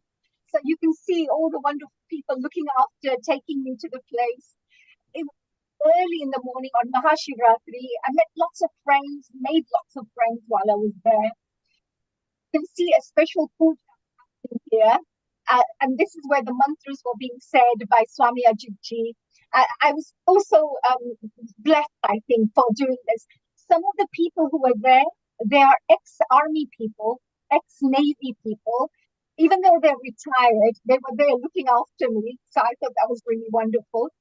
And then where I felt very proud that I ended up experiencing the beauty of the culture. So I ended up having this special star on my forehead. I felt really spiritual, and I was wearing this beautiful shawl that Swamiji had given me, and this special necklace that Swamiji had given me. Then I met these wonderful sadhus. I met the yogis as well, as we say, Agori Babas, security. You can see there was a lot of people here. You can see this. And all of these people, security people, completely, I would say, supportive. As we moved on, I met many, many sadhus, got blessings from lots of sadhus, as you can see. And this was so beautiful. You can see the sun that was just rising actually in the morning when we finished our snan. This was where the loft was, which Shataji mentioned. Then I also went into the tents, how people were living in the tents near the actual Maha Kumbh. So I ended up meeting some lovely aunties and uncles and doing media interviews. Shamji, Triveni Sangha to do the arti. Even at night, there were so many people there. It's unbelievable. So many people. Again, security everywhere. Wherever I went, there was security. Honey, you were disturbing the security. We should have cautioned you over there. And they all wanted to take photos with me. They were like, yes, I could see eagerly they were wanting to take pictures. It's so nice that they were so friendly. Yes. And because of friendliness, everybody enjoyed themselves. And look at the number of people in this festival. Look at that. Yes, the arti, I mean, this was amazing. This was Mahashivratri night. And this is when I ended up doing the arti. I missed the arti actually. So here, I missed the arti at the Triveni Sangam. But I ended up meeting a priest. He came along to me and said, would you like to do the arti? And as soon as I started doing the arti at this place, I ended up having many, many people just joining me this is what I was doing the arti. So this is the priests I met, and and this was an army officer, I think a security guard was looking after me. This culture, I was loving the culture. I was loving meeting the Agori Babas. This Babas gave me a lovely Rudraksh bead as a gift, and that gift is for me a very invaluable. The people who welcome me, the local family members. This is, she was here early. Yakshi was there on our episode. And presumably you were with Radheshyam most of the time, Radheshyam Namdev. Yes, Radheshyam Namdev, who is, of course, part of the RSS. He's one of the UP, he works in one of the top organizations there. He helped to organize. So luckily, I had all my VIP cars and the hotels and, everything was organized for me to get access to wherever I needed to go and to do the filming as well. So that was very useful to have, Radheshyamji and Manojji. There are two people who really helped me. Manojji was a journalist there, so he also promoted this documentary as well to his audiences. So, honey, stop this here, freeze it. Stop the screen share, freeze it here. So we want to carry on with this again in a moment. Bring back the screen and the speakers. Let us, So, so let us see. Yeah. So Anil, you were there. You went to the festival. You saw part of it. What portion do you relate with what Honey saw, and were you in the similar zone or were you at different place? Well, we arrived on the 16th itself. Yes. And we did the snan first thing in the morning on the 17th in the Triveni Sangam. We took the boat, got to the temporary built stand, and then we went into the water. And as the sun was rising, we walked away from the stand in front of the thing, took the dips. It was just like amazingly peaceful environment. You have to be there to actually feel it. Are you missing it? Oh, 100%. I've already saw like a plan or hope, the God willing, we make it to the next one whenever that happens. Like, Now, Anil, you seem well settled Britishite. So you're, more Britisher than maybe you spend enough time over here. When you felt and landed and you were part of it, did you feel you let go of everything and you just became just like a yatra guy and spiritual? Yes, you can't Absolutely. help it. You can't help it, isn't it, Anil? Yeah, it's just a natural thing. You just simply, honestly, you forget the good side of life and the comforts and everything like that. We were ready for this thing because, as I was saying before, we did the Char Dham Yatra for 12 days, and we were getting up at 2:30, 2 o'clock in the morning every day to get to the right area to do the pujas and stuff like that. Similarly here, we just let it go. We all knew whatever was going to come our way, we had to tackle it. I mean, in my group, the people, we had 3 cancer recovered people, and Yes. and they again just went through the full journey, no complaints, no issues. Everybody just, and one person, honestly, she was not only cancer recovered, she had an accident on the day we arrived there on her ankle. And she dragged herself for 6 kilometers of walking. The power of spirituality. This is what I'm saying. She had to get off the stand and get up into the stand and do the snan and everything like that. And then we had to cross the boats, because when you get to this stand, there's like 6 rows of boats there, and you have to jump from one boat to the other boat to the other boat to get to the stand, and that's an experience in itself, And Anil, Kailash was here earlier. She had an accident. Right. She carried on as well. We're going to bring Kunjal Butch as well. She's in India. Kunjalji, if you could landscape your video, if you could landscape. Mita, you can unmute yourself. I made your co-host. Unmute yourself and make your comment, and we bring, yes. Kunjalji, if you could landscape again, you nearly did it, but then don't touch it. Yeah, Mita, your comment.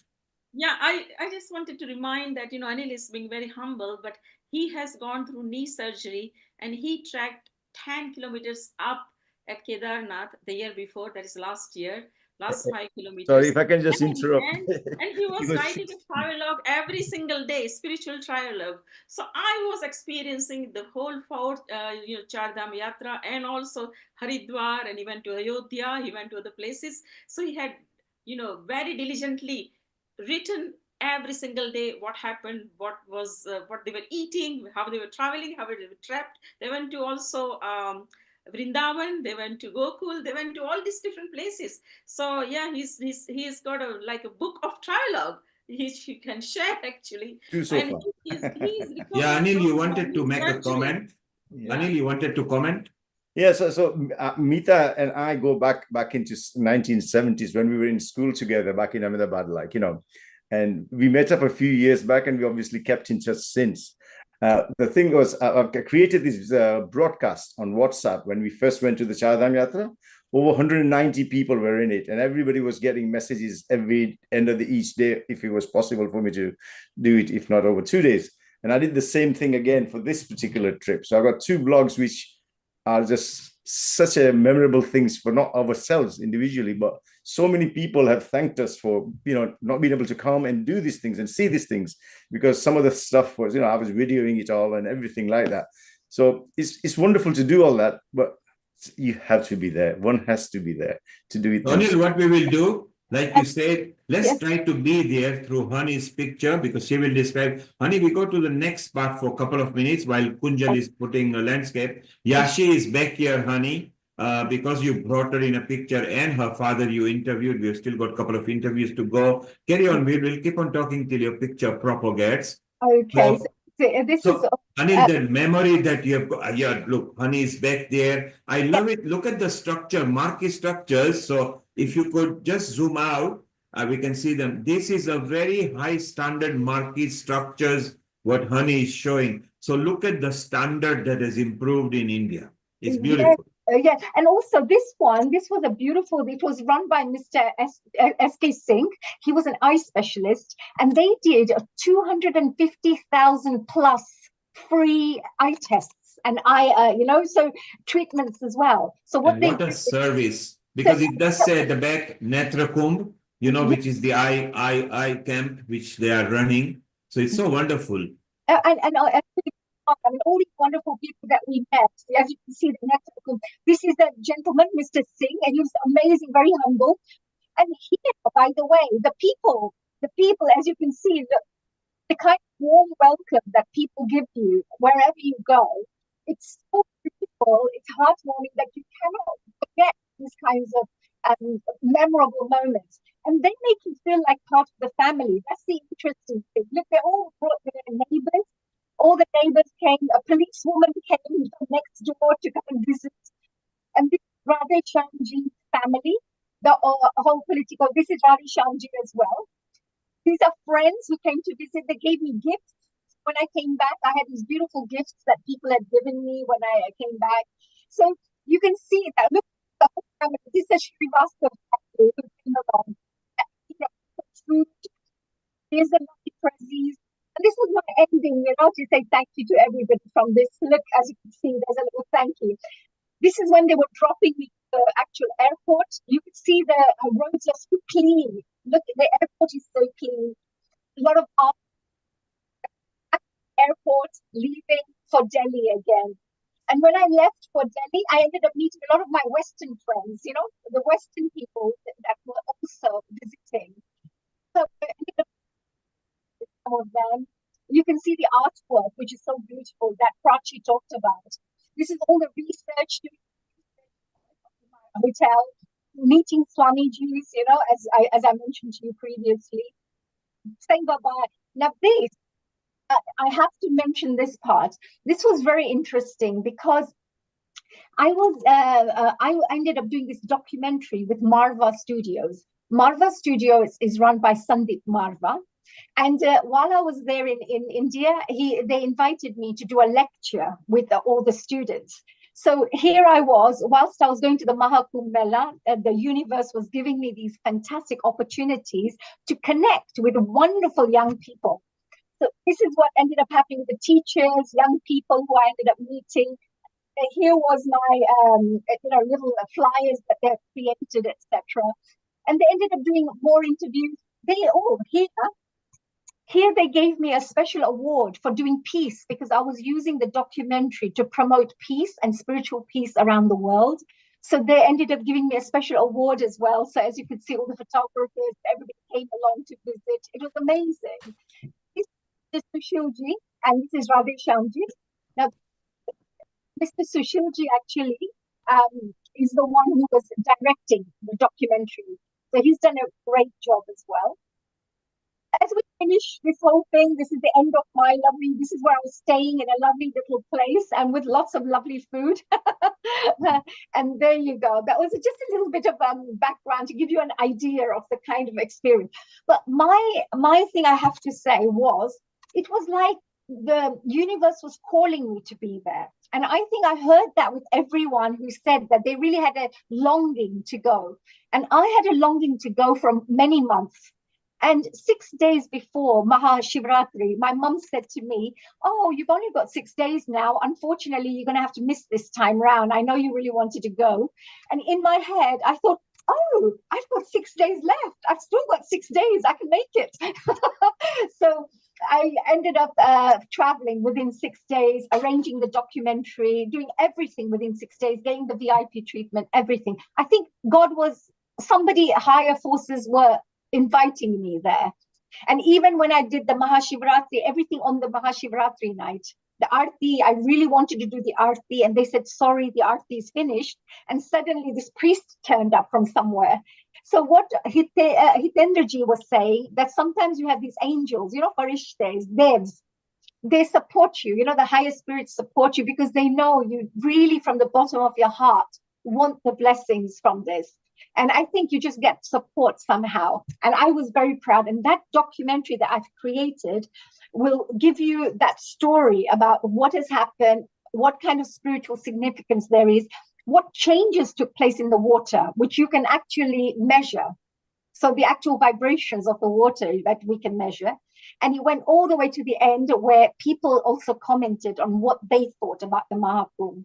So honey, yes. You are proud to be there, and we are proud that you were there. Hitendra, if you could make a note when the documentary, which is about 25 minutes, in North Carolina, in Texas with Danada, and Colorado with Sharon. If we can show that documentary either through our platform or in your gathering, then it will be very good, because the whole ultimate documentary is very good. And maybe we also we merge Hani and Shantanu together, because in good faith, Shantanu, as senior as he is, Riddhi told him to come over here. It will be very good for our outreach, and also maybe Hani make a note with Gayatri in Mauritius and Sanjay Thakkar in Uganda. I think this merge of the documentary should be shown at the both place. Take a pause for a moment. I want to bring Kunjal Butch here. She actually loves the Indian knowledge system. She has got a master's in it, but she actually also loves healing. She likes the word healing itself. She loves healing people. She's also got, she has exhibited very recently in Ahmedabad in a very principal places. I believe that's what it is. And our, honey, your friend Talla Mashru actually introduced. A global namaste to you, Kunjal in India. How are you? Global Namaste. I'm very well, and I feel really privileged to be this to be in group of conscious community. So thank you very much for having me and welcoming me. So basically, we are connected to different parts of the world at the moment. Yes. And you can make friends, and you can contact through Tolaben will give you the contact through Honey or through Amrita or through Riddhi. We are all connected at Healing Our Earth. Sure. We Sure. just connect people without condition and no selfish gain. So it's so beautiful that you do that. Now you've got so much art there as well, which we want to see in a moment. But we want to, over the next couple of minutes, because Anil and Honey were in the same time zone there in India. So both, we are getting two views from that.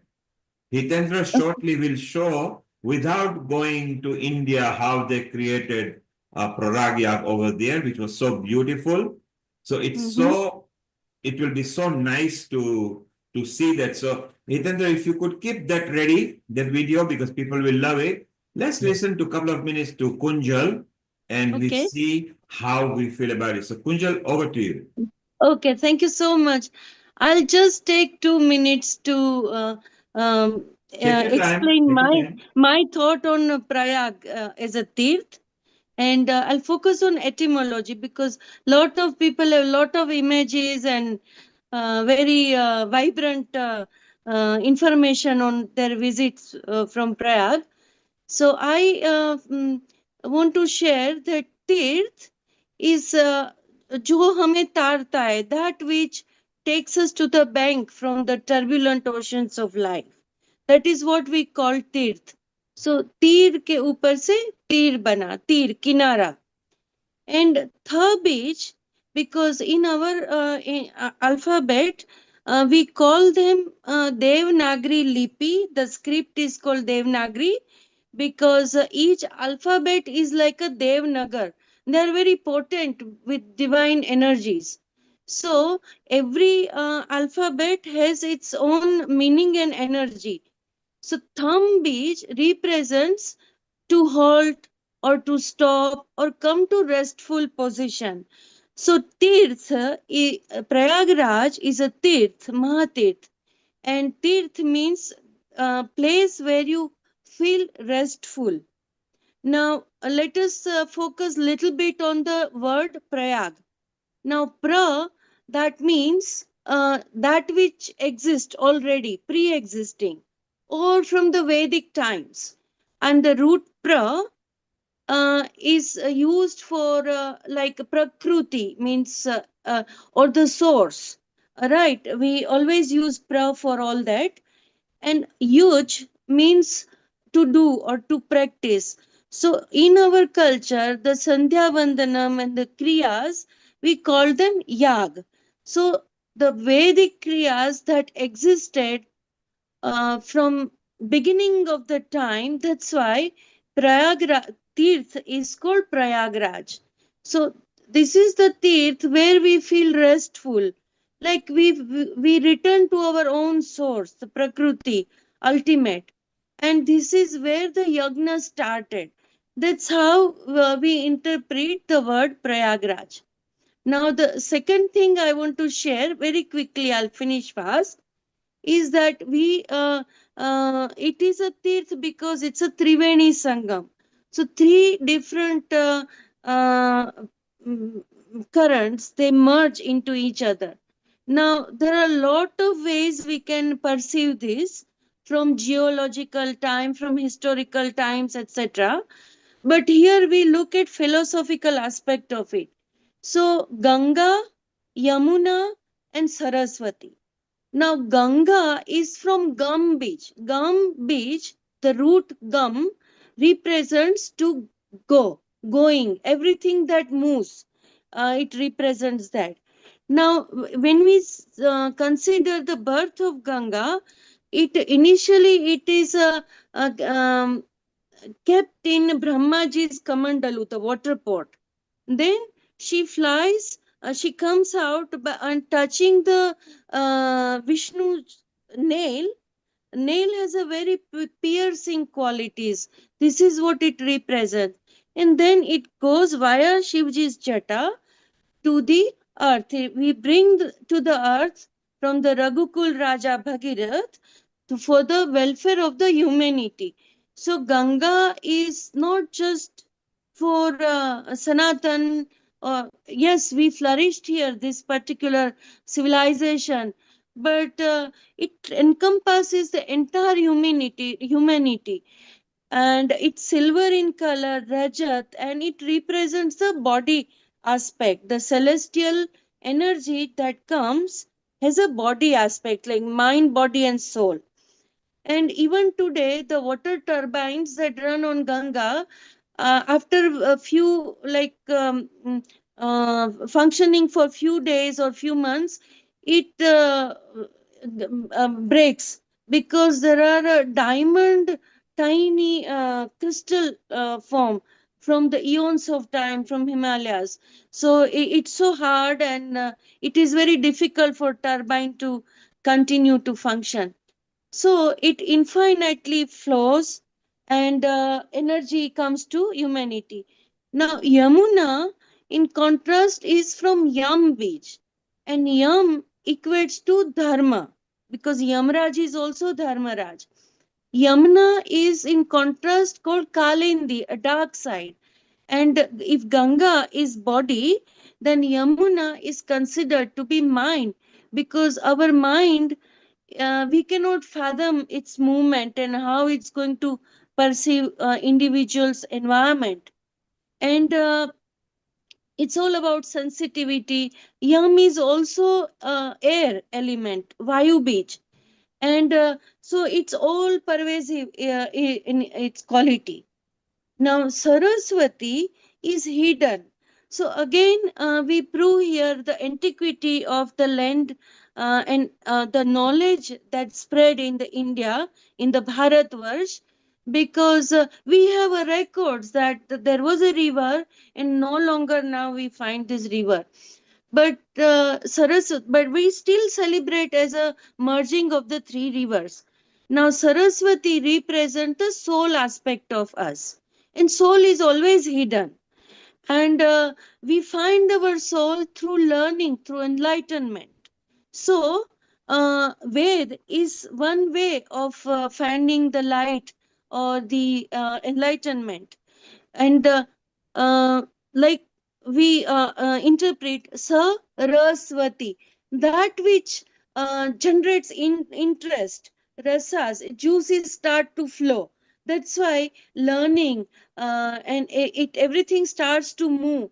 That's why, and yes, it ends up in transformation, evolution, mutation, and it changes the plane. That's why it stopped flowing on the surface. So when we reach the higher planes, our dimensions change like that. So this is my interpretation of Triveni Sangam. Thank you. So Thank you, Kunjalji. Now, thank you. okay, We want to know done, more. done. We want Okay, to know more about what you felt in the Kumbh Mela, but wait for a moment. sure. Hitanju, if you can kick in that wonderful video where all of you are taking a deep in the American Ganga Nadi. If you could keep it ready and Okay. we can play it. And we will also go to, so Talaben, please landscape your video, which means it looks like everybody over here. Then we call you in and you can say hello as well. While you are doing that, Hitendra is going to now show this beautiful video. And this is able to what... see it? Can we see it? Yes, we can see it. If you maximize the screen, play the video, so video will take over. Play the video where you are immersing, the middle video where you are immersing. You need to play it. So go to the play button, share, play button now, and sound.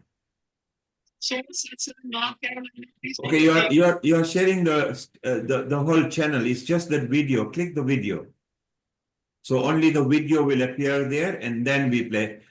You can stop screen share, keep it ready, and come back again, Hitendra. That's fine. We chit chat now. Yes. I think Talaben is not able to landscape. Yes. Yeah, Talaben, always requested, you always come landscape. You've been on healing many times. Keep landscape, not portrait. Don't worry. Just say hello to Kunjal till you find out to do landscape. Talaben, say hello to Kunjal. Global namaste to everyone and Jai Shri Krishna, Jai Ho. Kunjal Ben, Jai Shri Krishna and Jai Hari Om. Kunjal Ben, nice to see you. And Kunjal Ben, Global Namaste. Thank you so much for including me. Global Namaste, Talaji. So, okay, Kunjal Ben, it's nice to see you. You were together in a Kumbh. The one thing I would just want to tell everyone, Kunjal Ben has been my mom. She looked after me. She held my hand. And whenever I fall down, she picked me up. That's the main thing. She has done a lot of things for me, and I will never ever forget that. If Kunjal Ben was not there, I won't be able to go to the Kunj. I was thinking I can't go alone. And then then I went to Ahmedabad. They have done everything for me.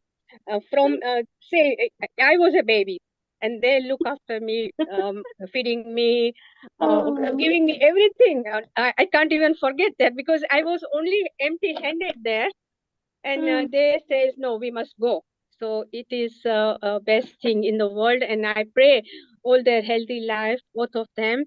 And Kunjal, your name is with the Kunj, so it is a very nice name, and that one I will remember forever. So thank you very much for that, and we had a good time. Okay, I think Talaben is very gifted lady.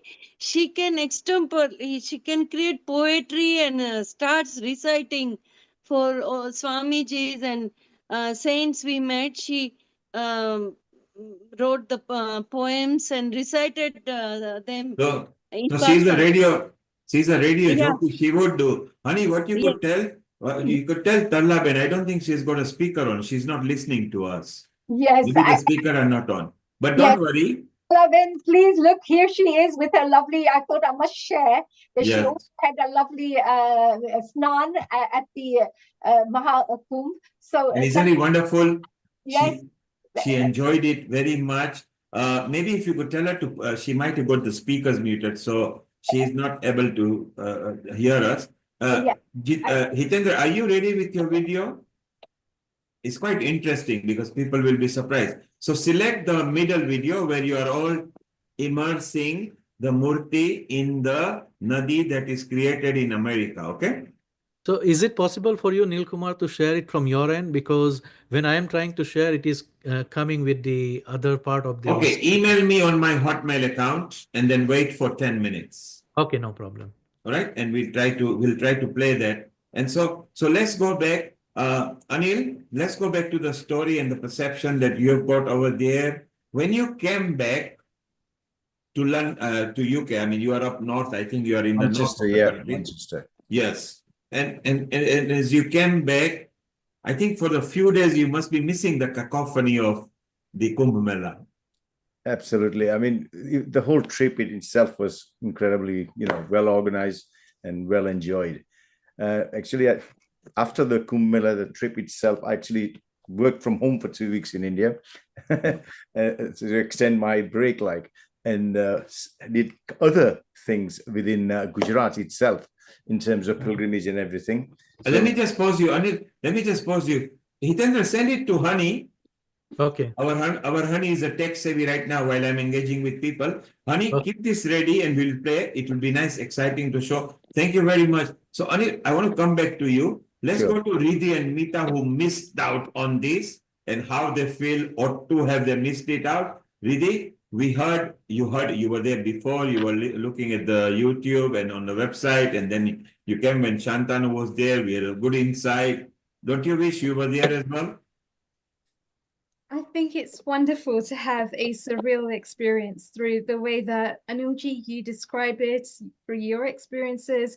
Honeyji, the way that you've actually got the videos and the presentations together, and you kind of just take us through this journey where we feel like we're there with you, interacting and just being a part of it. And I know it's not quite the same thing, but even just having a surreal experience of the whole situation, it's just fantastic. And so how did you feel once you actually came back to the UK? What changed for you? Was there anything specifically that you felt was different afterwards? Is that Anilji or myself you're asking? Both of you. Both of you.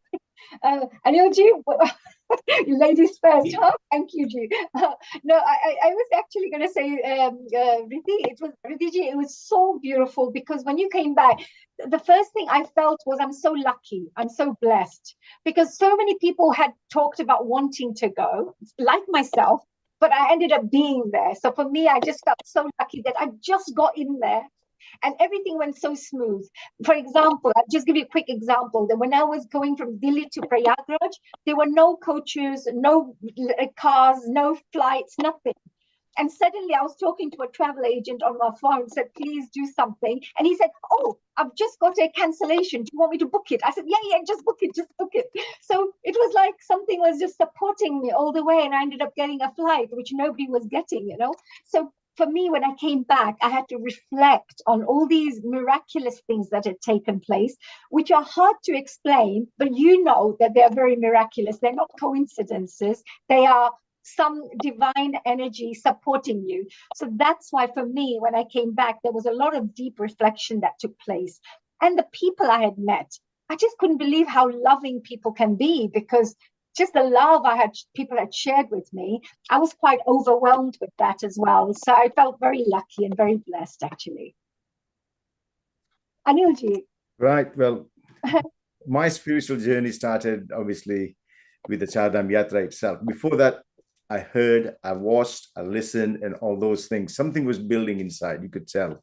And it started then. And when we came to this one, this was even a longer wait, if you know what I mean. For me, I had to do one Kumbh Mela in my lifetime. I had to. And when this opportunity came, there was no way of missing it. And when we were there, everything that I thought I would feel definitely came true. So tick off the box which I needed to do. And as you said, people, everyone, there was absolutely no one shouting, pushing, or anything like that. It was just everybody making their way to the holy rivers where the Triveni Sangam was taking place, and everybody taking their snan and going back, type of thing. And when you do go back, actually, to be honest with you, you reflect a bit later on because I actually worked for 2 weeks, as I said, so things were moving at a fast pace for me. But now back at home, today, when Meeta just out of nowhere said, "Would you like to do this?" I thought, "Wow, okay, gone then." But then again, I've been so busy since I got back. But the thing is, thank you, Meeta, once again, and Nilkumar for having me on here. And it's next stage is now I'm going to do the Chardham of India itself. That's already planned in the sense. Well, you're part of the family now. And whenever any episodes you want, maybe Meeta will keep you in a loop, or our Amrita, who might by now, Meeta might have sent everybody's numbers. They will keep in touch. Healing Our Earth is one seamless family. Everybody loves each other. They just share each other's knowledge, which is beautiful. Hitendra, we are going to skip your video. It's not working at this end. Yes. It's a cluster of the video. Okay. So I'm going to be popping out, Neil G, and I'm popping yes. back in, and I'll make sure the video is on the screen then. Yes, Okay. it's so beautiful. I want you to see, I want you guys to see, for those who were not able to fly in India, how they did it, which was very good. Let's go to Tallab and Mashru and see, can you hear us now? I was Tallab, can you hear us? Yes, I can hear you. Very slow, but I think you're. You are far, now your microphone is gone funny. Okay. Can Okay, I just we'll try you back. Somebody wanted to speak. Can I just interrupt for a minute, please? I also need to dash off now, but I will sure. watch the video further on. I've got a couple of other events taking place here. So Thank you for being. So I'll say namaste to everyone. Thank you to Mita once again, and yourself, Nil Kumar, and enjoy the rest of the evening, guys. Yeah. Global namaste, It's and we wonderful wish to you all hear the about best. your synchronicities as well, and this way that things have just come together and it's all clicked. And it's wonderful to hear that you are really inspired on these journeys as well. And you are now part of the family here at Healing Our Earth too. Thank you so much, and I look forward to the next things. Thanks again. Bye-bye. Namaste. Well, so Mita, tell us, what is your experience from what you've just heard here, with Honey G speaking, with Anil G speaking, the rest of the guest speakers? How are you feeling? Sorry, Riddhi, you're talking to? Mita. Oh, sorry. Mita, that question is to you. Okay, yeah. So I was feeling, very good question, Riddhi, and my thoughts resonate with yours. That what after Kumbh, post Kumbh, what difference has it made to my core personality, whoever has gone there? I went to Mini Kumbh, which is in Bhadbudeshwar in Gujarat, and it is near Khambhat, the banks of river Narmada, which is considered equally pious. And that was when I was a teenager, early teens. And I still remember, that it had an impact on me without, it was like passive smoking. I did not know why I was said I was with family, because they used to take us to all the pilgrimages. So we went there. So, but we as adults now are going to Kumbh, and how is it changing our core personality? Have we changed our mindset? In what ways are we more spiritual? We have to ask ourselves. We don't have to prove to the world. And what part of our being is rejuvenated? What difference has it made? Or is it that for social media we are there and we want to show I was at the Kumbh as well? Or we really want the internal transformation and reflect on it? So what sort of rejuvenation is, and what sort of day-to-day life applications we are doing as a result of being to this once in 144 years event, and in Prayagraj, in these three pious rivers, Ganga, Yamuna, Saraswati, and absorbing that within yourself during the constellation, during the right time of the year, and how that has influenced you yourself in transforming, how you become selfless in your seva to the community, or you treat everyone at the same level, or human beings at privileged position, you will look there, you'll respect them more, adorn the privileged ones. How are you going to change this? Is there a total paradigm shift, or is it going to be a gradual process of cleansing the soul? So yeah, that's to all who went there. Beautiful. I think you nailed it. That's the best answer so far. Honey G, is the video ready? Riddhi ji, actually, and of course, Mita ji, I just wanted to share the documentary that we have created as part of our group is actually telling people, what we are sharing and educating people is 650 million people can go to, to the Maha Kumbh or a Kumbh. How about if everybody did the same prayer of peace? And how about everybody does one prayer? So before they do their special dip, with their heart, with their full intention, what kind of shift would take place in the consciousness of humanity and of this planet? So I feel that India, as that's where we're celebrating this, could have a very big, I would say, a place, some big work they can do for the peace of the world, by bringing this special prayer into the Kumbh every year. So every time this Kumbh is taking place, every person would be told beforehand that when you go, can you say this same prayer? And the prayer that I had in mind was the Om Dio Shanti, which is Om Dio Shanti, Antariksham Shanti. So this particular one, it talks about peace for everything, peace for the world, peace for the planet, for the environment, for us, for everybody. With the war that's going on, with the disharmony that's going on in the world, with the disunity, this could be a way to bring the peace and harmony back. And the consciousness, as soon as the consciousness shifts, the mind thinks differently. It thinks more in an enlightened way.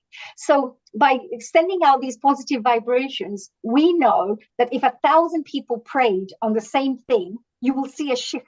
Or you could even heal somebody by everybody praying at the same time for someone to give them that positive energy. So can you imagine 650 million people praying for peace? So this is what's in the documentary, and this is what we wish to share with the world. So, honey, it's a perfect thing what you mentioned to show. Mita, if you want this documentary aired in your university, in your union or a small room or something, bring the students. Honey will come in with the software. Let's share this stuff in the uni as well, because the children will love it.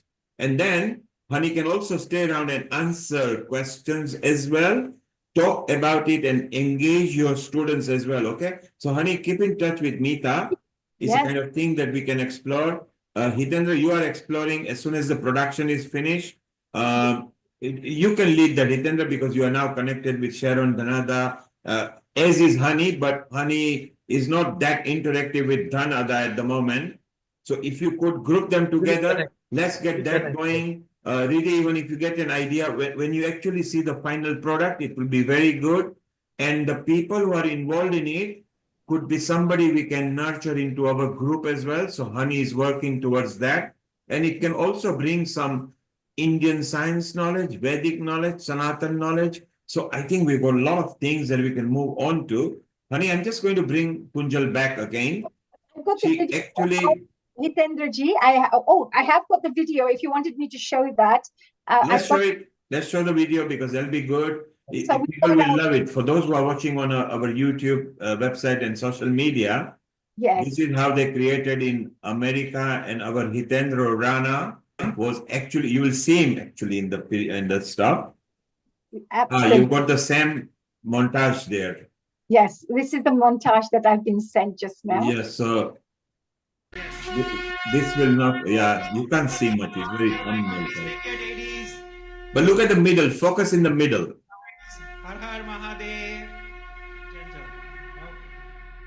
There you are, look.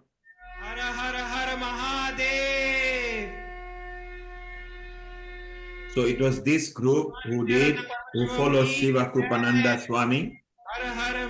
I think Hitendra, our Michael Dunn follows this as well, doesn't he?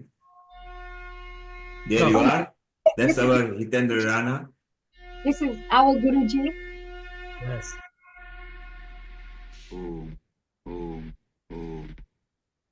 You can show it one more time because there is so much information in short video. We tried to show here.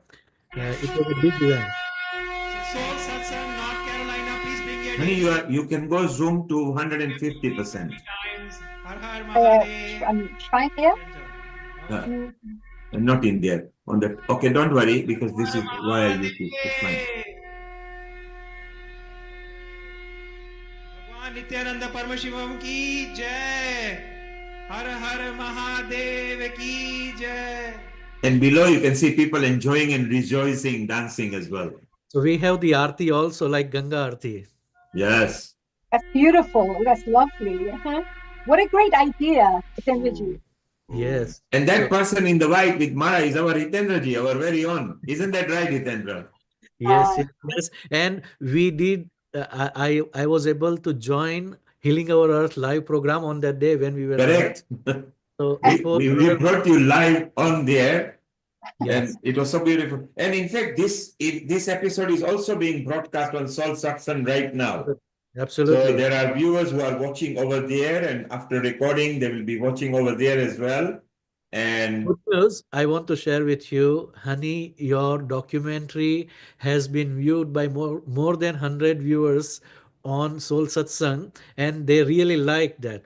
So I am inviting you on Soul Satsang to share your documentary, because it is going to be loved by many people who are common to both of us, because our Guru is same. When Hani was talking about my Swamiji gave me the mala that I was wearing, my Swamiji gave me this shawl that I was wearing, I felt so much love because we both have the same Guru. And as Hani, you could see there, in the Kumbh Mela, generally the Naga sadhus are the privileged to take first holy dip in the Triveni Sangam. When this global Kumbh Mela was organized in LA, our group, Soul Satsang, was privileged to have the first holy dip for Shiv Krupanand Swamiji and Shiv Baba, our Dada Guru, in this water. So I guess that, as you are saying, there are some divine forces, there are some Guru Shaktis, there are some spirits who are helping us in making this mission more popular and more reachable to many people. So this platform is doing the same thing, and I want to say thank you from the bottom of our heart to Nil Kumar, Healing Our Earth channel, and all the guests and hosts who are doing excellent job in volunteering and bringing this information to everyone. And Again, Hitendra, at this point, Neilji, you yeah. mentioned about the screening. We can do a whole tour which Healing Our Earth will be presenting to the world, and I'll be more than happy to do even Zoom calls where we can do questions and answers. But we can do a screening around the world as Healing Our Earth initiative. So let the final product come, then everybody will help. Honey, you may not be aware, as soon as I send the promo reel, Hitendra was the first to put it in the YouTube of the Soul Satsang, and he made it viral then and there. So kudos to you as well, Hitendra, because you always support. And it was Honey who brought you on the channel for full dedication of Samarpan episode that we started. And now for the world, Hitendra is our coordinator there in North Carolina, and is also dealing with so many people from Healing Our Earth directly. So we are very proud of you. And we've used our Swamiji's prayer, Om Dio Shanti, the way we sing it. We have that added onto the documentary. And you did something in USA. I just added it into the documentary. So there's some similarities that we are working on. Thank you. So beautiful. And now you thank our host and other things. So one of the most charming, humble, youngest maybe, a very senior anchor and senior admin all the way in Jalandhar in India. Amrita, we can't let you go without thanking you. So, we started with Simran. After Simran came Honey. With Honey came Lalit Soda, Milan Shah. I mean, they were there before anyway. And these have all been a senior anchor part who are still here. Simran might be coming on our celebration episode where Amrita is going to meet directly to Hiral and Bindu in Mumbai. People are mixing with each other. And Honey, you are anchoring the 5th anniversary, which is on 13th of April. And Hitendra, next week is Ram Navami. So I've kept your usual spot either at 12 or 12:15 ET time. Yes. After Dr. Naveen Gupta. So check your diary and block it. And Kunjal, you can come maybe on there and bring the Indian science knowledge about Ram and Ram Navami and your drawings. If you got you need to unmute yourself. You need to unmute yourself to make comment. Just unmute yourself. That's it. Yes. Yeah. Yes, sure. Yeah. And because they are all oil on canvas. Yes. So I'm not sure so quickly I can make something especially for Ram Navami. Yes. But I will still create some visuals. Yeah. And at least come with some Why don't deeper you meaning. liaise with Honey? Sure. She's our mini tech savvy girl as well. If she's in a good, if you give her 50 rupees, she will definitely guide you. 100 rupees, she will 100% guide you. Okay. She will help you, and she's friend of Tallaben. Okay. So Tallaben, although I've got the number, give the number to Honey, and Tallaben always comes in Ram Navami as well. Yashi, you are welcome. You're part of our family. Even Dad can come over here. It will be so beautiful. Honey, we've got one more interview to show. Yes, I do. Actually, this was a very important one because it was the hotel gentleman, the manager of the hotel, who told me and gave me such a wonderful insight into what had happened in Prayagraj. From his point of view about what has happened. So, and the kind of how they have to deal with such a big influx of people. So let's show that. And do we have a video from Sandeep or a message from him? Yes, I do have one short of Sandeep ji, with Sushil ji, yes. So let's show the hotel receptionist Sandeep, and then you and Amrita can finish off with a night. Well, Hitendra can sing Gayatri Mantra today. He loves it. And who is this? Hi, good afternoon. This gentleman, his name is Anupam ji. Yes, he's introducing himself. Yes. I ended up getting a space because, of course, I had lovely connections. So Radhe Shyamji made sure that I got a hotel room because there was no hotel rooms anywhere. Proper diva. We can say proper diva. Yeah, I know. So it's a healing our earth diva, right? Yes. Working as general manager in Hotel Yugandhar, Civil Lines, Prayagraj. And tell me a little bit about this hospitality industry. How did the Kumbh Mela affect and impact the hospitality industry here in Prayagraj? Before starting Kumbh, we were well prepared to accommodate our guests, not only from India, but from around the world. We had guests from Australia, Japan, Germany, Indonesia, Thailand, Bangladesh, lots of, US, lots of.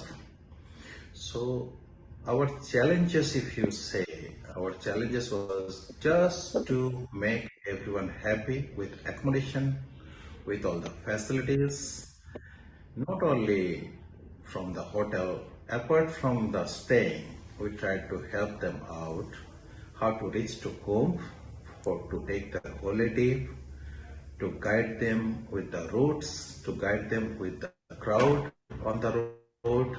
There are lots of things are there. We try to help them out with all the informations. That's wonderful. And there must have been challenges because, with so many people coming to Prayagraj, and I understand there's millions of people who turned up. Could you give us some facts or some interesting things that you experienced as challenges? All right. Before, there are lots of bookings, lots of guests who are supposed to come during that Maha Kumbh. And we used to receive calls maybe 2-3 days before. Hello, Lata ji. Kaise ho? Can somebody please switch the voice, please? Sorry? The second screen from. It's okay. Sorry, it was our Tallab and I've muted. Don't unmute anybody till I unmute. Over to you, Hani. Lots of traffic on the road, and in the history, I think we have seen 300 kilometers of traffic jam during this Maha Kumbh. From Prayagraj to Madhya Pradesh, there is a place named Katni. It is 300 kilometers away from Prayagraj, and all the roads, the road that's connecting to Katni and Prayagraj, it was completely packed up for 24 hours. So there are lots of records also we noticed. That deep, it was 660 millions of people. Itself is a wonder. And traffic also, but at the same time, we tried to guide guests, how they can come. There are lots of people, they used to come by flight. But sometimes people wants to come by road, by train. There are lots of things, and we used to guide them accordingly, time to time, Today the rules is something, and tomorrow the traffic rules can be changed according to the situation. So government also taken a good part, they manage really well. The crowd management, we have also learned from Yogi ji. So it was there now. And our main motto was to help people out whoever is coming from India and from around the world. That's amazing. Is there any final message that you'd like to share with the world? Before Kumbh, I think people did not know where is Prayagraj. I have got lots of friends from around the world.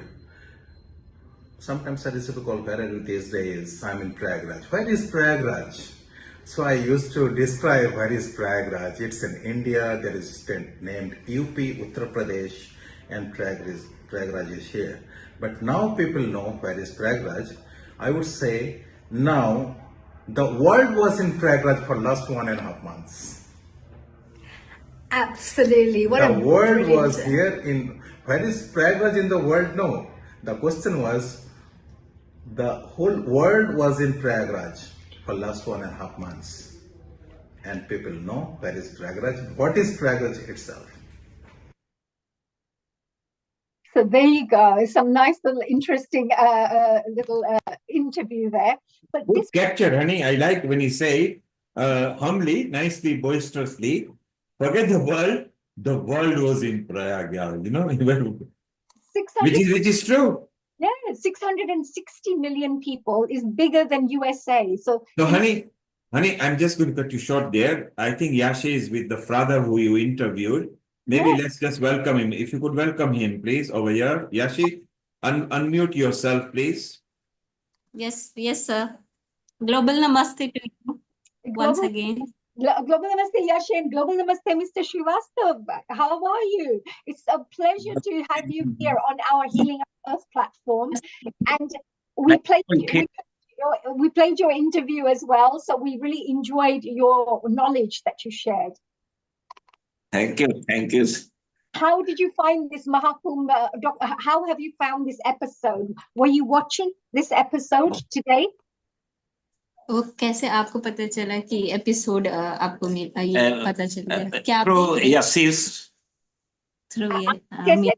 आपको कैसे लगा आज का महाकुंभ का documentary कैसा लगा ये episode बहुत अच्छा लगा I would love you to speak Gujarati, and he speaks Hindi, and Amrita speaks Punjabi. You're multilingual, right? Multilingual. हम कोशिश करेंगे. I keep going to Hindi. You're doing well. It's very nice.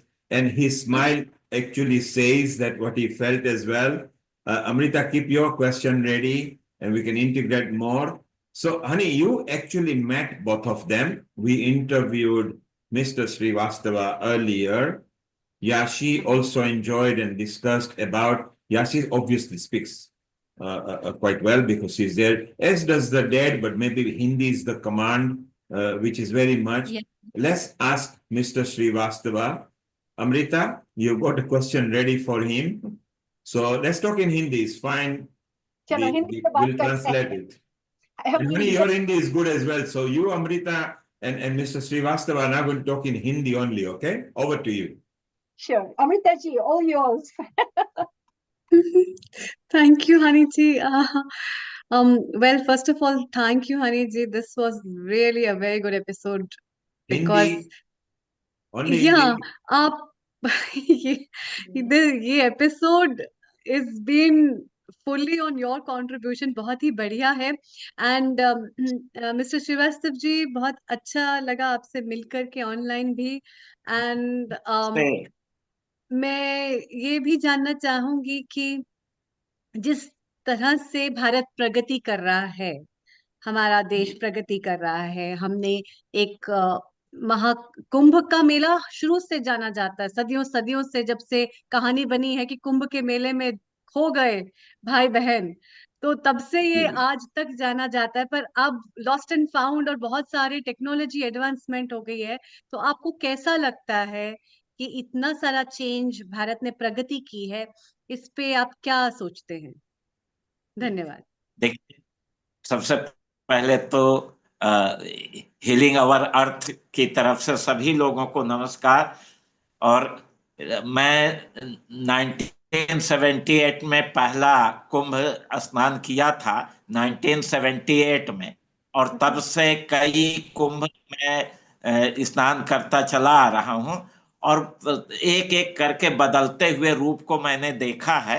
लेकिन इस बार का कुंभ बिल्कुल अद्भुत था और ऐसा लगा कि बिल्कुल पृथ्वी पर स्वर्ग उतर आया।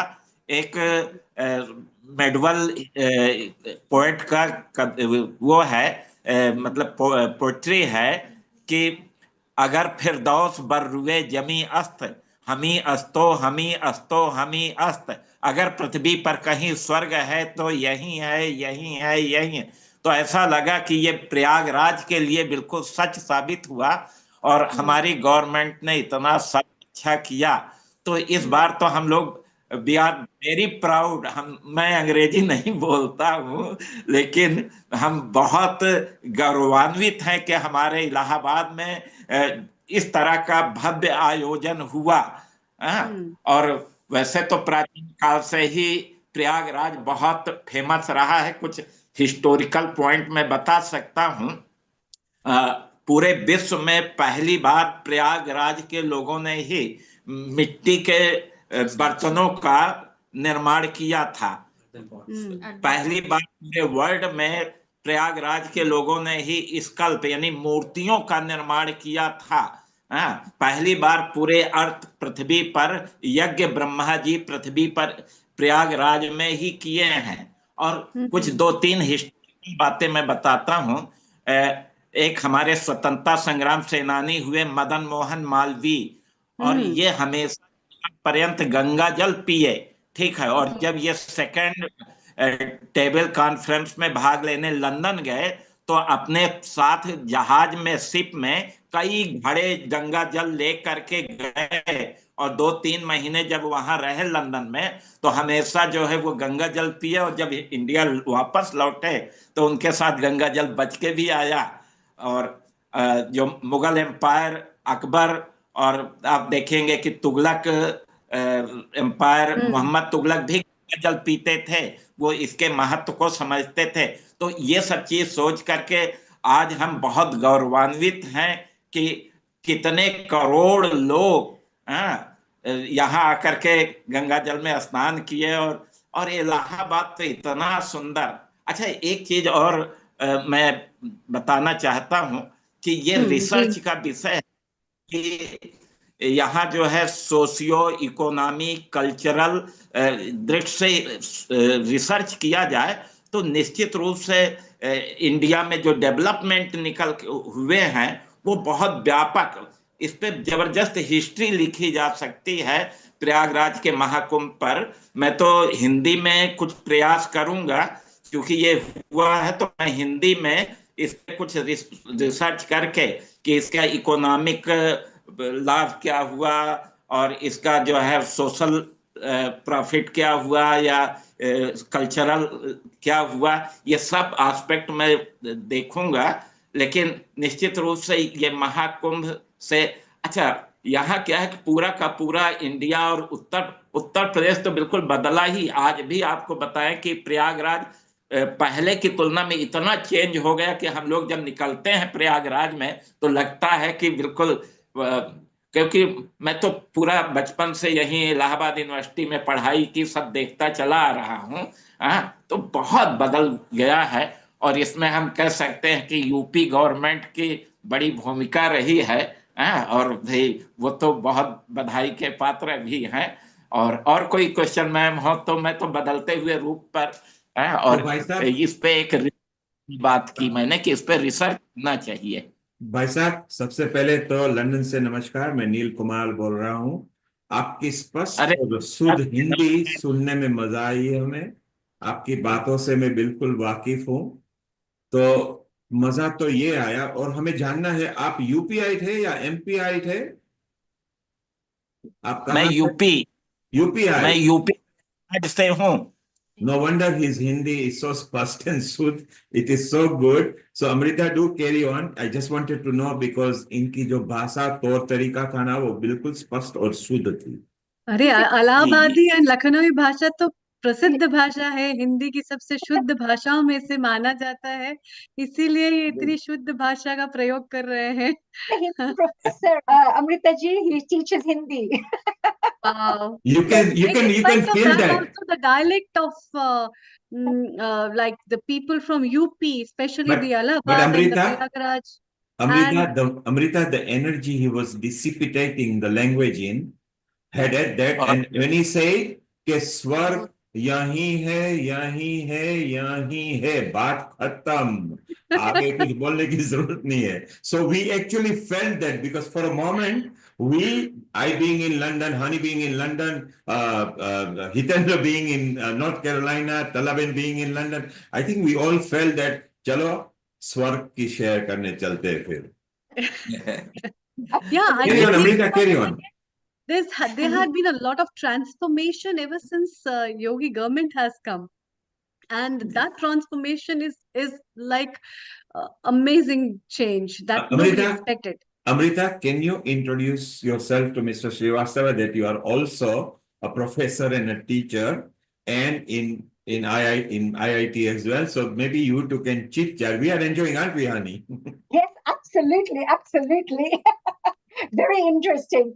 And later on, I can also show a little bit of Sandeep Marvaz, the one who's helping us with our documentary. Actually, let's do that. Srivastava ji, आप रास्ता कायम रखिए, यहाँ पे रहिए. Hani, let's show Sandeep's, because Sandeep is a good energy who brought us into this production. Then you did it because later we want him live as well. Let's show that, and then we get both the professors talking with each other and bring out some nice taglines or salient points. Yashi, we are going to be back with you in a Yashi, moment. please. नहीं यशी, आप एक कोई हिंदी की कविता तैयार रखिए, तब तक हम हिंदी में कविता सुनेंगे सभी. आप पापा को बोलिए कविता तैयार रखें, हम कविता सुनना चाहेंगे एक हिंदी की सभी. I have no idea why my video is coming upside down. So please carry on with the story and I'll just get it straightened out. I'm sorry. Yeah, so Yashi ji, my lovely, let's see if Amrita ji has just asked you to share a story. If you'd like to do that, that would be wonderful. कोई poem, अगर कोई कविता या poem आपके पापा के पास है, क्योंकि वो हिंदी साहित्य पढ़ाते हैं. हाँ. Unmute yourself. Unmute yourself. You have to unmute yourself. हो.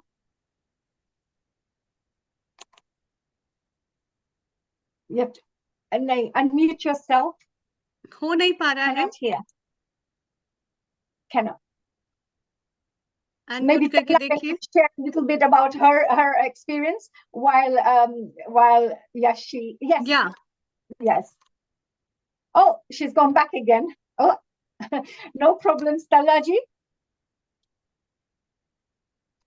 Yeah.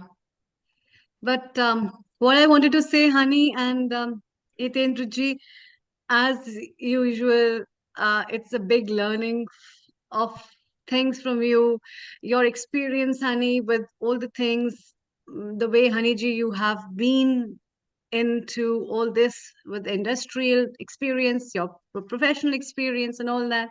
Putting together the spirituality of life is really a great thing for all of us. And same to Hitendra ji, you brought India over there, and I think that is also equally very important, because people miss the country, people miss the culture, people miss these things which is unique about India, which cannot be shared, and which I find so many people around the globe who are not even Indians, who don't have even the idea about anything, and when they come, they just come with an idea of spirituality. That's a great spiritual land. It's just a great spiritual land. And so giving the color of that spirituality and making people feel beyond the land or overseas so much is really a creditable job from both sides. So thank you, Amrita. Thank you so much to both of you. मुझे एक बात जोड़नी है, just to add humor to everything that is happening. तो ऊपर वाले ने अभी प्रार्थना के जवाब में ये कहा, अरे यार इतने सारे पापी लोग अभी पुण्यात्मा बन गए कि अभी स्वर्ग में भी ओवरक्राउड हो रहा है. जगह नहीं है.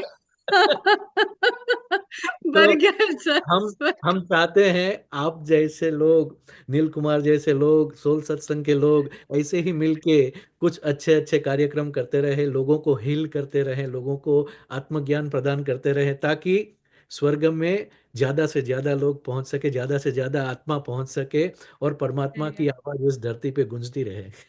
वाह वाह, बढ़िया बढ़िया, बहुत ही बढ़िया। पर वो आपके सहयोग के बिना तो बिल्कुल मुमकिन ही नहीं है ना, इसीलिए परिवार आपका है, हम सहयोग परिवार, हम हमको परिवार। हमेशा ही, हम लोग अपेक्षा करते रहेंगे कि ये सहयोग हमें हमेशा मिलता रहे और हम इसी I तरह से can't लोगों find को it. हीलिंग आवर अर्थ के माध्यम के I can't find ये it. सब बताते रहे। 14. So, honey, are we ready, honey ji? It looks like I keep getting an upside down. I have no idea why I keep coming upside down. Upside down video. I could show you the upside down video. Okay, let's have our future online episodes that we. Amrita, you can mention all the future events. Yes. So we look forward to see each one of you again and all our lovely viewers at Ram Navami special, where we'll have celebration of bhajans, kirtans and much more on 6th of April 2025 from 2 p.m. British Summer Time onwards, as the clocks have shifted in many of the countries after this. So remember that.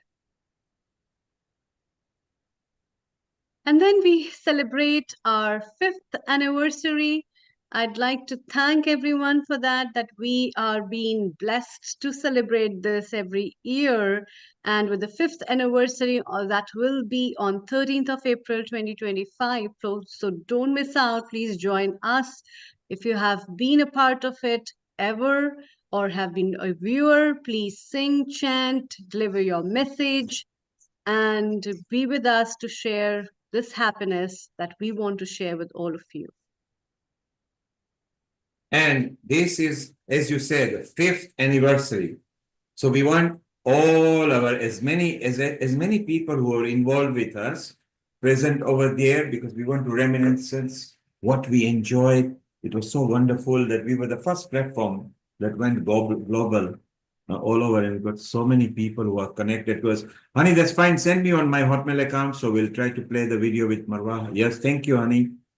And Amrita, yoga, meditation, body, mind, and soul coming the week after that. 20th of April 2025. Yes. And then this one. Tai Chi and Qigong, the World Tai Chi and Qigong episode that will be broadcasted on 27th of April 2025.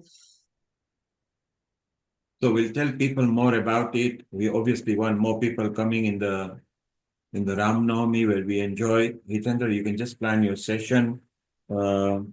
Presently, 12:15 ET time we have kept for you, which is the one that suits you. Honey, you are running the main 5th anniversary because you were there prior to Amrita. Amrita will be actually traveling, so she'll try to connect if she can on the way. She's going to Mumbai to meet Bindu, Hiral, Himanshu, and the whole gang. So, and a holiday.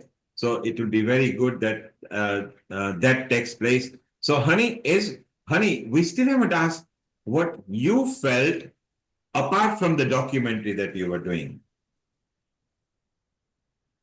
So, so what was your actually experience? You need to unmute, honey. So what was your experience?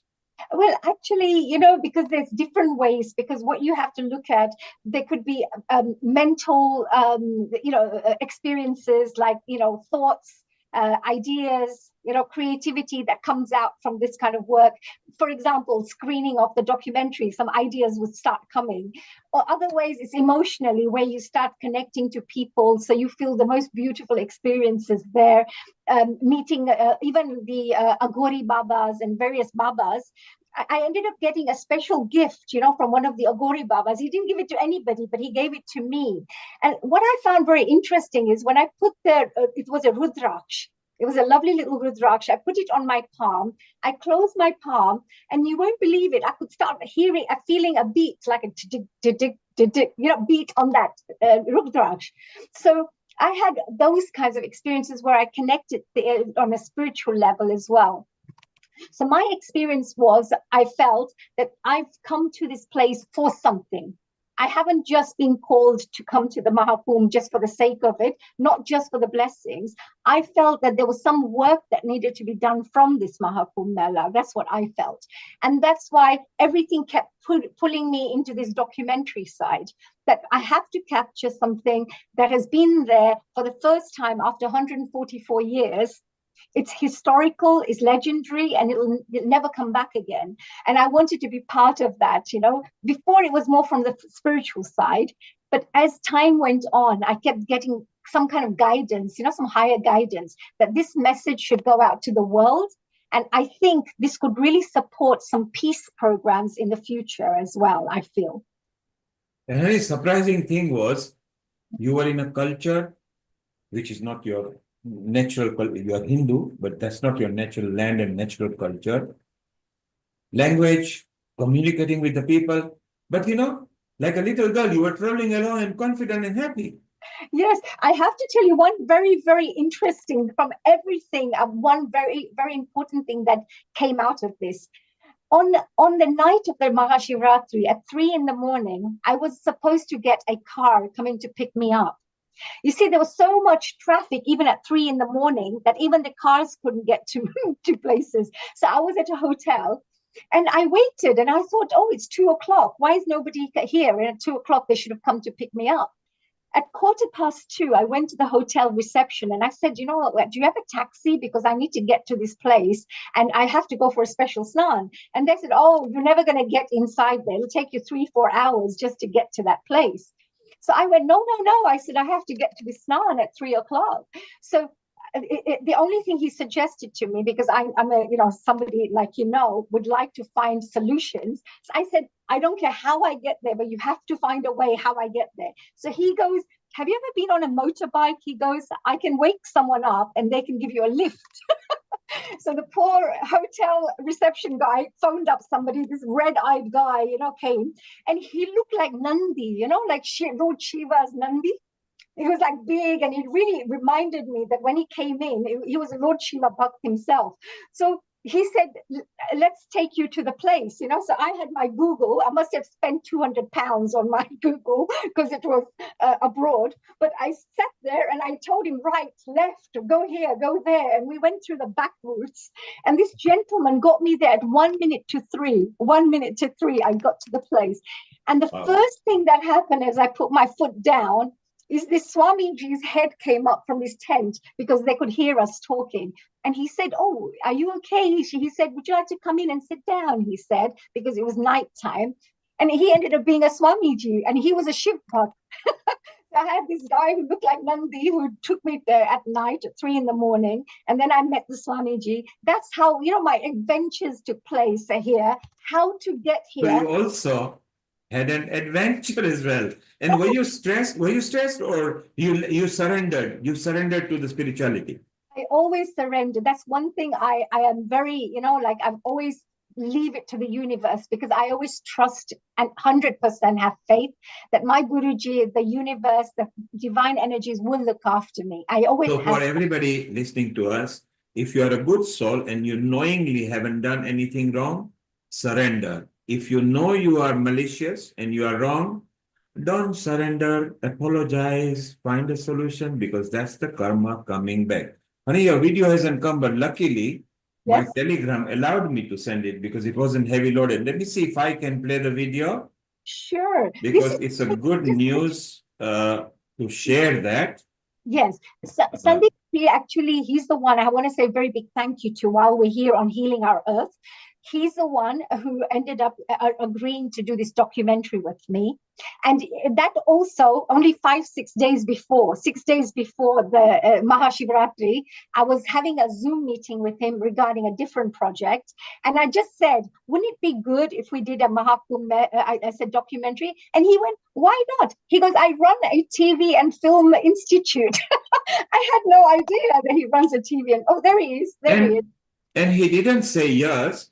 He actually enjoyed when he said yes to you and said, come on, let's do it. And when you see this video, you will understand why he consented. And Honey did very well in the short time. And did she not do well? If you missed out, go to the recording. You will see a snippets of it. And let's listen what Sandeep has to say and what is happening in this short video reel. Over to everyone. Yeah.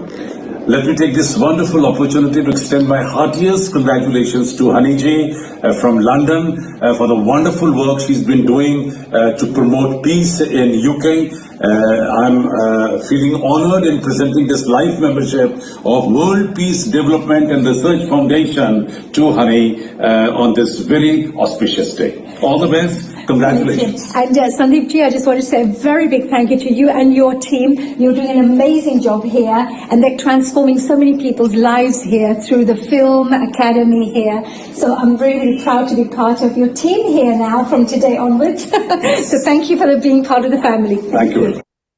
And for those people who don't know who Sandeep Marwa is, he's a very big production house, the CEO of the production house, and have got a good friendship with Honey. So Healing Our Art, Honey, and other projects of Honey where Healing are part of anyway, would like to joint collaborations and projects together. So again, it's beautiful that Honey not only went for something else and got something else out, and you did very well. Honey, we are proud of you. Thank you so much, Yoji. I just wanted to say, they're connected to 17 universities, all media students, etc. They run their own institution. Sandeep Marwaji, he had set up Noida Film City. So many years ago in Delhi, he's the one who set up all the Bollywood studios and things. And now he runs his Marwa Studios, which is the institution to train young people. So we are going to be doing many more projects together. And he's also invited us to create our own television program with them, So I'm working on that right now, and I'll come back with some more details. And Amrita, what Honey is talking, when the Hindi versions, because India will want that as well, someone like you would be a superb anchor in both the languages. So we will provide them multi-service, maybe translation into African languages, others. So Honey, that's your project. You're going to lead. I've already told you that at Healing Assets, they can start creating other assets they can create. And it'll be so wonderful to exchange ideas and get the students making real life, real project assets. And Honey, by the way, is from media. One of the subjects she loved was media as well. So it's so good. Our multi-talented little toddler of Honey rushed up into Maha Kumbh Mela and did such a good documentary that we all really enjoyed. Maybe it's time to say good night to everybody and good morning, good afternoon, wherever you are from. Just to tell our audience, they saw Sharon coming in the middle. Sharon and Danada are in Houston, where Sharon got accredited for his movie for coming. It was Dan Ada who made it with the Wellness Center.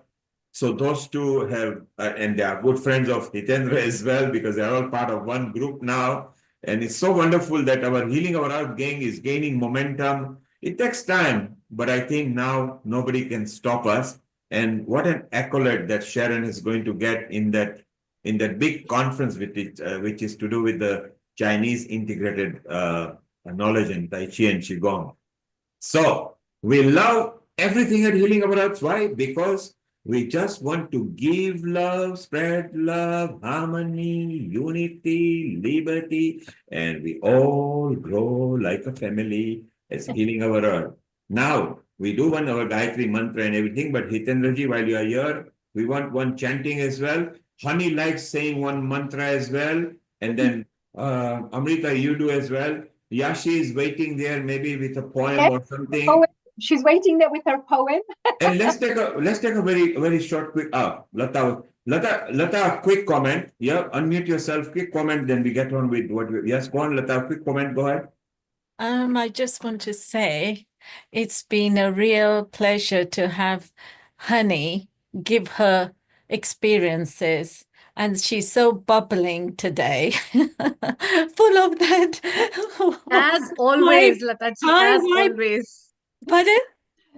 As always. And Amrita, As Lata is always, bubbling but as well today, Look, Lata I is must bubbling say, as well. I have to congratulate you exceptionally more than always, because you are, you know, you have you really had a wonderful experience. Like at the last minute, you know, you could see that the universe was blessing you all the time. Yes, I really am feeling that. I just loved it, you know, the energy and the strong vibes. They were just overflowing. And, you know, I've had experiences like that, so I could relate to you, you know, how. Thank you for appreciating that. Nice to see. Thank you, Lata. And you can see Lata is beaming and we smile as well. So it wasn't just you. Your smile rubbed onto her. Lata has been there in the sun. She's always there as a background as well. She also likes bringing guests and contributors. Everybody loves bringing people at Healing Our Earth because it's the healing platform. So now, finally, what we want, Hitendra, we come back to you. Hit us straight. Close your eyes, hit us with your sur and tal. Then we go to Honey and Amrita, you can finally close. Over to three of you. First, Hitendra, go.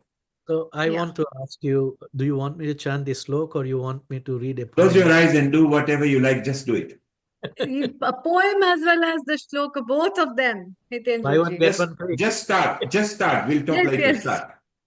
So this poem is by one of the famous writer, Harivansh. You can tell us at the end. Just start, please. लहरों से डरकर नौका पार नहीं होती, लहरों से डरकर नौका पार नहीं होती, कोशिश करने वालों की कभी हार नहीं होती।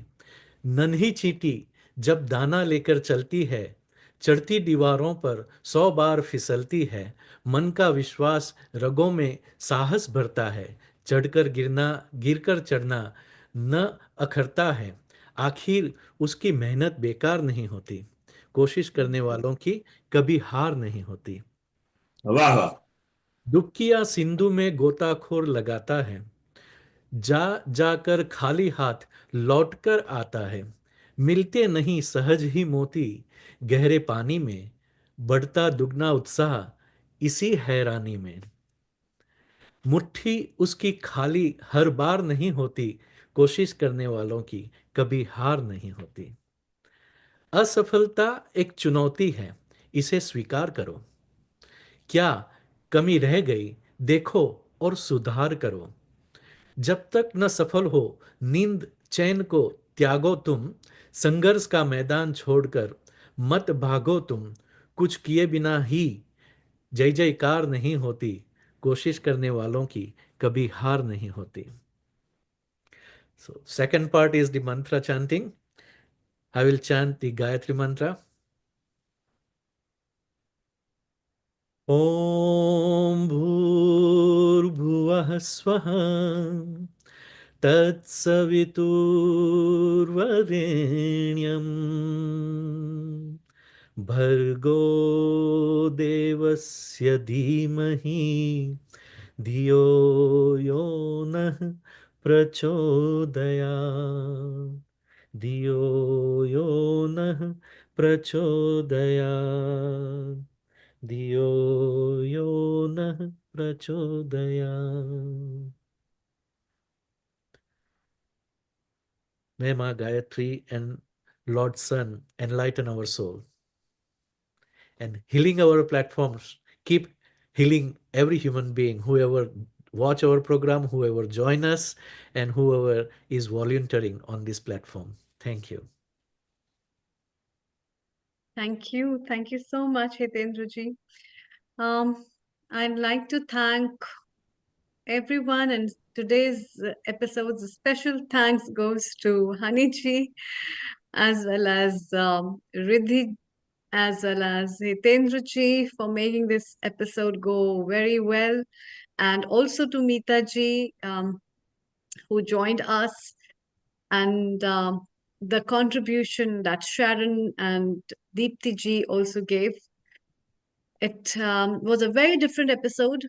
And last but not the least, Kailash ji, I cannot forget her and her daughter and her family.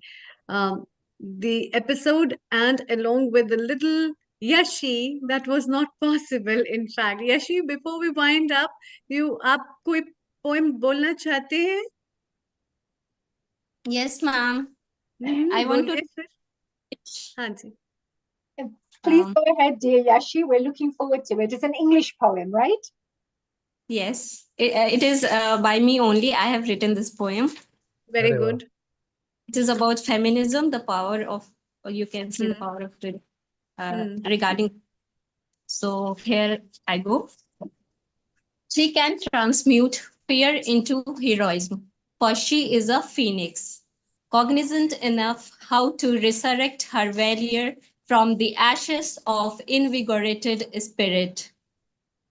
No witch's rampart is robust enough to block her alley, because she is not just a melting ice, but a scorching fire. She is not just an alluring lassie, but an insurmountable warrior. That's it. Very beautiful. Wow. Yeah, that's like very nice. Jamna Saraswati, you have the feminine power there. So every time we think about going for the Maha Kumbh, there is a feminine energies, that are connected to it. So this is such an appropriate poem that's been connected there with the power that's there as well within the female energy and the feminine energy. And now that Yashi has done, Professor Srivastav decided, hey, my Betty, मुझे भी कुछ कहना है. तो आइए, आपको क्या कहना है? Excited to recite the poem. चलिए, प्रस्तुत कीजिए. जी, सुनाइए. धन्यवाद. आपसे मिल करके ग्लोबल नमस्ते पर एक संस्कृत श्लोक है. I love this. This is customized for global namaste. हाँ, सर्वे भवन्तु सुखिनः, सर्वे सन्तु निरामया, सर्वे भद्राणि पश्यन्तु या मा कश्चित् दुख भाग भवेत. ये ग्लोबल नमस्ते पर ही ये संस्कृत का श्लोक है. यानी सभी सुखी हो, विघ्न रहित हो, कल्याण का दर्शन करें तथा किसी को कोई प्राप्त ना हो. ये ग्लोबल नमस्ते का सबसे बड़ा संदेश है. अभी अभी जब आपने कहा कि एक कविता हिंदी में सुनाएंगे, तो मैं टूटी फूटी एक कविता अभी बिल्कुल लिखा हूं. अभी ये देखिए, ये मैं अभी कविता लिखा हूं और वो मैं आपको समर्पित करता हूं. ये आपकी टूटी फूटी कविता बिल्कुल जुड़ी हुई थी, बिल्कुल कंप्लीट मुकम्मल थी. सो हमें बहुत मजा आया. कविता जो मैंने अभी लिखी है, ये मैं सुनाना चाहता हूं. पूरे वर्ल्ड के लिए ये बिल्कुल महत्वपूर्ण है. कविता है, हम है प्रयाग के वासी, हिंदुस्तान हमारा, पाक वतन है कौम का, जन्नत से भी प्यारा. तो यहाँ पाक वतन का मतलब होता है कि पवित्र देश, और जन्नत का मतलब होता है स्वर्ग. स्वर्ग से भी प्यारा है हमारा प्रयागराज. ये है हमारी मिल्कियत, हिंदुस्तान हमारा, इनकी रूहानियत से रोशन है जग सारा. जो प्रयागराज की आत्मा है, ये पूरे संसार को जो है मतलब रोशन कर रहा है. कितना सुंदर, कितना प्यारा, सब दुनिया से न्यारा. ये है प्रयागराज हमारा. करती है स्पर्श जिसे गंगा जमुना सरस्वती की धारा, ये प्रयागराज है हमारा. ये है महाकुंभ का पर्व, इसे नमन हमारा. हम हैं प्रयाग के वासी, हिंदुस्तान हमारा. आए श्रद्धालु दूर से व्यापक पुण्य कमाने, हम गौरवान्वित हुए दुनिया के लोगों का स्वागत करने से.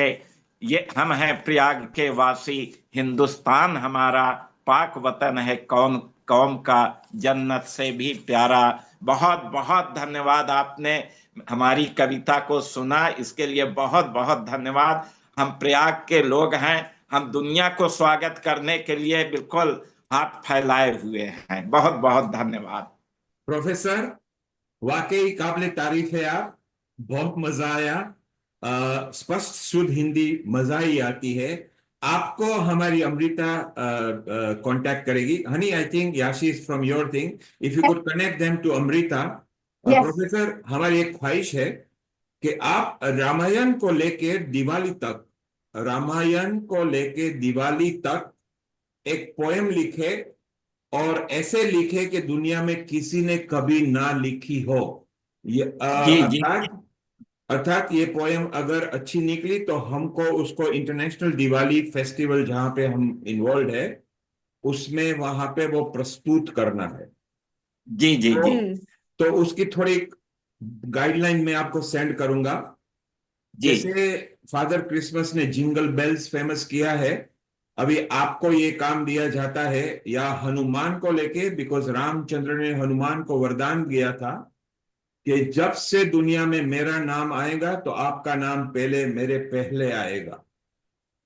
तो या तो आप हनुमान को लेके या राम भगवान को लेके, जब से दिवाली का उत्सव जो वापस आ रहे थे वो, तो उनको अगर आप एक पोयम या लिरिक्स में लिखे ना, लिरिक्स जो गा सकते हैं, वो आपका काम है। तो थोड़ी माहिती आपको देता हूं कि दुनिया में पहली दिवाली शुरू करनार मैं हूं 1983 गवर्नमेंट के साथ। वो पहली दिवाली थी जो दुनिया में हिंदुस्तान को इंक्लूड करके, लेकिन अभी अयोध्या की दिवाली सबसे बड़ी है, बिकॉज योगी जी ने आके उसको बहुत बड़ा कर दिया। बट दुनिया की पहली दिवाली 1983 में की गई थी। पर उसको ध्यान में रख के आपका काम ये है कि जो जिंगल बेल गोरे लोगों ने फेमस किया है ना, आपको मुझे दिवाली का कुछ करके देना पड़ेगा, लिरिक्स फॉर्म में या पोएम फॉर्म में, ठीक है? जी जी जी। ओके हनी, मैं if you understood that. Mister Srivastava ji, आप सबको होमवर्क देते हैं ना आपका स्टूडेंट्स के? आपको होमवर्क दिया है अभी। Honey, I love it. Exactly what professor does. कल ये कर क्या? But this professor, Amrita, he will be able to bring out the essence in a pure Spuds Hindi, so it will be fun. It could be that it's a lyrics that Sairam or Anuradha Podwal or somebody can sing. So if you could digress that information better, because the transmission may not be clear. Honey, you know what I'm getting at. I'm getting at a signature jingle, just like Healing Our Earth. So, honey, it's your task as well, with the professor, with Amrita, digressing to create a signature song for a Diwali that can become a world famous, that media would want to sing. It can have Ai Diwali, or Deepak Sang Na Ke Maja, or Har Ghar Ghar Pe Khushiyan Lai, whatever it is. Easy to sing. Yes, easy to sing, easy to poem. If it's and we will render it, we'll make it go into the studio. So this is a real requirement, please. We've got enough time for Diwali. Hitendra ji, thank you very much. Honey, wonderful. Amrita, you are always there now with every episode. Honey, you will contact, because the 5th anniversary, you will be leading with the others. Ram Navami, it will be beautiful. Professor, Ram Navami again, you can just talk about Ram because you got a lot of history. It's okay to speak in Hindi. आपका बहुत बहुत धन्यवाद। हम उम्मीद करते हैं आपका आगे का टाइम सुखद रहे। And Amrita, let's have Honey, because Honey likes now, you know now Honey is nearly a singer for us. She likes reciting some sort of bhajan poem or a simple skit of prayer. Honey, over to you. Thank you so much, Neilji. Thank you, Yashi, and of course, Mr. Srivastavaji. And Neilji, I would like to finish off with a prayer, which is the peace prayer that I've been speaking about. Go ahead. You can recite this in different ways, but as you know, we follow Shiv Kripanand Swamiji's teachings, which they teach us about Atma Gyan, about the soul knowledge. So this is what we follow. And the way he's taught this and the way we sing this particular prayer, I would Please like go ahead. And Honey, just before I forget, Professor just now did a global Namaste poem as well. So Hitendra, Honey, and Amrita, if you could capture that, like, I think it was very nice. If you, Amrita, if you can put it in a same Hindi, but in a simplistic form, let us also put below our mission statement or a mission statement, because he has done a work. Everybody who does good work for healing, we want to promote them. Over to you, Honey, to your Thank prayer. you. Thank you. So, ladies and gentlemen, we're coming, of course, to the end of our program. All our Healing Our Earth family members from every part of the world, whether you're from Malaysia, from Africa, from USA, I know there are people from all over the world who have tuned in today, and I know there'll be many more watching this program. So I just wanted to finish off with a quick request to say, as we screen this documentary around the world, please help us spread the message of peace. And I would like to finish off with this peace prayer.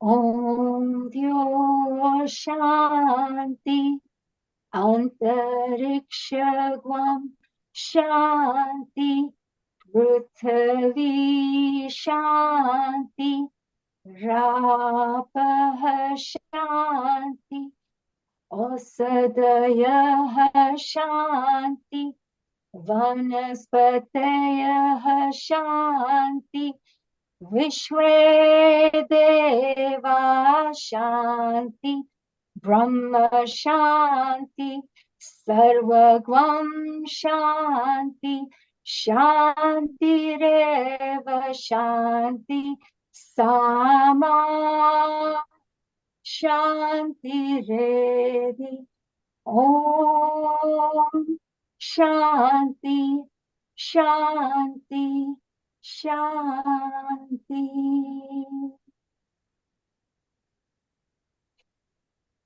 Very beautiful. Beautiful. Very beautiful. As beautiful as your name.